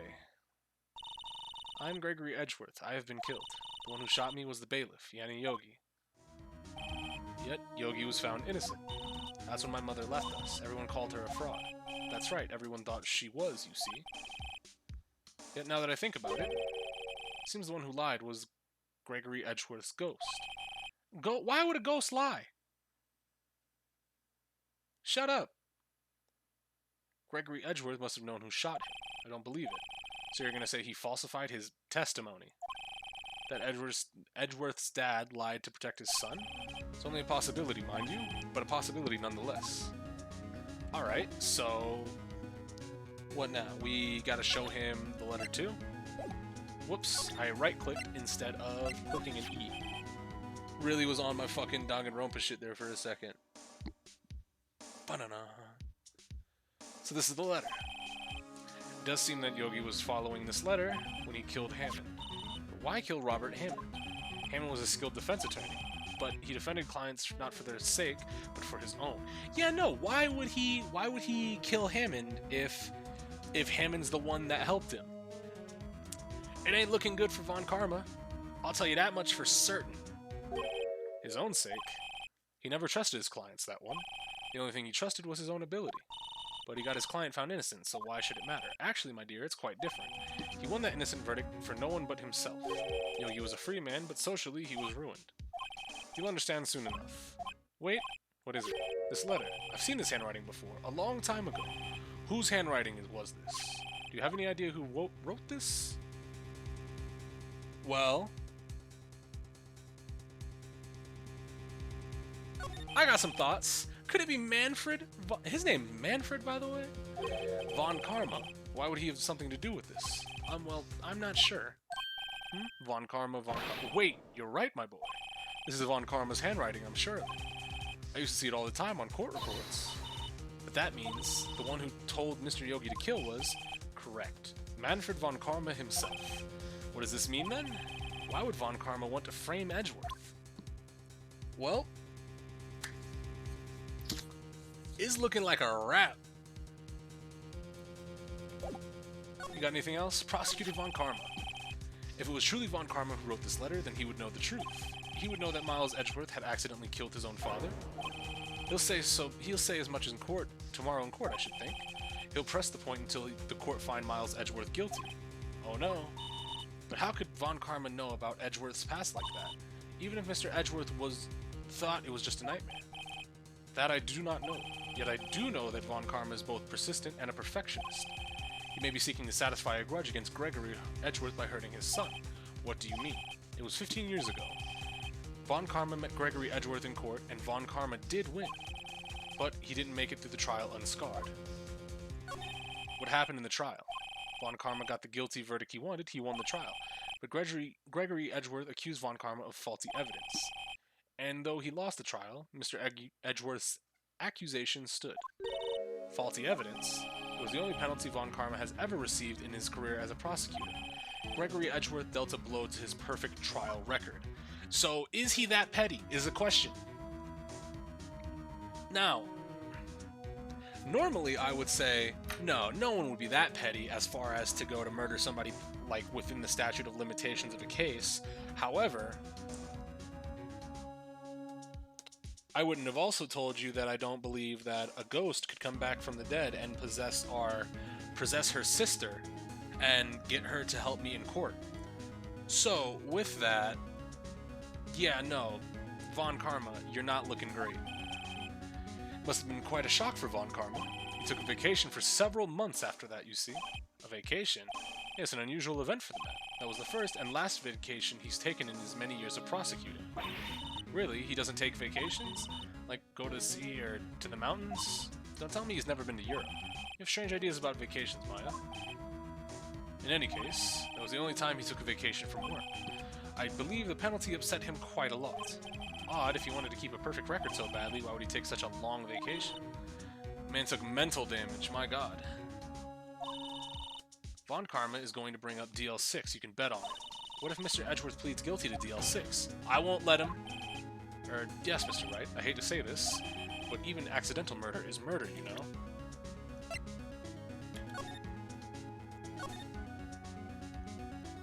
The murder weapon was fired twice.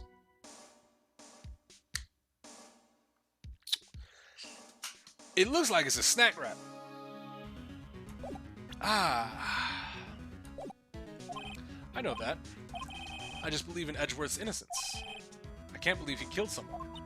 But Nick, if Mr. Edgeworth admits it himself, his father must have lied to protect him from beyond the grave. I don't care. I know he's not guilty. Mr. Wright, if you say so, I suppose I could go check again. The police files might hold something of interest. Mr. Grossberg, thanks. I can't promise anything. In fact, I think the chances of finding something are slim. I understand. The police materials. Well, let's go. Wait, hold on. What? Let's go to the law office? One day left, Nick. Yeah, I know.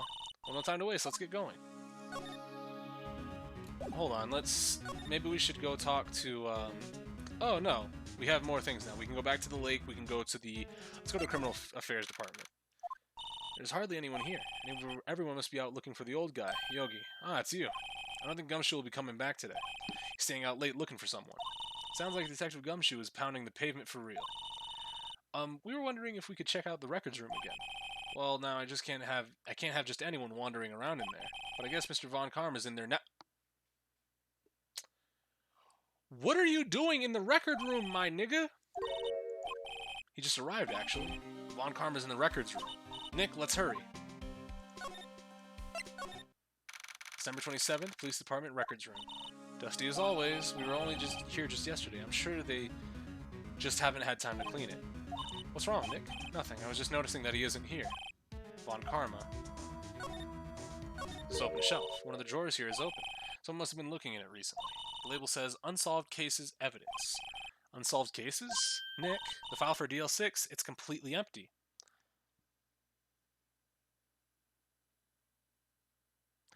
I got you, nigga. It's over. What? What are you doing in here? What? No, what's that you got under your arm? What you got there, buddy? You! How do you know my name? Huh? Have we met? What do you say? We see each other every day, don't we? We're Miles Edgeworth's defense team? Defense team. I beg your pardon, you see, I rarely remember defense attorneys. They're like bugs to me, needless things to be crushed. You can see how this guy was Edgeworth's mentor. So, Mr. Edgeworth is your student, right? A romanticist who still can't shed that veneer of amateurism, just like his father, always second-rate. Mr. Von Karma. You had an axe to grind with Mr. Gregory Edgeworth, didn't you? Me? A grudge against a mere defense attorney? Why? Because he dealt a blow to your otherwise perfect trial record? So you did, but what I don't get is, why did you take his son under your wing afterwards? The son of your most bitter rival? That, my dear attorney, is none of your business. Tomorrow will be the last day of this trial. It'll be a while since I've had a defense attorney last this long. Don't say last this long. Like, use other terminology. Still, you will lose in the end. Miles Edgeworth will admit his own guilt. His guilt of 15 years ago, you mean? You're quite the researcher. If you've done your homework so well, then certainly you must understand. You know what Miles Edgeworth will tell the court tomorrow. We were right. So Von Karma is going to bring up DL6 in court tomorrow. Well, so, what you got to say about this? Mr. Von Karma, have a look at this. This was you, wasn't it? You instructed Yanni Yogi to commit murder? Yanni Yogi? How many years has it been since I've heard him called by that name? He's a fool. I told him to burn it after he read it. So you admit it? You wrote Mr. Yogi this letter? Yes, my dear defense attorney. Thank you for taking the trouble to bring it to... Don't snatch it from my hand. If you snatch it from my fucking hand, I'm gonna put you away. You saved me a lot from needless hassle. What? Nick, what is that thing? Oh! Yeah, yo, back up. Indeed. 600,000 volts will course through your body like a dog touching an electric fence. 600,000... Oh, don't worry. People don't die from it, usually. Now, give me the letter. No. What are you... Nick, run! Ah! Maya! Out of my way. Did we both just get fucking tased? In the fucking records room? He got us. The letter's gone, of course. He took the DL6 evidence, all of it. Back to having no clues. Wait, Maya jumped first. Maya, is she okay? Maya? Maya, open your eyes. Oh, it's gonna be Mia. The letter, did he take it? Ah, fuck, never mind. Yeah, are you okay? I couldn't stop him. I jumped as fast as I could, but one shot from that thing knocked me out cold. It's a taser. Don't worry. You're doing fine, sweetie. It was just a taser. You couldn't have beat him. I'm useless. I'm no good as a lawyer or a medium. I can't even call my sister. Not even now when we need her the most. I wish I hadn't woken up at all. Maya. No. There has to be some way I can help her. I better do something about her self-confidence first. Maya, she's holding something. What is that, a bullet? DL6 incident evidence number 7, taken from the heart of Gregory Edgeworth. I remember. Von Karma was holding this when Maya jumped him. DL6 bullet stashed in a pocket. Still bears clear ballistic markings. Oh, do we have to find the second bullet then? I'll prove it to you, Maya. You're most definitely not useless. I'll prove it to you in court tomorrow. To be continued. Well. Bet that's a third bullet fired from the gun? No, because it's from the DL6 case 15 years ago. We know the the bullets that got fired on Christmas Eve, we know them. The one was shot into Hammond's heart, killed him, and 2 were fired into the lake. We know of all 3 of those bullets. We don't know where the second bullet from DL6 comes from.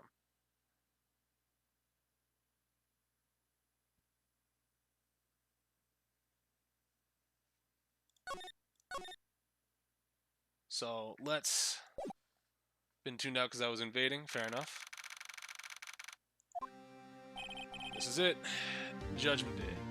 The fact that Chris and some of you implicated Von Karma before y'all even met him was kind of crazy. I mean, it's very clear that Miles... Like, the guy just looks menacing. If he looked like a regular fucking guy and wasn't a dickhead, maybe not. But once I saw him in person and he started fucking being a dick, I was like, yeah, no, that's definitely villain behavior. Today things are going to get settled at last. A lot of things. What? What's the big idea? Sorry, Nick. I only touched your shoulder. I guess the shock hasn't worn off from my run-in with the stun gun yesterday. Anyhow, today's the last day of the trial. Good luck, Nick. Yeah, thanks, Maya. Edgeworth is looking glum as always. Hope Von Karma doesn't push him too hard. Whoa! What are you doing? Sorry, I'm sorry. I just thought I'd cheer you up with a pat on the back. Maya, maybe you should just go outside and discharge? Right, good idea. Try not to electrocute anyone on your way out. Whoa, yeah, pal. Whoa, what's going on to that girl? Detective Gumshoe. Morning, Mr. Edgeworth. Good morning. How'd it go, Detective? Have no fear. As promised, I've captured our runaway caretaker. I just brought him in. Took all night, pal. Thanks, Detective Gumshoe. You must be tired.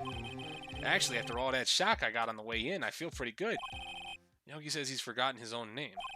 But that has to be a lie. Why would he want revenge on Edgeworth if he couldn't remember his past? Love how Phoenix had nothing to anyone about... Yeah, like, literally didn't say anything. Both Maya and I can prove it. And now Gumshoe is feeling the... Gumshoe and Edgeworth have felt the residual of fucking Von Karma tasing us. But no, fuck it. I guess we have to go to court then. He does remember, and I'm going to prove it.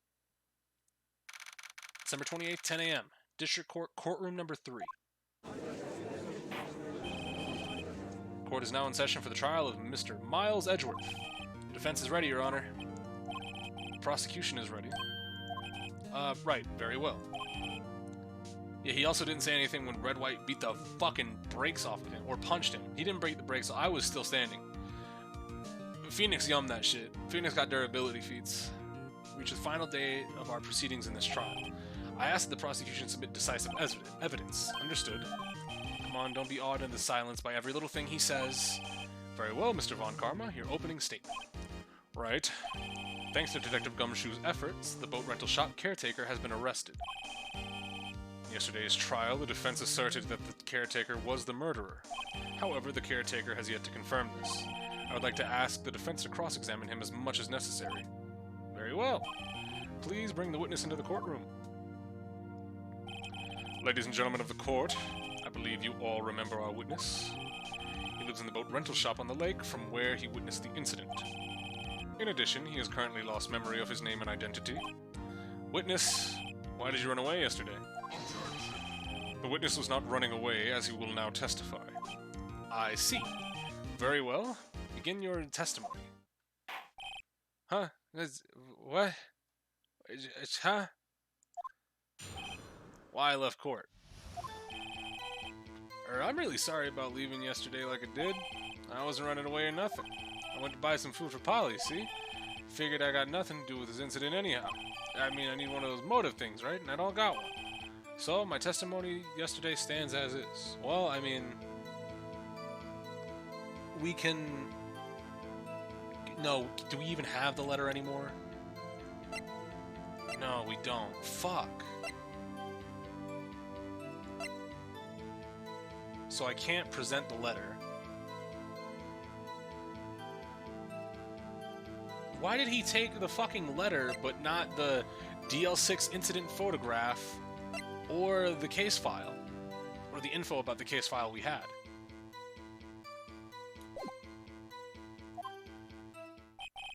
Very well. Let's begin the cross-examination, shall we? He has to know his name. Yanni Yogi. You're Yanni Yogi, and I'm gonna prove it. Well, I'm sorry about leaving yesterday. Wasn't running away. Went to buy food. Figured I got nothing to do with this incident anyhow. You sure about that? You lost much of your memory, is that correct? Yep. Seems like it. And how did you know you didn't have anything to do with this incident? Or maybe you're lying about not having your memory, huh? You know exactly who you are. The witness has testified quite clearly that he has no memory of who he is. If you're claiming he's lying, then show the court proof. Well,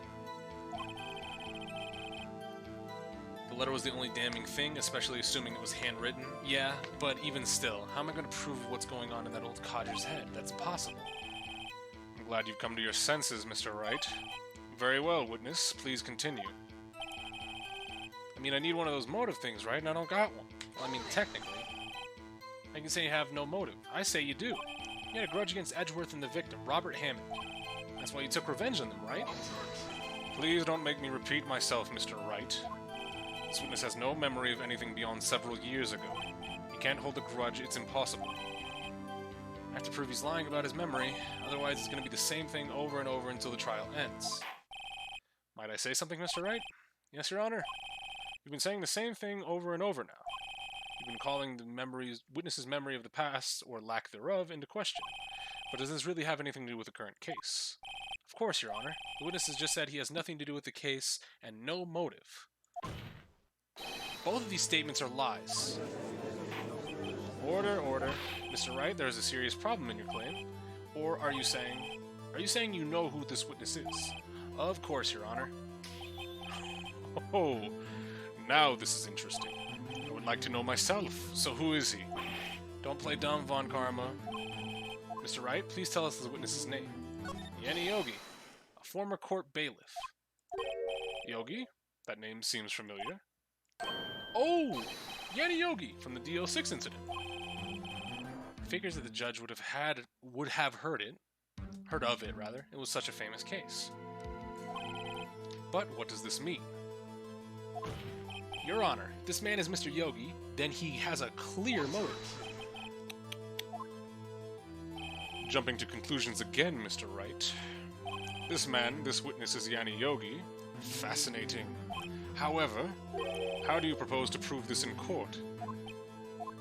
This is a court of law, as you may recall. You need proof. Allow me to repeat once more that the witness has lost his memory. This is it. I have to do this now. If I can't prove he's Yogi, right here, right now, then I've got nowhere else to go. What is an affidavit? A written statement confirmed by oath or affirmation used for evidence. Yeah, that's... Sky King, I think, got the dictionary definition for you, but it's basically something that says, this is what I believe, and I swear by God on it. Even if the person doesn't appear in court, you can still bring it up as evidence, as like a witness account or something like that. Nick, how are you gonna prove it? How are you gonna prove that he's Yanni Yogi? Well, shot in the dark. He could, to confirm there was a note in Karma's handwriting, yeah, but we didn't go to him before the trial started today, so it would take a little while for him to have it for us. Now, shot in the dark, would bringing the parrot up as evidence prove that he's related in some way to the DL6 incident? It's okay, it's actually quite simple. Your Honor, please take this man's fingerprints. Then we'll compare them to the fingerprints on file for Yanni Yogi 15 years ago. I see, that makes sense. Huh? I'm so very, very sorry, Mr. Wright. Why? The witness has no fingerprints. What? No fingerprints? You see, before I worked as a caretaker, I worked at a chemical plant. I burned my fingers working with this stuff. Yep. What? Yogi, you sneak. You run your fingerprints to hide your past. Well, the witness has no fingerprints. I guess we will not be able to prove his identity. No. Well, what will you do, Mr. Wright? It seems the case has been decided, no. No. I know what happened. I know everything. I just can't prove it. But no, I can't let it end just like this. I can't lose. There has to be another way. Dental records wouldn't need to be taken if he was found not guilty, though, Josh. There is no one who can testify as to who this witness is. No one. Nick, what are we gonna do? I didn't even consider that he might have erased his fingerprints. What do I do? Well, Mr. Wright, perhaps you'd like to cross-examine his parrot for a little comic relief, Yeah, very funny. You're No, actually, do that. Wait a second. Cross-examine his parrot? What is it, Nick? No, you're not going to. Your Honor! The defense would like to take Mr. Von Karma up on his proposal. Take Mr. Von Karma up on my proposal. Exactly, Your Honor. I would like to cross-examine the witness's pet parrot. Fuck yeah. Order. Well, what do you think, Mr. Von Karma? Need you even ask? This is a farce. I object. Wait a second. You were the one who suggested I cross-examine the parrot, Von Karma. I have a right to do as you suggested. Well, if you're so desperate, then please be my guest. Of course, should you go through with this, and nothing comes of it, I hope you're ready for the consequences. Nick, this is crazy. Well, still want to go through with your little game? Let the parrot take the stand! I will cross-examine her, Your Honor. This is the most ridiculous thing I have ever heard. Von Karma's rigged every person's testimony, every piece of evidence, except the parrot. This is my last chance. At least, I think so. Bailiff, bring in the parrot.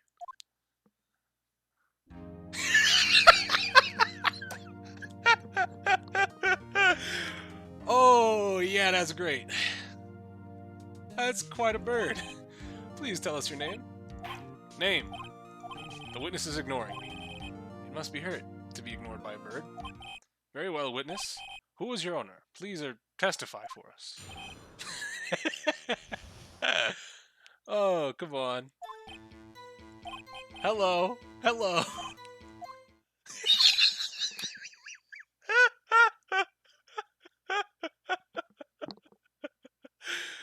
Okay. Certainly the most concise testimony we've had so far. Very well, begin your cross-examination. What are you gonna do? I don't know. I'm gonna press the parrot on everything. Hello. Witness, you just can't say. This is great. I want you to testify. Maya, you talk to her. Right, what do I say? What's your name? Of course. If she get her to say her name? Polly, Polly, what's your name? Polly, Polly. Mr. Wright, I think we've established that this parrot is named Polly. Does this have anything to do with the owner's identity? I mean, technically. But...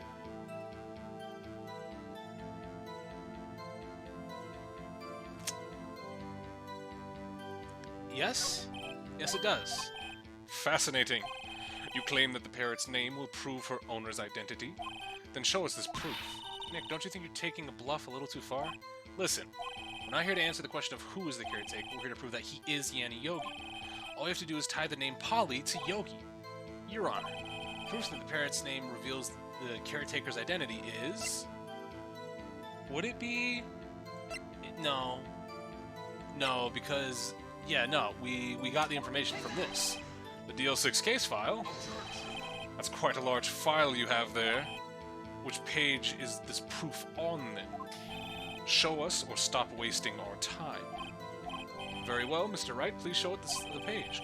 Where in this file is the information connected to this parrot's name? Suspect data. It's on the suspect data page. This page has all the information about Yanni Yogi. Right after he was arrested, his fiancée committed suicide, see? Indeed, it does say that, yes. What was his fiancée's name? Polly J... oh? Exactly, Your Honor. He wanted to remember the name of his fiancée who had committed suicide. That's why he named his parrot after her. I see. I guess that is possible. Bah, a mere coincidence, that's all. My granddaughter has a dog she calls Phoenix. Where's she at? Well, Mr. Phoenix Wright, does this make you my granddaughter's fiancé? She's only never mind. I was gonna beat her ass, but she's only 7. Indeed. Alone, it is a little weak for evidence in a murder trial. We would need some other corroborating evidence. Where am I going to find that? Nick, we're getting closer. One more, if we can just get one more piece of evidence. Right, but what? Very well, witness, you may continue. Well, we beat kids when we're also kids, but Phoenix can't beat kids, right? That's against the law. Phoenix can't do it. Maya, on the other hand, now we're getting somewhere. So I think we're still good. What do we have? Well, I guess we just try to get some information out of her. We should judge that her owner is Mr. Yogi. Well, witness, you just can't say hello. I want you to testify. Maya, you talk to her, right? What do I say? Have we forgotten something? Do not forget DL6. As I recall, 2 days ago.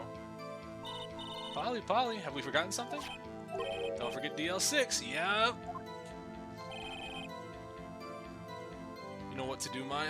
Beat her ass. Yeah, go, Maya, go. I will prove the caretaker has something to do with DL6. No one names a dog after me and gets away with it. Hello, hello. That's not what you're supposed to say. Forgot. Something we forgot. Fucking bird. Well, we gotta ask it the same exact way, right? Fuck. Wait, don't tell me Von Karma expected this. He couldn't have retrained the parrot, could he? Did he train her not to respond when we asked if we'd forgotten anything? Well, guess we should try to get some more information out of her. Yes. I gotta remember I can go back to the previous line of dialogue, too. Maya. What's the safe number? Huh? The safe? Why? Let's just try to get her to say anything, okay? What's the number to safe in the shack? 1228. What a reckless parrot. Well, Mr. Wright, you aren't claiming this number has anything to do with the caretaker. Actually, it does. Ridiculous. How can the number to a safe tell us who the caretaker is? Show us your proof. What could possibly link this number to the caretaker's true identity? Well, you know, the date of the murder? 1228. I know it may seem like it was 1228, but December 28th, 1228, makes a little bit of sense, right? The DL6 case file? What is this obsession you have with that case? Mr. Wright? Well, in this file is something relating to that safe number. Case summary, idiots. A case summary? Specifically the date on which the DL6 incident occurred. The date of the incident? December... Say it? Say it out loud, don't make Phoenix say it. Why, that's today's date, 15 years ago. And that number on the safe is 1228. He used the date of the DL6 incident as the number for his safe, Your Honor. That's how important that date was to him. I see, it certainly is an interesting coincidence. People often do set their secret numbers to dates. Bah, this is not tangible proof. I set my ATM's card number to 0001 because I'm number 1. Any dumbasses in chat? This has nothing to do with this date. Nothing. That's enough. I think we've reached a conclusion here. This is a mere coincidence, that's all. True, that is a possibility. However, 2 coincidences at the same time seem more like a pattern to me. What are you saying? Summon the caretaker of the boat shop. Immediately. What's up, man? Witness, tell us your name. Wait. This witness, he doesn't remember. No, it's okay. I've accomplished what I wanted to do. I'm done. Nick, he looks totally different. This is the real Yogi, I think. Finally. He's been acting feeble to hide his true identity. Acting for 15 years. Well, let me ask you again. Please state your name for the court. My name is Yanni Yogi. 15 years ago, I served as a bailiff in this very court. Order. Order. Yanni Yogi. So it was you who killed Robert Hammond and tried to frame Miles Edgeworth for his death? Yes, it was me. I did it. They put me on the witness stand 15 years ago. Robert Hammond, he said I was mentally unsound. He told me it would make me innocent, get me off the hook. So I pretended to have brain damage. I was innocent, really, but he didn't believe me. We won the trial, but I lost everything. I lost my job, my fiance, my social standing. Then this year, 15 years later, a package arrived. It was a letter and a pistol. The plan was written out in careful detail. It was a plan for me to take my revenge on the people who ruined my life. I didn't care who had sent it. I thought this was my chance after 15 years. This was it. Finally, a chance to have revenge on Robert Hammond and Miles Edgeworth. I have no regrets. Wait a moment. Revenge against Miles Edgeworth? What do you mean? I'm not at liberty to speak on that matter. Why don't you ask Mr. Edgeworth yourself? Anyway, I admit it. I was the one who killed Robert Hammond. Von Karma, where is Mr. Yogi? Under arrest, Your Honor. I saw no room for error in his confession. Then, the defendant Miles Edgeworth is innocent. In this case, at least. Very well. Will the defendant please take the stand? There are few mysteries left unsolved. So you are cleared of suspicion for this particular case. So, I would like to pass judgment on the murder of Robert Hammond. Any objections? I don't believe it. Why isn't Von Karma saying anything? Very well. This court finds the defendant, Mr. Miles Edgeworth, not guilty. 4-0, fuck you!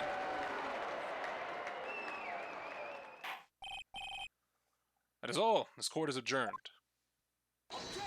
What? Did someone just say objection? It wasn't Von Karma. That sounded like Miles. No. Oh, are we gonna put Von Karma away? Let's go! Your Honor, I object to your judgment. What do you mean? I'm not innocent at all. As we have heard, Yanni Yogi killed Robert Hammond in revenge. But revenge for what? Nick, Edgeworth is trying to confess. He's gonna say he's guilty. He's gonna tell him he was the murderer in the DL6 incident. He's gonna tell him he killed his own dad. What do? Raise an objection? Leave it to Edgeworth.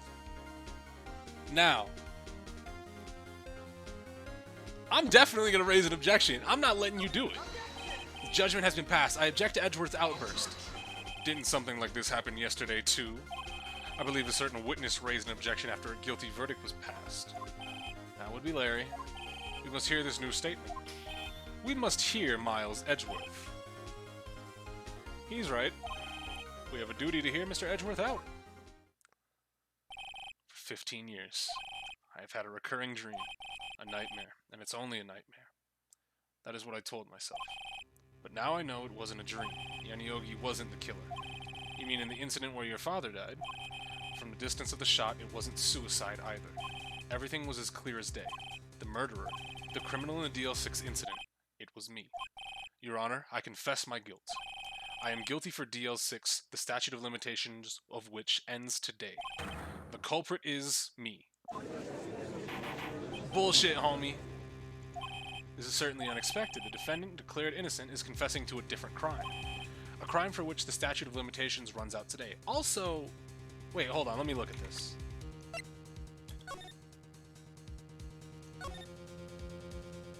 You're telling me you threw the gun and hit him directly in the heart? Yeah, cap. Shut up, idiot. I'm not really sure how I should deal with this. Bah. It's obvious. We hold a trial right here, right now. We try this man for his crime of 15 years ago. I think I would like to take a 5-minute recess. During this time, I will consider the appropriate course of action to take. Court is adjourned. I'll take the 2-for-1. Bring it on, Von Karma. I was 3-0 at the start of today. Let's make it 5. Let's make it 5-0. I'm really ready. I'm ready, okay? Let's go. I'm sorry, right? I've just wasted all of your effort. Mr. Edgeworth, I just don't believe it, sir. I mean, you killed your dad? I didn't want to believe it to myself, detective, but it's the truth. I deserve to be punished. Murder is murder, no matter what the circumstances. This is crazy, just crazy. Nick, what are you doing? I was just reading through the court record once more. Getting my case ready. Your case for what? I'm defending Miles. Did you miss that? You were there when we were taking the fucking... He asked us to defend him. We're gonna defend him.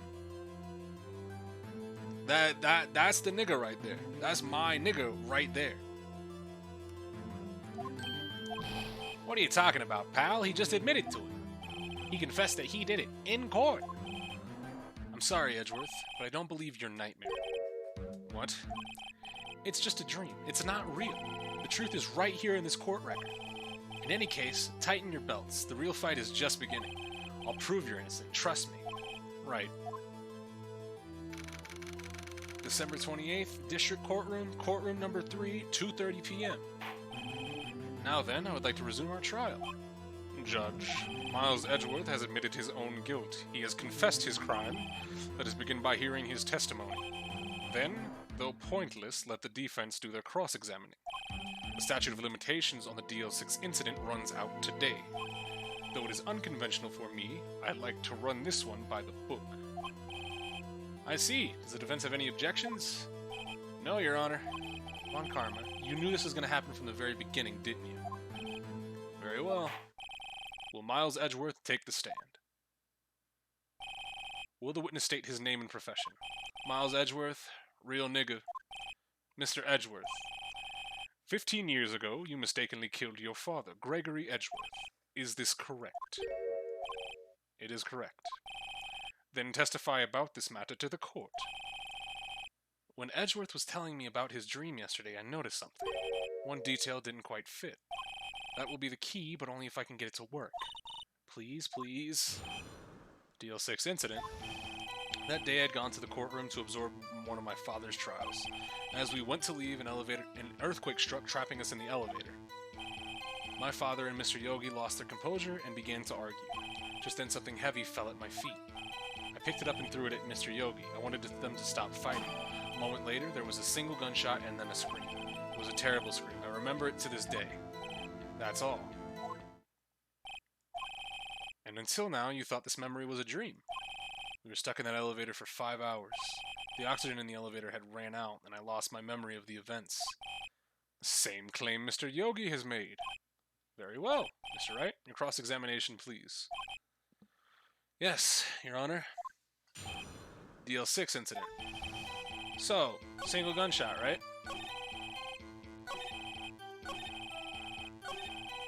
Single gunshot, right? You coming home today, Miles? You coming home? Wait, what? I hit shift instead of tab. Wait, did shift bring me back? Interesting. So, you sure about that? Single gunshot? Are you sure you only heard one gunshot? Yes, I'm sure of that. I heard the shot, then the scream. Then everything faded. I was unconscious until the rescuers came. I see.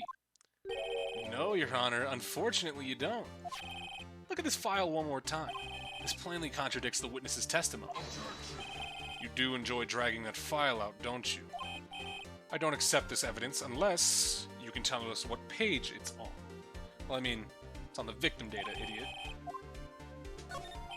Look at the victim data in this file. It was on page 2. The murder weapon was fired twice. Miles Edgeworth only heard one gunshot. Yet the murder weapon was fired twice. The first shot was the accidental firing when the pistol was thrown. So, who fired the remaining shot? Was there perhaps another shooter who fired that second shot?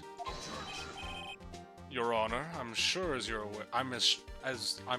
aware, this incident occurred 15 years ago. The evidence is dated.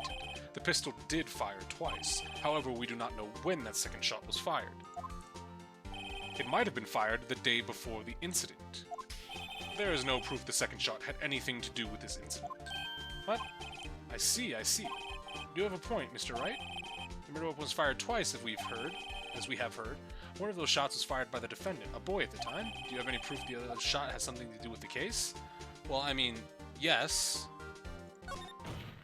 Your Honor, I think I will be able to show you proof. What? Impossible. Now, Mr. Von Karma, save your surprise for after you've seen the evidence. Very well, Mr. Bright. Show us your proof. Do you have any evidence that the second firing of this pistol is related to the incident? Well, you see, there's a big fucking bullet hole up here. Present! Look at this photograph. How many times have we said that today? This is a photograph of the scene of the crime 15 years ago. I can see that the victim lying there is Gregory Edgeworth. This proves the murder weapon was fired at least twice at the time of the incident. This photo proves it. So, let me get this straight. This photo proves 2 shots were fired. Where? Your Honor, please get a clue. Show the judge the contradiction in the photo. Bink. As should be obvious, the contradiction is here. I see a bullet hole in the door. Your Honor, Gregory Edgeworth was killed by a shot from the pistol, yet there is also a bullet hole in the elevator door. We also know that the murder weapon fired twice. Thus, someone other than Edgeworth fired the second shot. Yeah. What's going on now? What's going on? Mr. Wright, what are you driving at? It's simple, Your Honor. At the time of the incident, 2 shots were fired. One went into Gregory Edgeworth's heart, the other hit the elevator door. Remember that the defendant lost consciousness after the shot he fired rang out. In conclusion, we must agree that the second shot was fired by someone else. Mr. Wright, but who could that someone else be? The murderer, of course. I knew I should have stepped in before your wild fantasies got out of hand. Mr. Wright, look once more at the DL6 incident case file. Look closely. Try the case summary page. Case summary, that's on page 1. Look what is written there. Not a single clue was found on the scene. If the pistol had indeed been fired 2 times, then the other bullet would have been discovered on the scene. He does have a point. That second bullet has never been found. Why? Because the second bullet does not exist. Then why is there a second bullet hole, you fucking moron? The bullet that claimed Gregory Edgeworth's life was the one fired by his own son. That is the truth of this matter, the whole truth. It was undoubtedly someone else that made the bullet hole in the door. Order? I will have order. Mr. Wright has proven one thing to us quite clearly, that the murder weapon was fired twice at the time of the incident. However, As Mr. Von Karma says, the second bullet fired was not found. It is highly unlikely that the police merely overlooked the second bullet. So all we have is a single bullet fired. I'm afraid I have to discount. Fuck you! It's very clear. It's right there. Like, are you serious? I praise the judge for his wisdom in this matter. How did this happen? I don't believe that the second bullet didn't exist. Was I wrong? Have I been wrong about this whole incident? What are you doing, Nick? Why aren't you raising an objection? Sorry, Maya. Looks like I was wrong. Nick? If the second bullet wasn't there, then all my conjectures are for nothing. No. But you said you'd do it, Nick. You said you'd get Edgeworth declared innocent. I'm sorry. It's just, when I saw the photograph, I thought the 2 shots had been fired. I was so certain of it. I thought I'd won. I thought there was another person, someone else who fired the killing shot. But now, I was wrong to think it could be that simple. This case has stood unsolved for 15 years? Nick. Well, it seems we have finally cleared up this incident. Only 1 bullet was found at the scene of the crime. Are you guys missing the 2 fucking bullet holes? Like, that's still right. That's still correct. There's 2 bullet holes. A shot was fired by Miles Edgeworth. Precisely. I would like to ask one thing of Miles Edgeworth before passing my verdict. Have you been paying attention to the trial so far? Yes, Your Honor. Do you have any objections? No. No, I do not. So you killed your father, though that was not your intention. Yes, I did. Oh no. He's accepted the guilt. Very well. Statute of limitations on the murder of Gregory Edgeworth runs out today. Therefore, I must pronounce a verdict on the defendant today, right here. Right now. Indeed. Does anyone have any objections? I've been here before. It's just like my first day in court. There's so many things I should be saying, but my mind's gone blank and I can't find the words.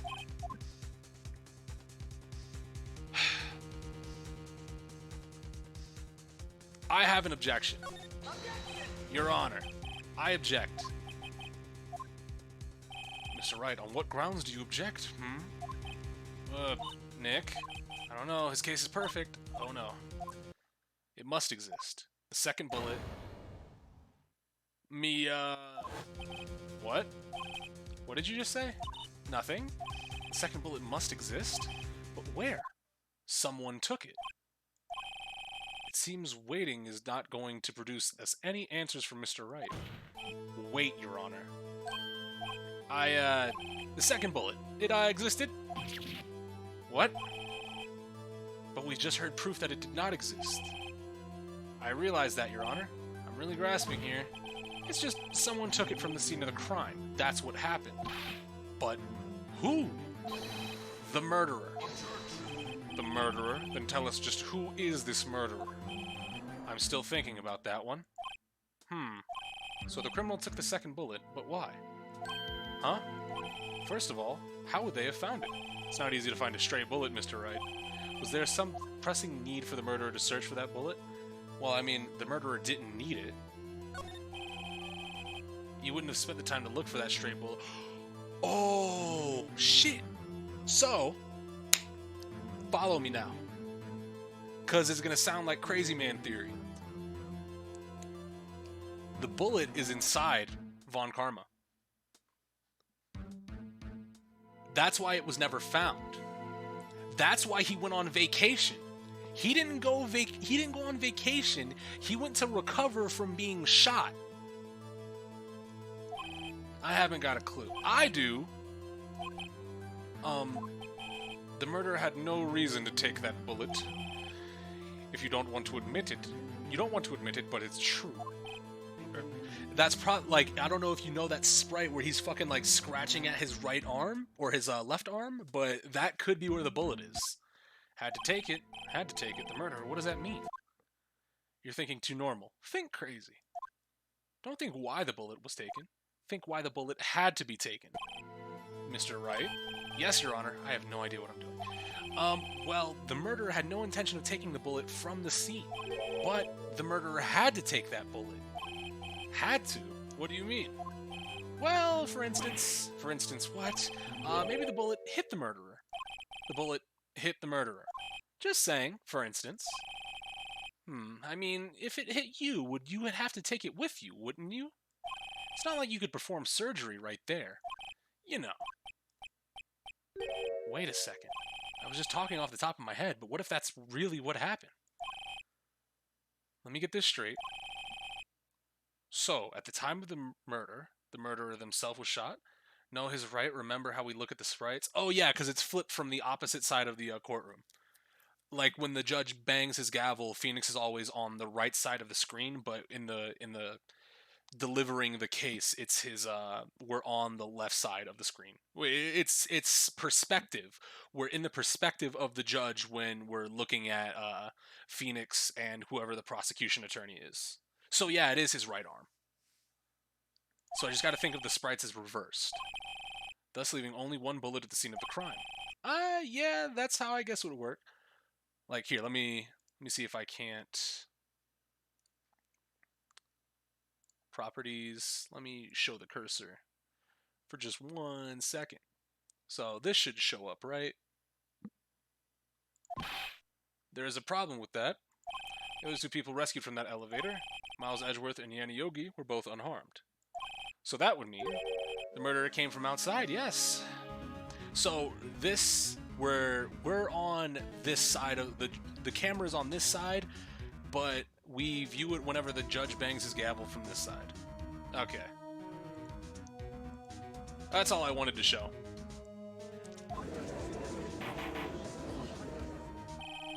The two men fight inside the elevator. Trying to stop them, the boy picks up... Oh! Oh! Oh! We can prove it too, pussy! The pistol discharges and the bullet goes through the elevator door and hits the murderer outside. The boy loses consciousness. Then the murderer opens the elevator door, sees the men inside. Mr. Wright, you are truly the most unpredictable defense attorney I've ever known. I can tell you're grasping, yet I cannot deny the possibility of what you say. What are you saying? Deny it. Deny it. No one involved with the incident was wounded. There was no murderer. No one was wounded at this time of the incident? He's right. I can't think of anyone. Hey, Nick. Huh? I just thought of something really crazy. Crazy? Remember what Mr. Grossberg said yesterday? Yep. Took a vacation for several months. Wasn't no vacation, pussy. Was the first and last vacation he's taken in his many years of prosecuting. What if Von Karma didn't take that vacation because of shock, but took it because he was injured? Which would mean, it could only mean one thing. He was the murderer in the DL6 incident. He was the man who shot Gregory Edgeworth. It was Von Karma. Oh, man. Something wrong, Mr. Wright? You seem dazed. No, Your Honor. Well, you have indicated the possibility that the murderer came from outside. Can you give us the name of your suspect? Uh-oh. Should I come out and say it now? Fuck yeah. We should say it right now. Say that shit right now. Your Honor, there is a suspect, one lone suspect. Well, this is certainly interesting news. Very well, Mr. Wright. Who is your suspect? My hands are shaking. V what? Von Karma. Von Karma. Oh! Cornered kick up. You mean the Von Karma? The prosecutor? The one standing right over there. I'm gonna turn it up. Fuck it. Yeah! Just a little bit, though. Not too much. Maybe it is too much, but fuck it. I don't care. Bah. You don't object? I see no need. Why honor this ridiculous outburst with my objection? Because you took a vacation for several months starting the day after the incident. Yet you pride yourself on a perfect record. Why would you take such a long vacation without any reason? So you're claiming that I took a vacation to heal from my injury from the incident. Fascinating. Prove it. I would have needed surgery, no? Where did I go under the knife at, Mr. Wright? Bring me the doctor that operated on me. Have him testify. Nick, let's find out who his doctor is. It's no use. Edgeworth? I know Von Karma, perhaps too well. He's perfect. He wouldn't leave any clues. He probably didn't undergo surgery. That would leave a doctor as a witness. Nobody's that perfect.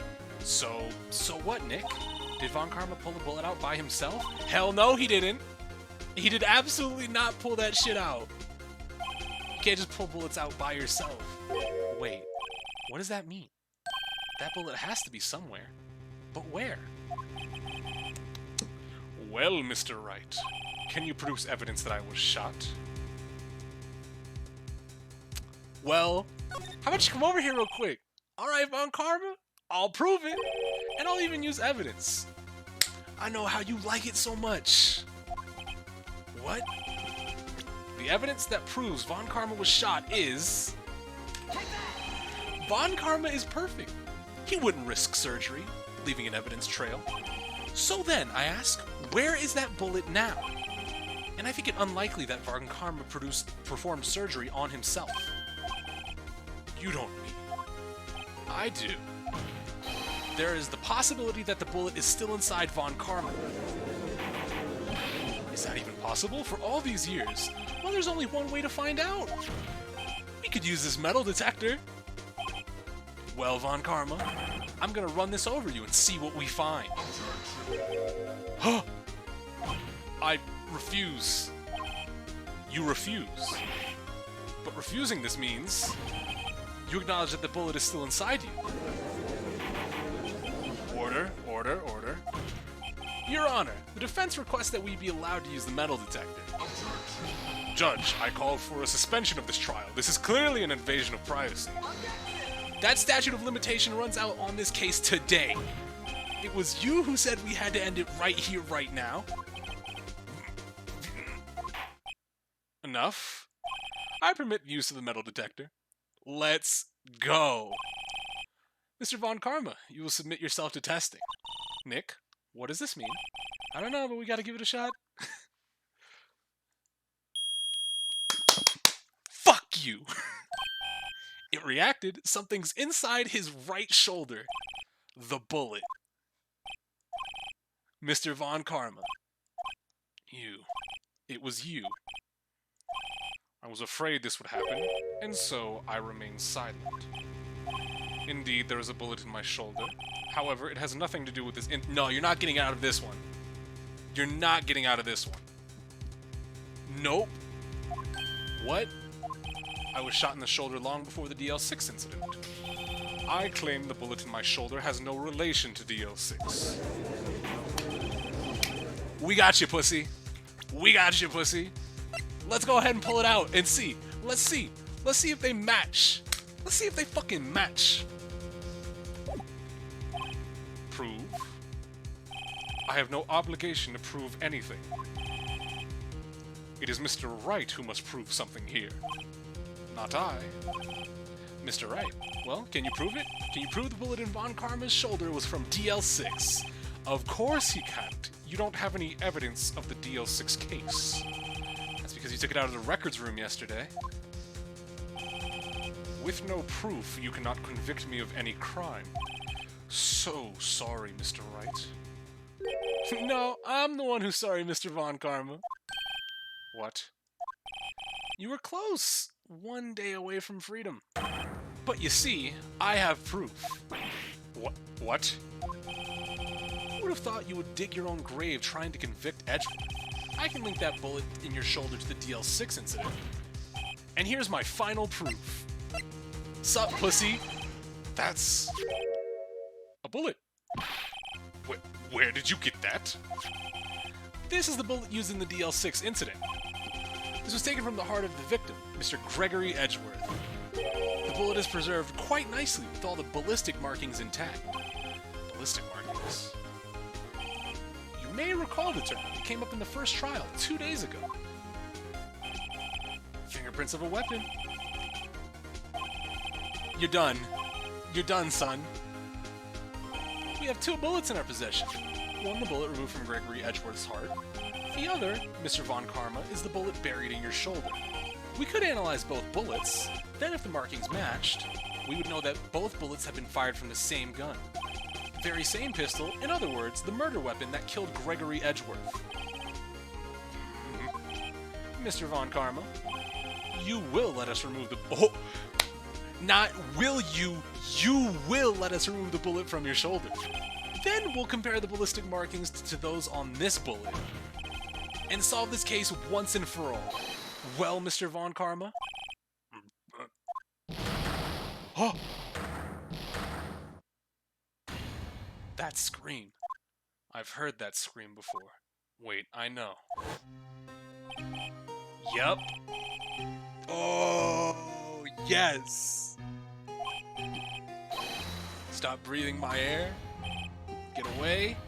Get away from my father. Toss the gun. Bang. Yes.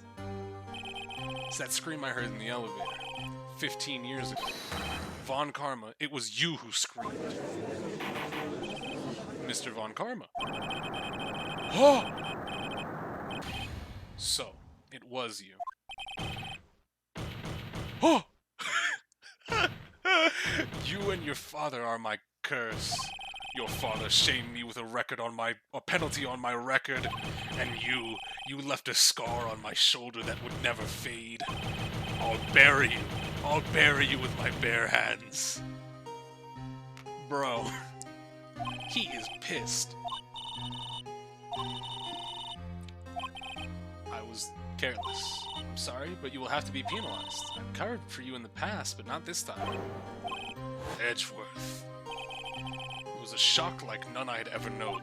Me? Penalized? It took hours for me to regain my composure. Suddenly I found myself in the darkness. I was in the court records room. I must have wandered there without thinking where I was going.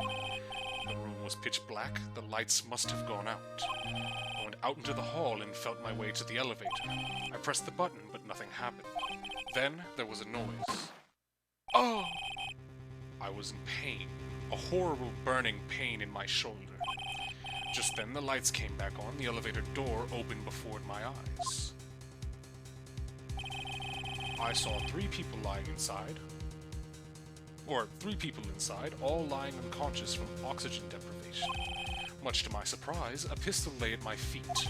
I knew then it was destiny. Bang, nigga. In his last moments, Gregory Edgeworth was still unconscious. He died, never knowing who had shot him. Later he spoke through a medium, blaming Mr. Yogi. He was fooled. It was the perfect crime. Who would have thought another man would have come to open that elevator door? Judge. What? What are you doing? Do your job. Bring an end to this miserable charade. Now, end it. Very well. It appears we've come to the long way, a very long way to the end of this maze.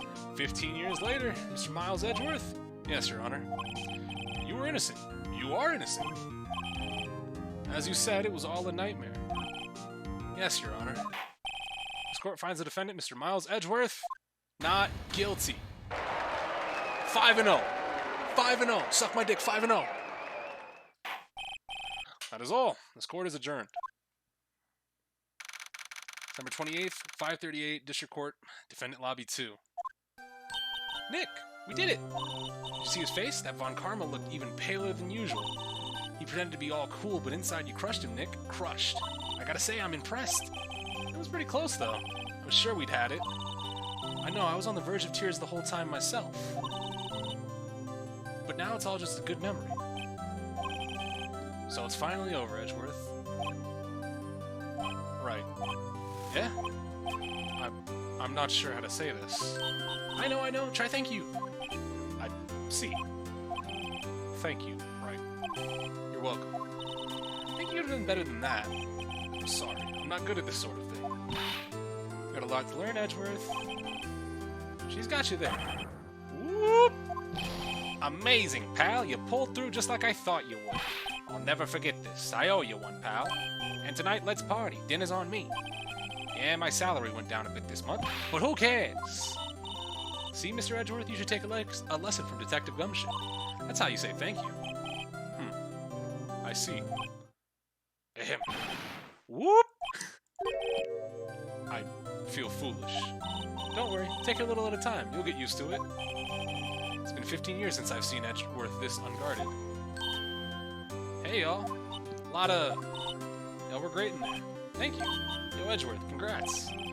Thank you all very much. I knew you were innocent from the start, of course. Just look at you. You wouldn't stick your hand in the cookie jar even if no one was there. Gumshoe don't owe us. He saved us from the Mafia. Yeah, I know, but he feels like it was his due diligence. He was just doing his job. That wasn't a personal favor. He was asking us to save Edgeworth, which, I mean, you could probably say, well, that's Phoenix's job, and he was just doing his job. You were the witness on the first day of the trial, weren't you? Yeah, well, let bygones be bygones, eh? Speaking of which, what are you gonna do now, Lotta? Who, me? I went back to college. I gave up trying to be an investigative photographer pretty quick. Really? That's too bad, huh? Isn't it the hot dog guy from the park? Larry is here too? It's over, Nick, my life is over. Why the sad face, Larry? What happened now? Oh, Nick, I'm not long for this world. Keonce left you. You don't look sick. It's Keonce. She's going to live in Paris. Paris, Nick. She's leaving me behind.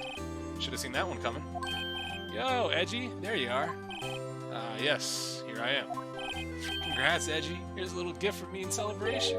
Celebration? That's unusual for you. Harry Butts, you come along tonight too. My treat, pal. Huh? Thanks. Looking forward to it. Yo, Nick. That's the suit that questioned me. When he says treat, that's not police talk for prison food, right? Right? I think you'll be fine, Larry. Right. Yeah, what's up? That envelope Larry gave me, it's got money in it. Well, yeah, that's not strange. People give money away to celebrate sometimes. It's $38, right? What a weird amount. I mean, it's not a little, but it's not a lot either. $38 Nick? Wasn't that exactly the amount of money that was stolen from Mr. Edgeworth in school? $38. No. No, Larry, it was you! What are you so surprised about, right? Huh? Larry was absent from that day from school, right? That doesn't automatically rule him out as a suspect. What? Think back to that day 15 years ago. Larry took the day off, but he was bored, so he came into school anyways. And he saw the money lying there, and the rest is history. I was never good at history. Edgeworth, you didn't know, did you? I suspected. I just couldn't picture Larry protecting you like you did that day. Everyone else was saying you did it. The whole class was against you, remember? Yeah, too well. Right, you may not know this, but we used to have a saying back in school. When something smells, it's usually the butts. I know. Really, right? I'm surprised you didn't figure this out. Well, this is an unexpected turn of events, eh? Edgeworth. You should have told me. Now, Nick, it was 15 years ago. Don't you think the statute of limitations has run out, Mr. Edgeworth? I'd say so, yes. There you have it. Where does that leave me? I became a defense attorney because of what you two did? Well, you've always been something of an insufferable emotionalist. Yeah, and you got too worked up too easily, too.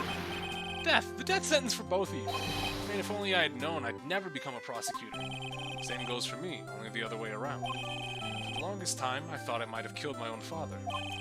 I thought I might be a criminal. I became a prosecutor in part to punish myself. If I had known the truth, I might have become a defense attorney after all. Edgeworth, wanna switch right?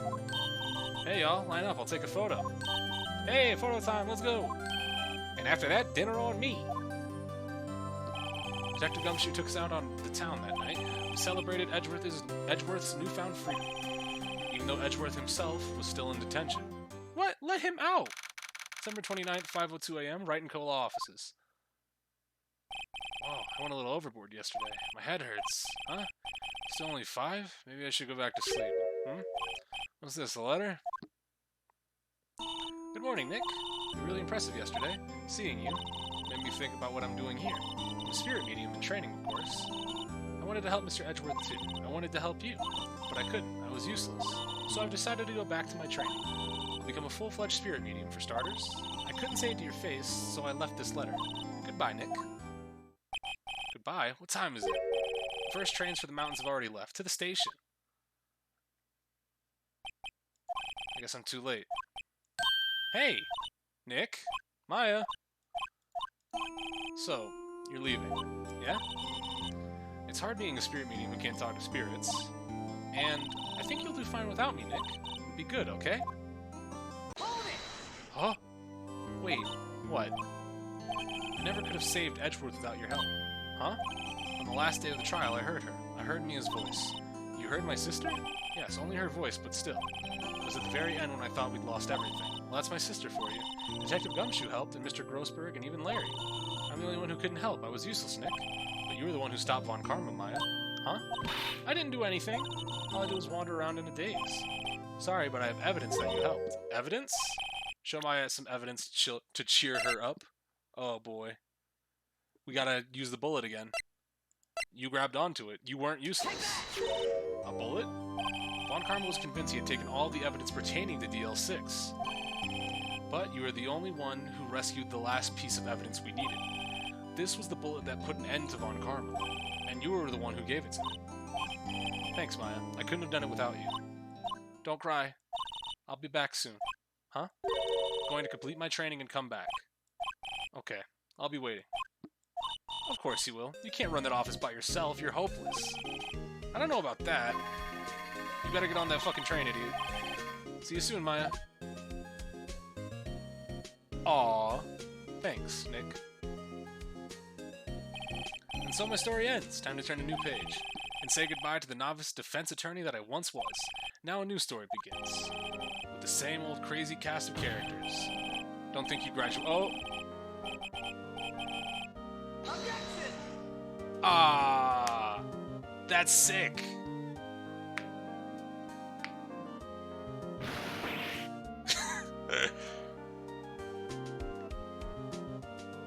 This is going too fast for me to read out right, so I'm just gonna let him play. But these are the first 4 cases. Holy shit, that 4th case was great. My god, I had so much fun.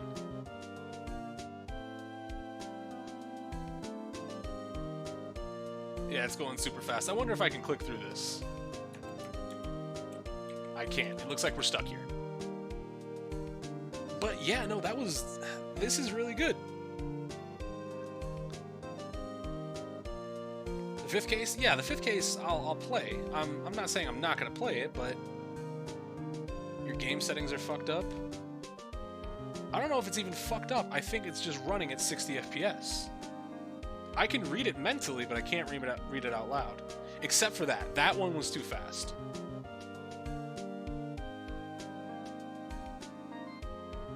Like this, I can read.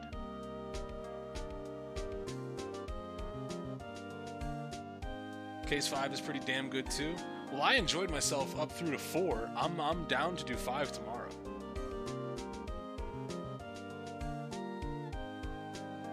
Like, the only problem I have, and I guess you can like chalk this up for like constraints on being on first the Game Boy and then the DS, is that I think the first 2 cases are kind of like whatever. You know, they're like for me. Like I think they're okay. The first 2 cases, and I get the first one has to be your intro case, like on how to solve everything. Oh, look at that picture. Even me is there. Capcom. Oh! Episode 5, Rise from the Ashes. Look at Maya.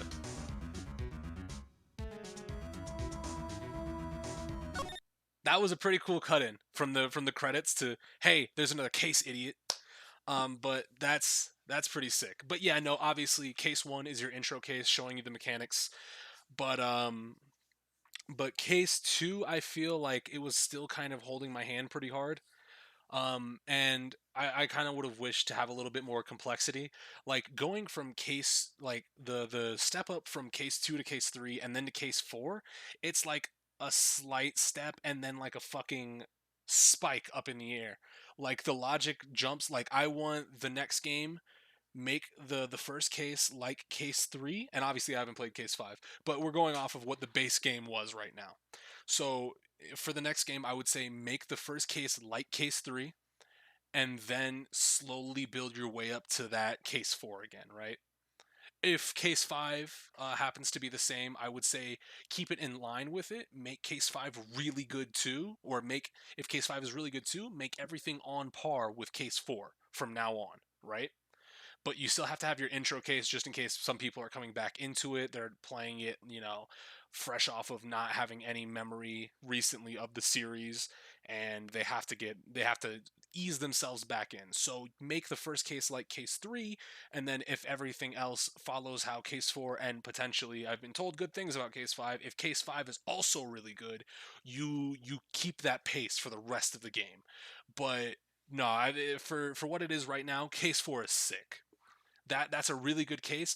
I even like it a lot more than a couple Danganronpa cases. Gonna tell you right now, there's a lot of bad cases I don't like in Danganronpa. Or not a lot of, but there's a handful of bad cases I don't really like. But this game's Trial 4, sick, sick. Also, without having the need for bullshit mini games, it's just quickly find out contradiction. It's literally find the gap in people's stories and go. And I think that's really neat. So I think that I'm gonna enjoy this series a lot. And I want to say that after the trilogy I'm gonna play the other games, but if I'm gonna wait and hold my breath until the next couple games get like the Phoenix Wright Ace Attorney trilogy 2 comes out on Steam, right? I might hold off until that because I would love to see those 3DS games get ported with proper graphics, if they even would, because like these games probably got ported because they were on older hardware and they wanted a chance for everybody else to play them. But now the stuff that you can play them on, you can say like the DS, the 3DS are a little bit starting to get outdated. So eh, eh. They might get ported, but I'm gonna cross my fingers and hope for that, because if the second and the third game follow this like style, I would love to play through them with like super good stuff, like a remastered like if it was like they did what they did with like the Mega Man games, Phoenix Wright remastered and put it on new systems, and it's just up-res graphics, like a legacy collection. I'd fuck with that heavy. But I think that's going to do it for us for today. Got through case 4, really fun with that. But I think I'll see you guys tomorrow, where we're going to be going on to case 5, and I think that's going to be it for the stream. But thanks for coming out, everybody. I'll catch y'all tomorrow. Peace.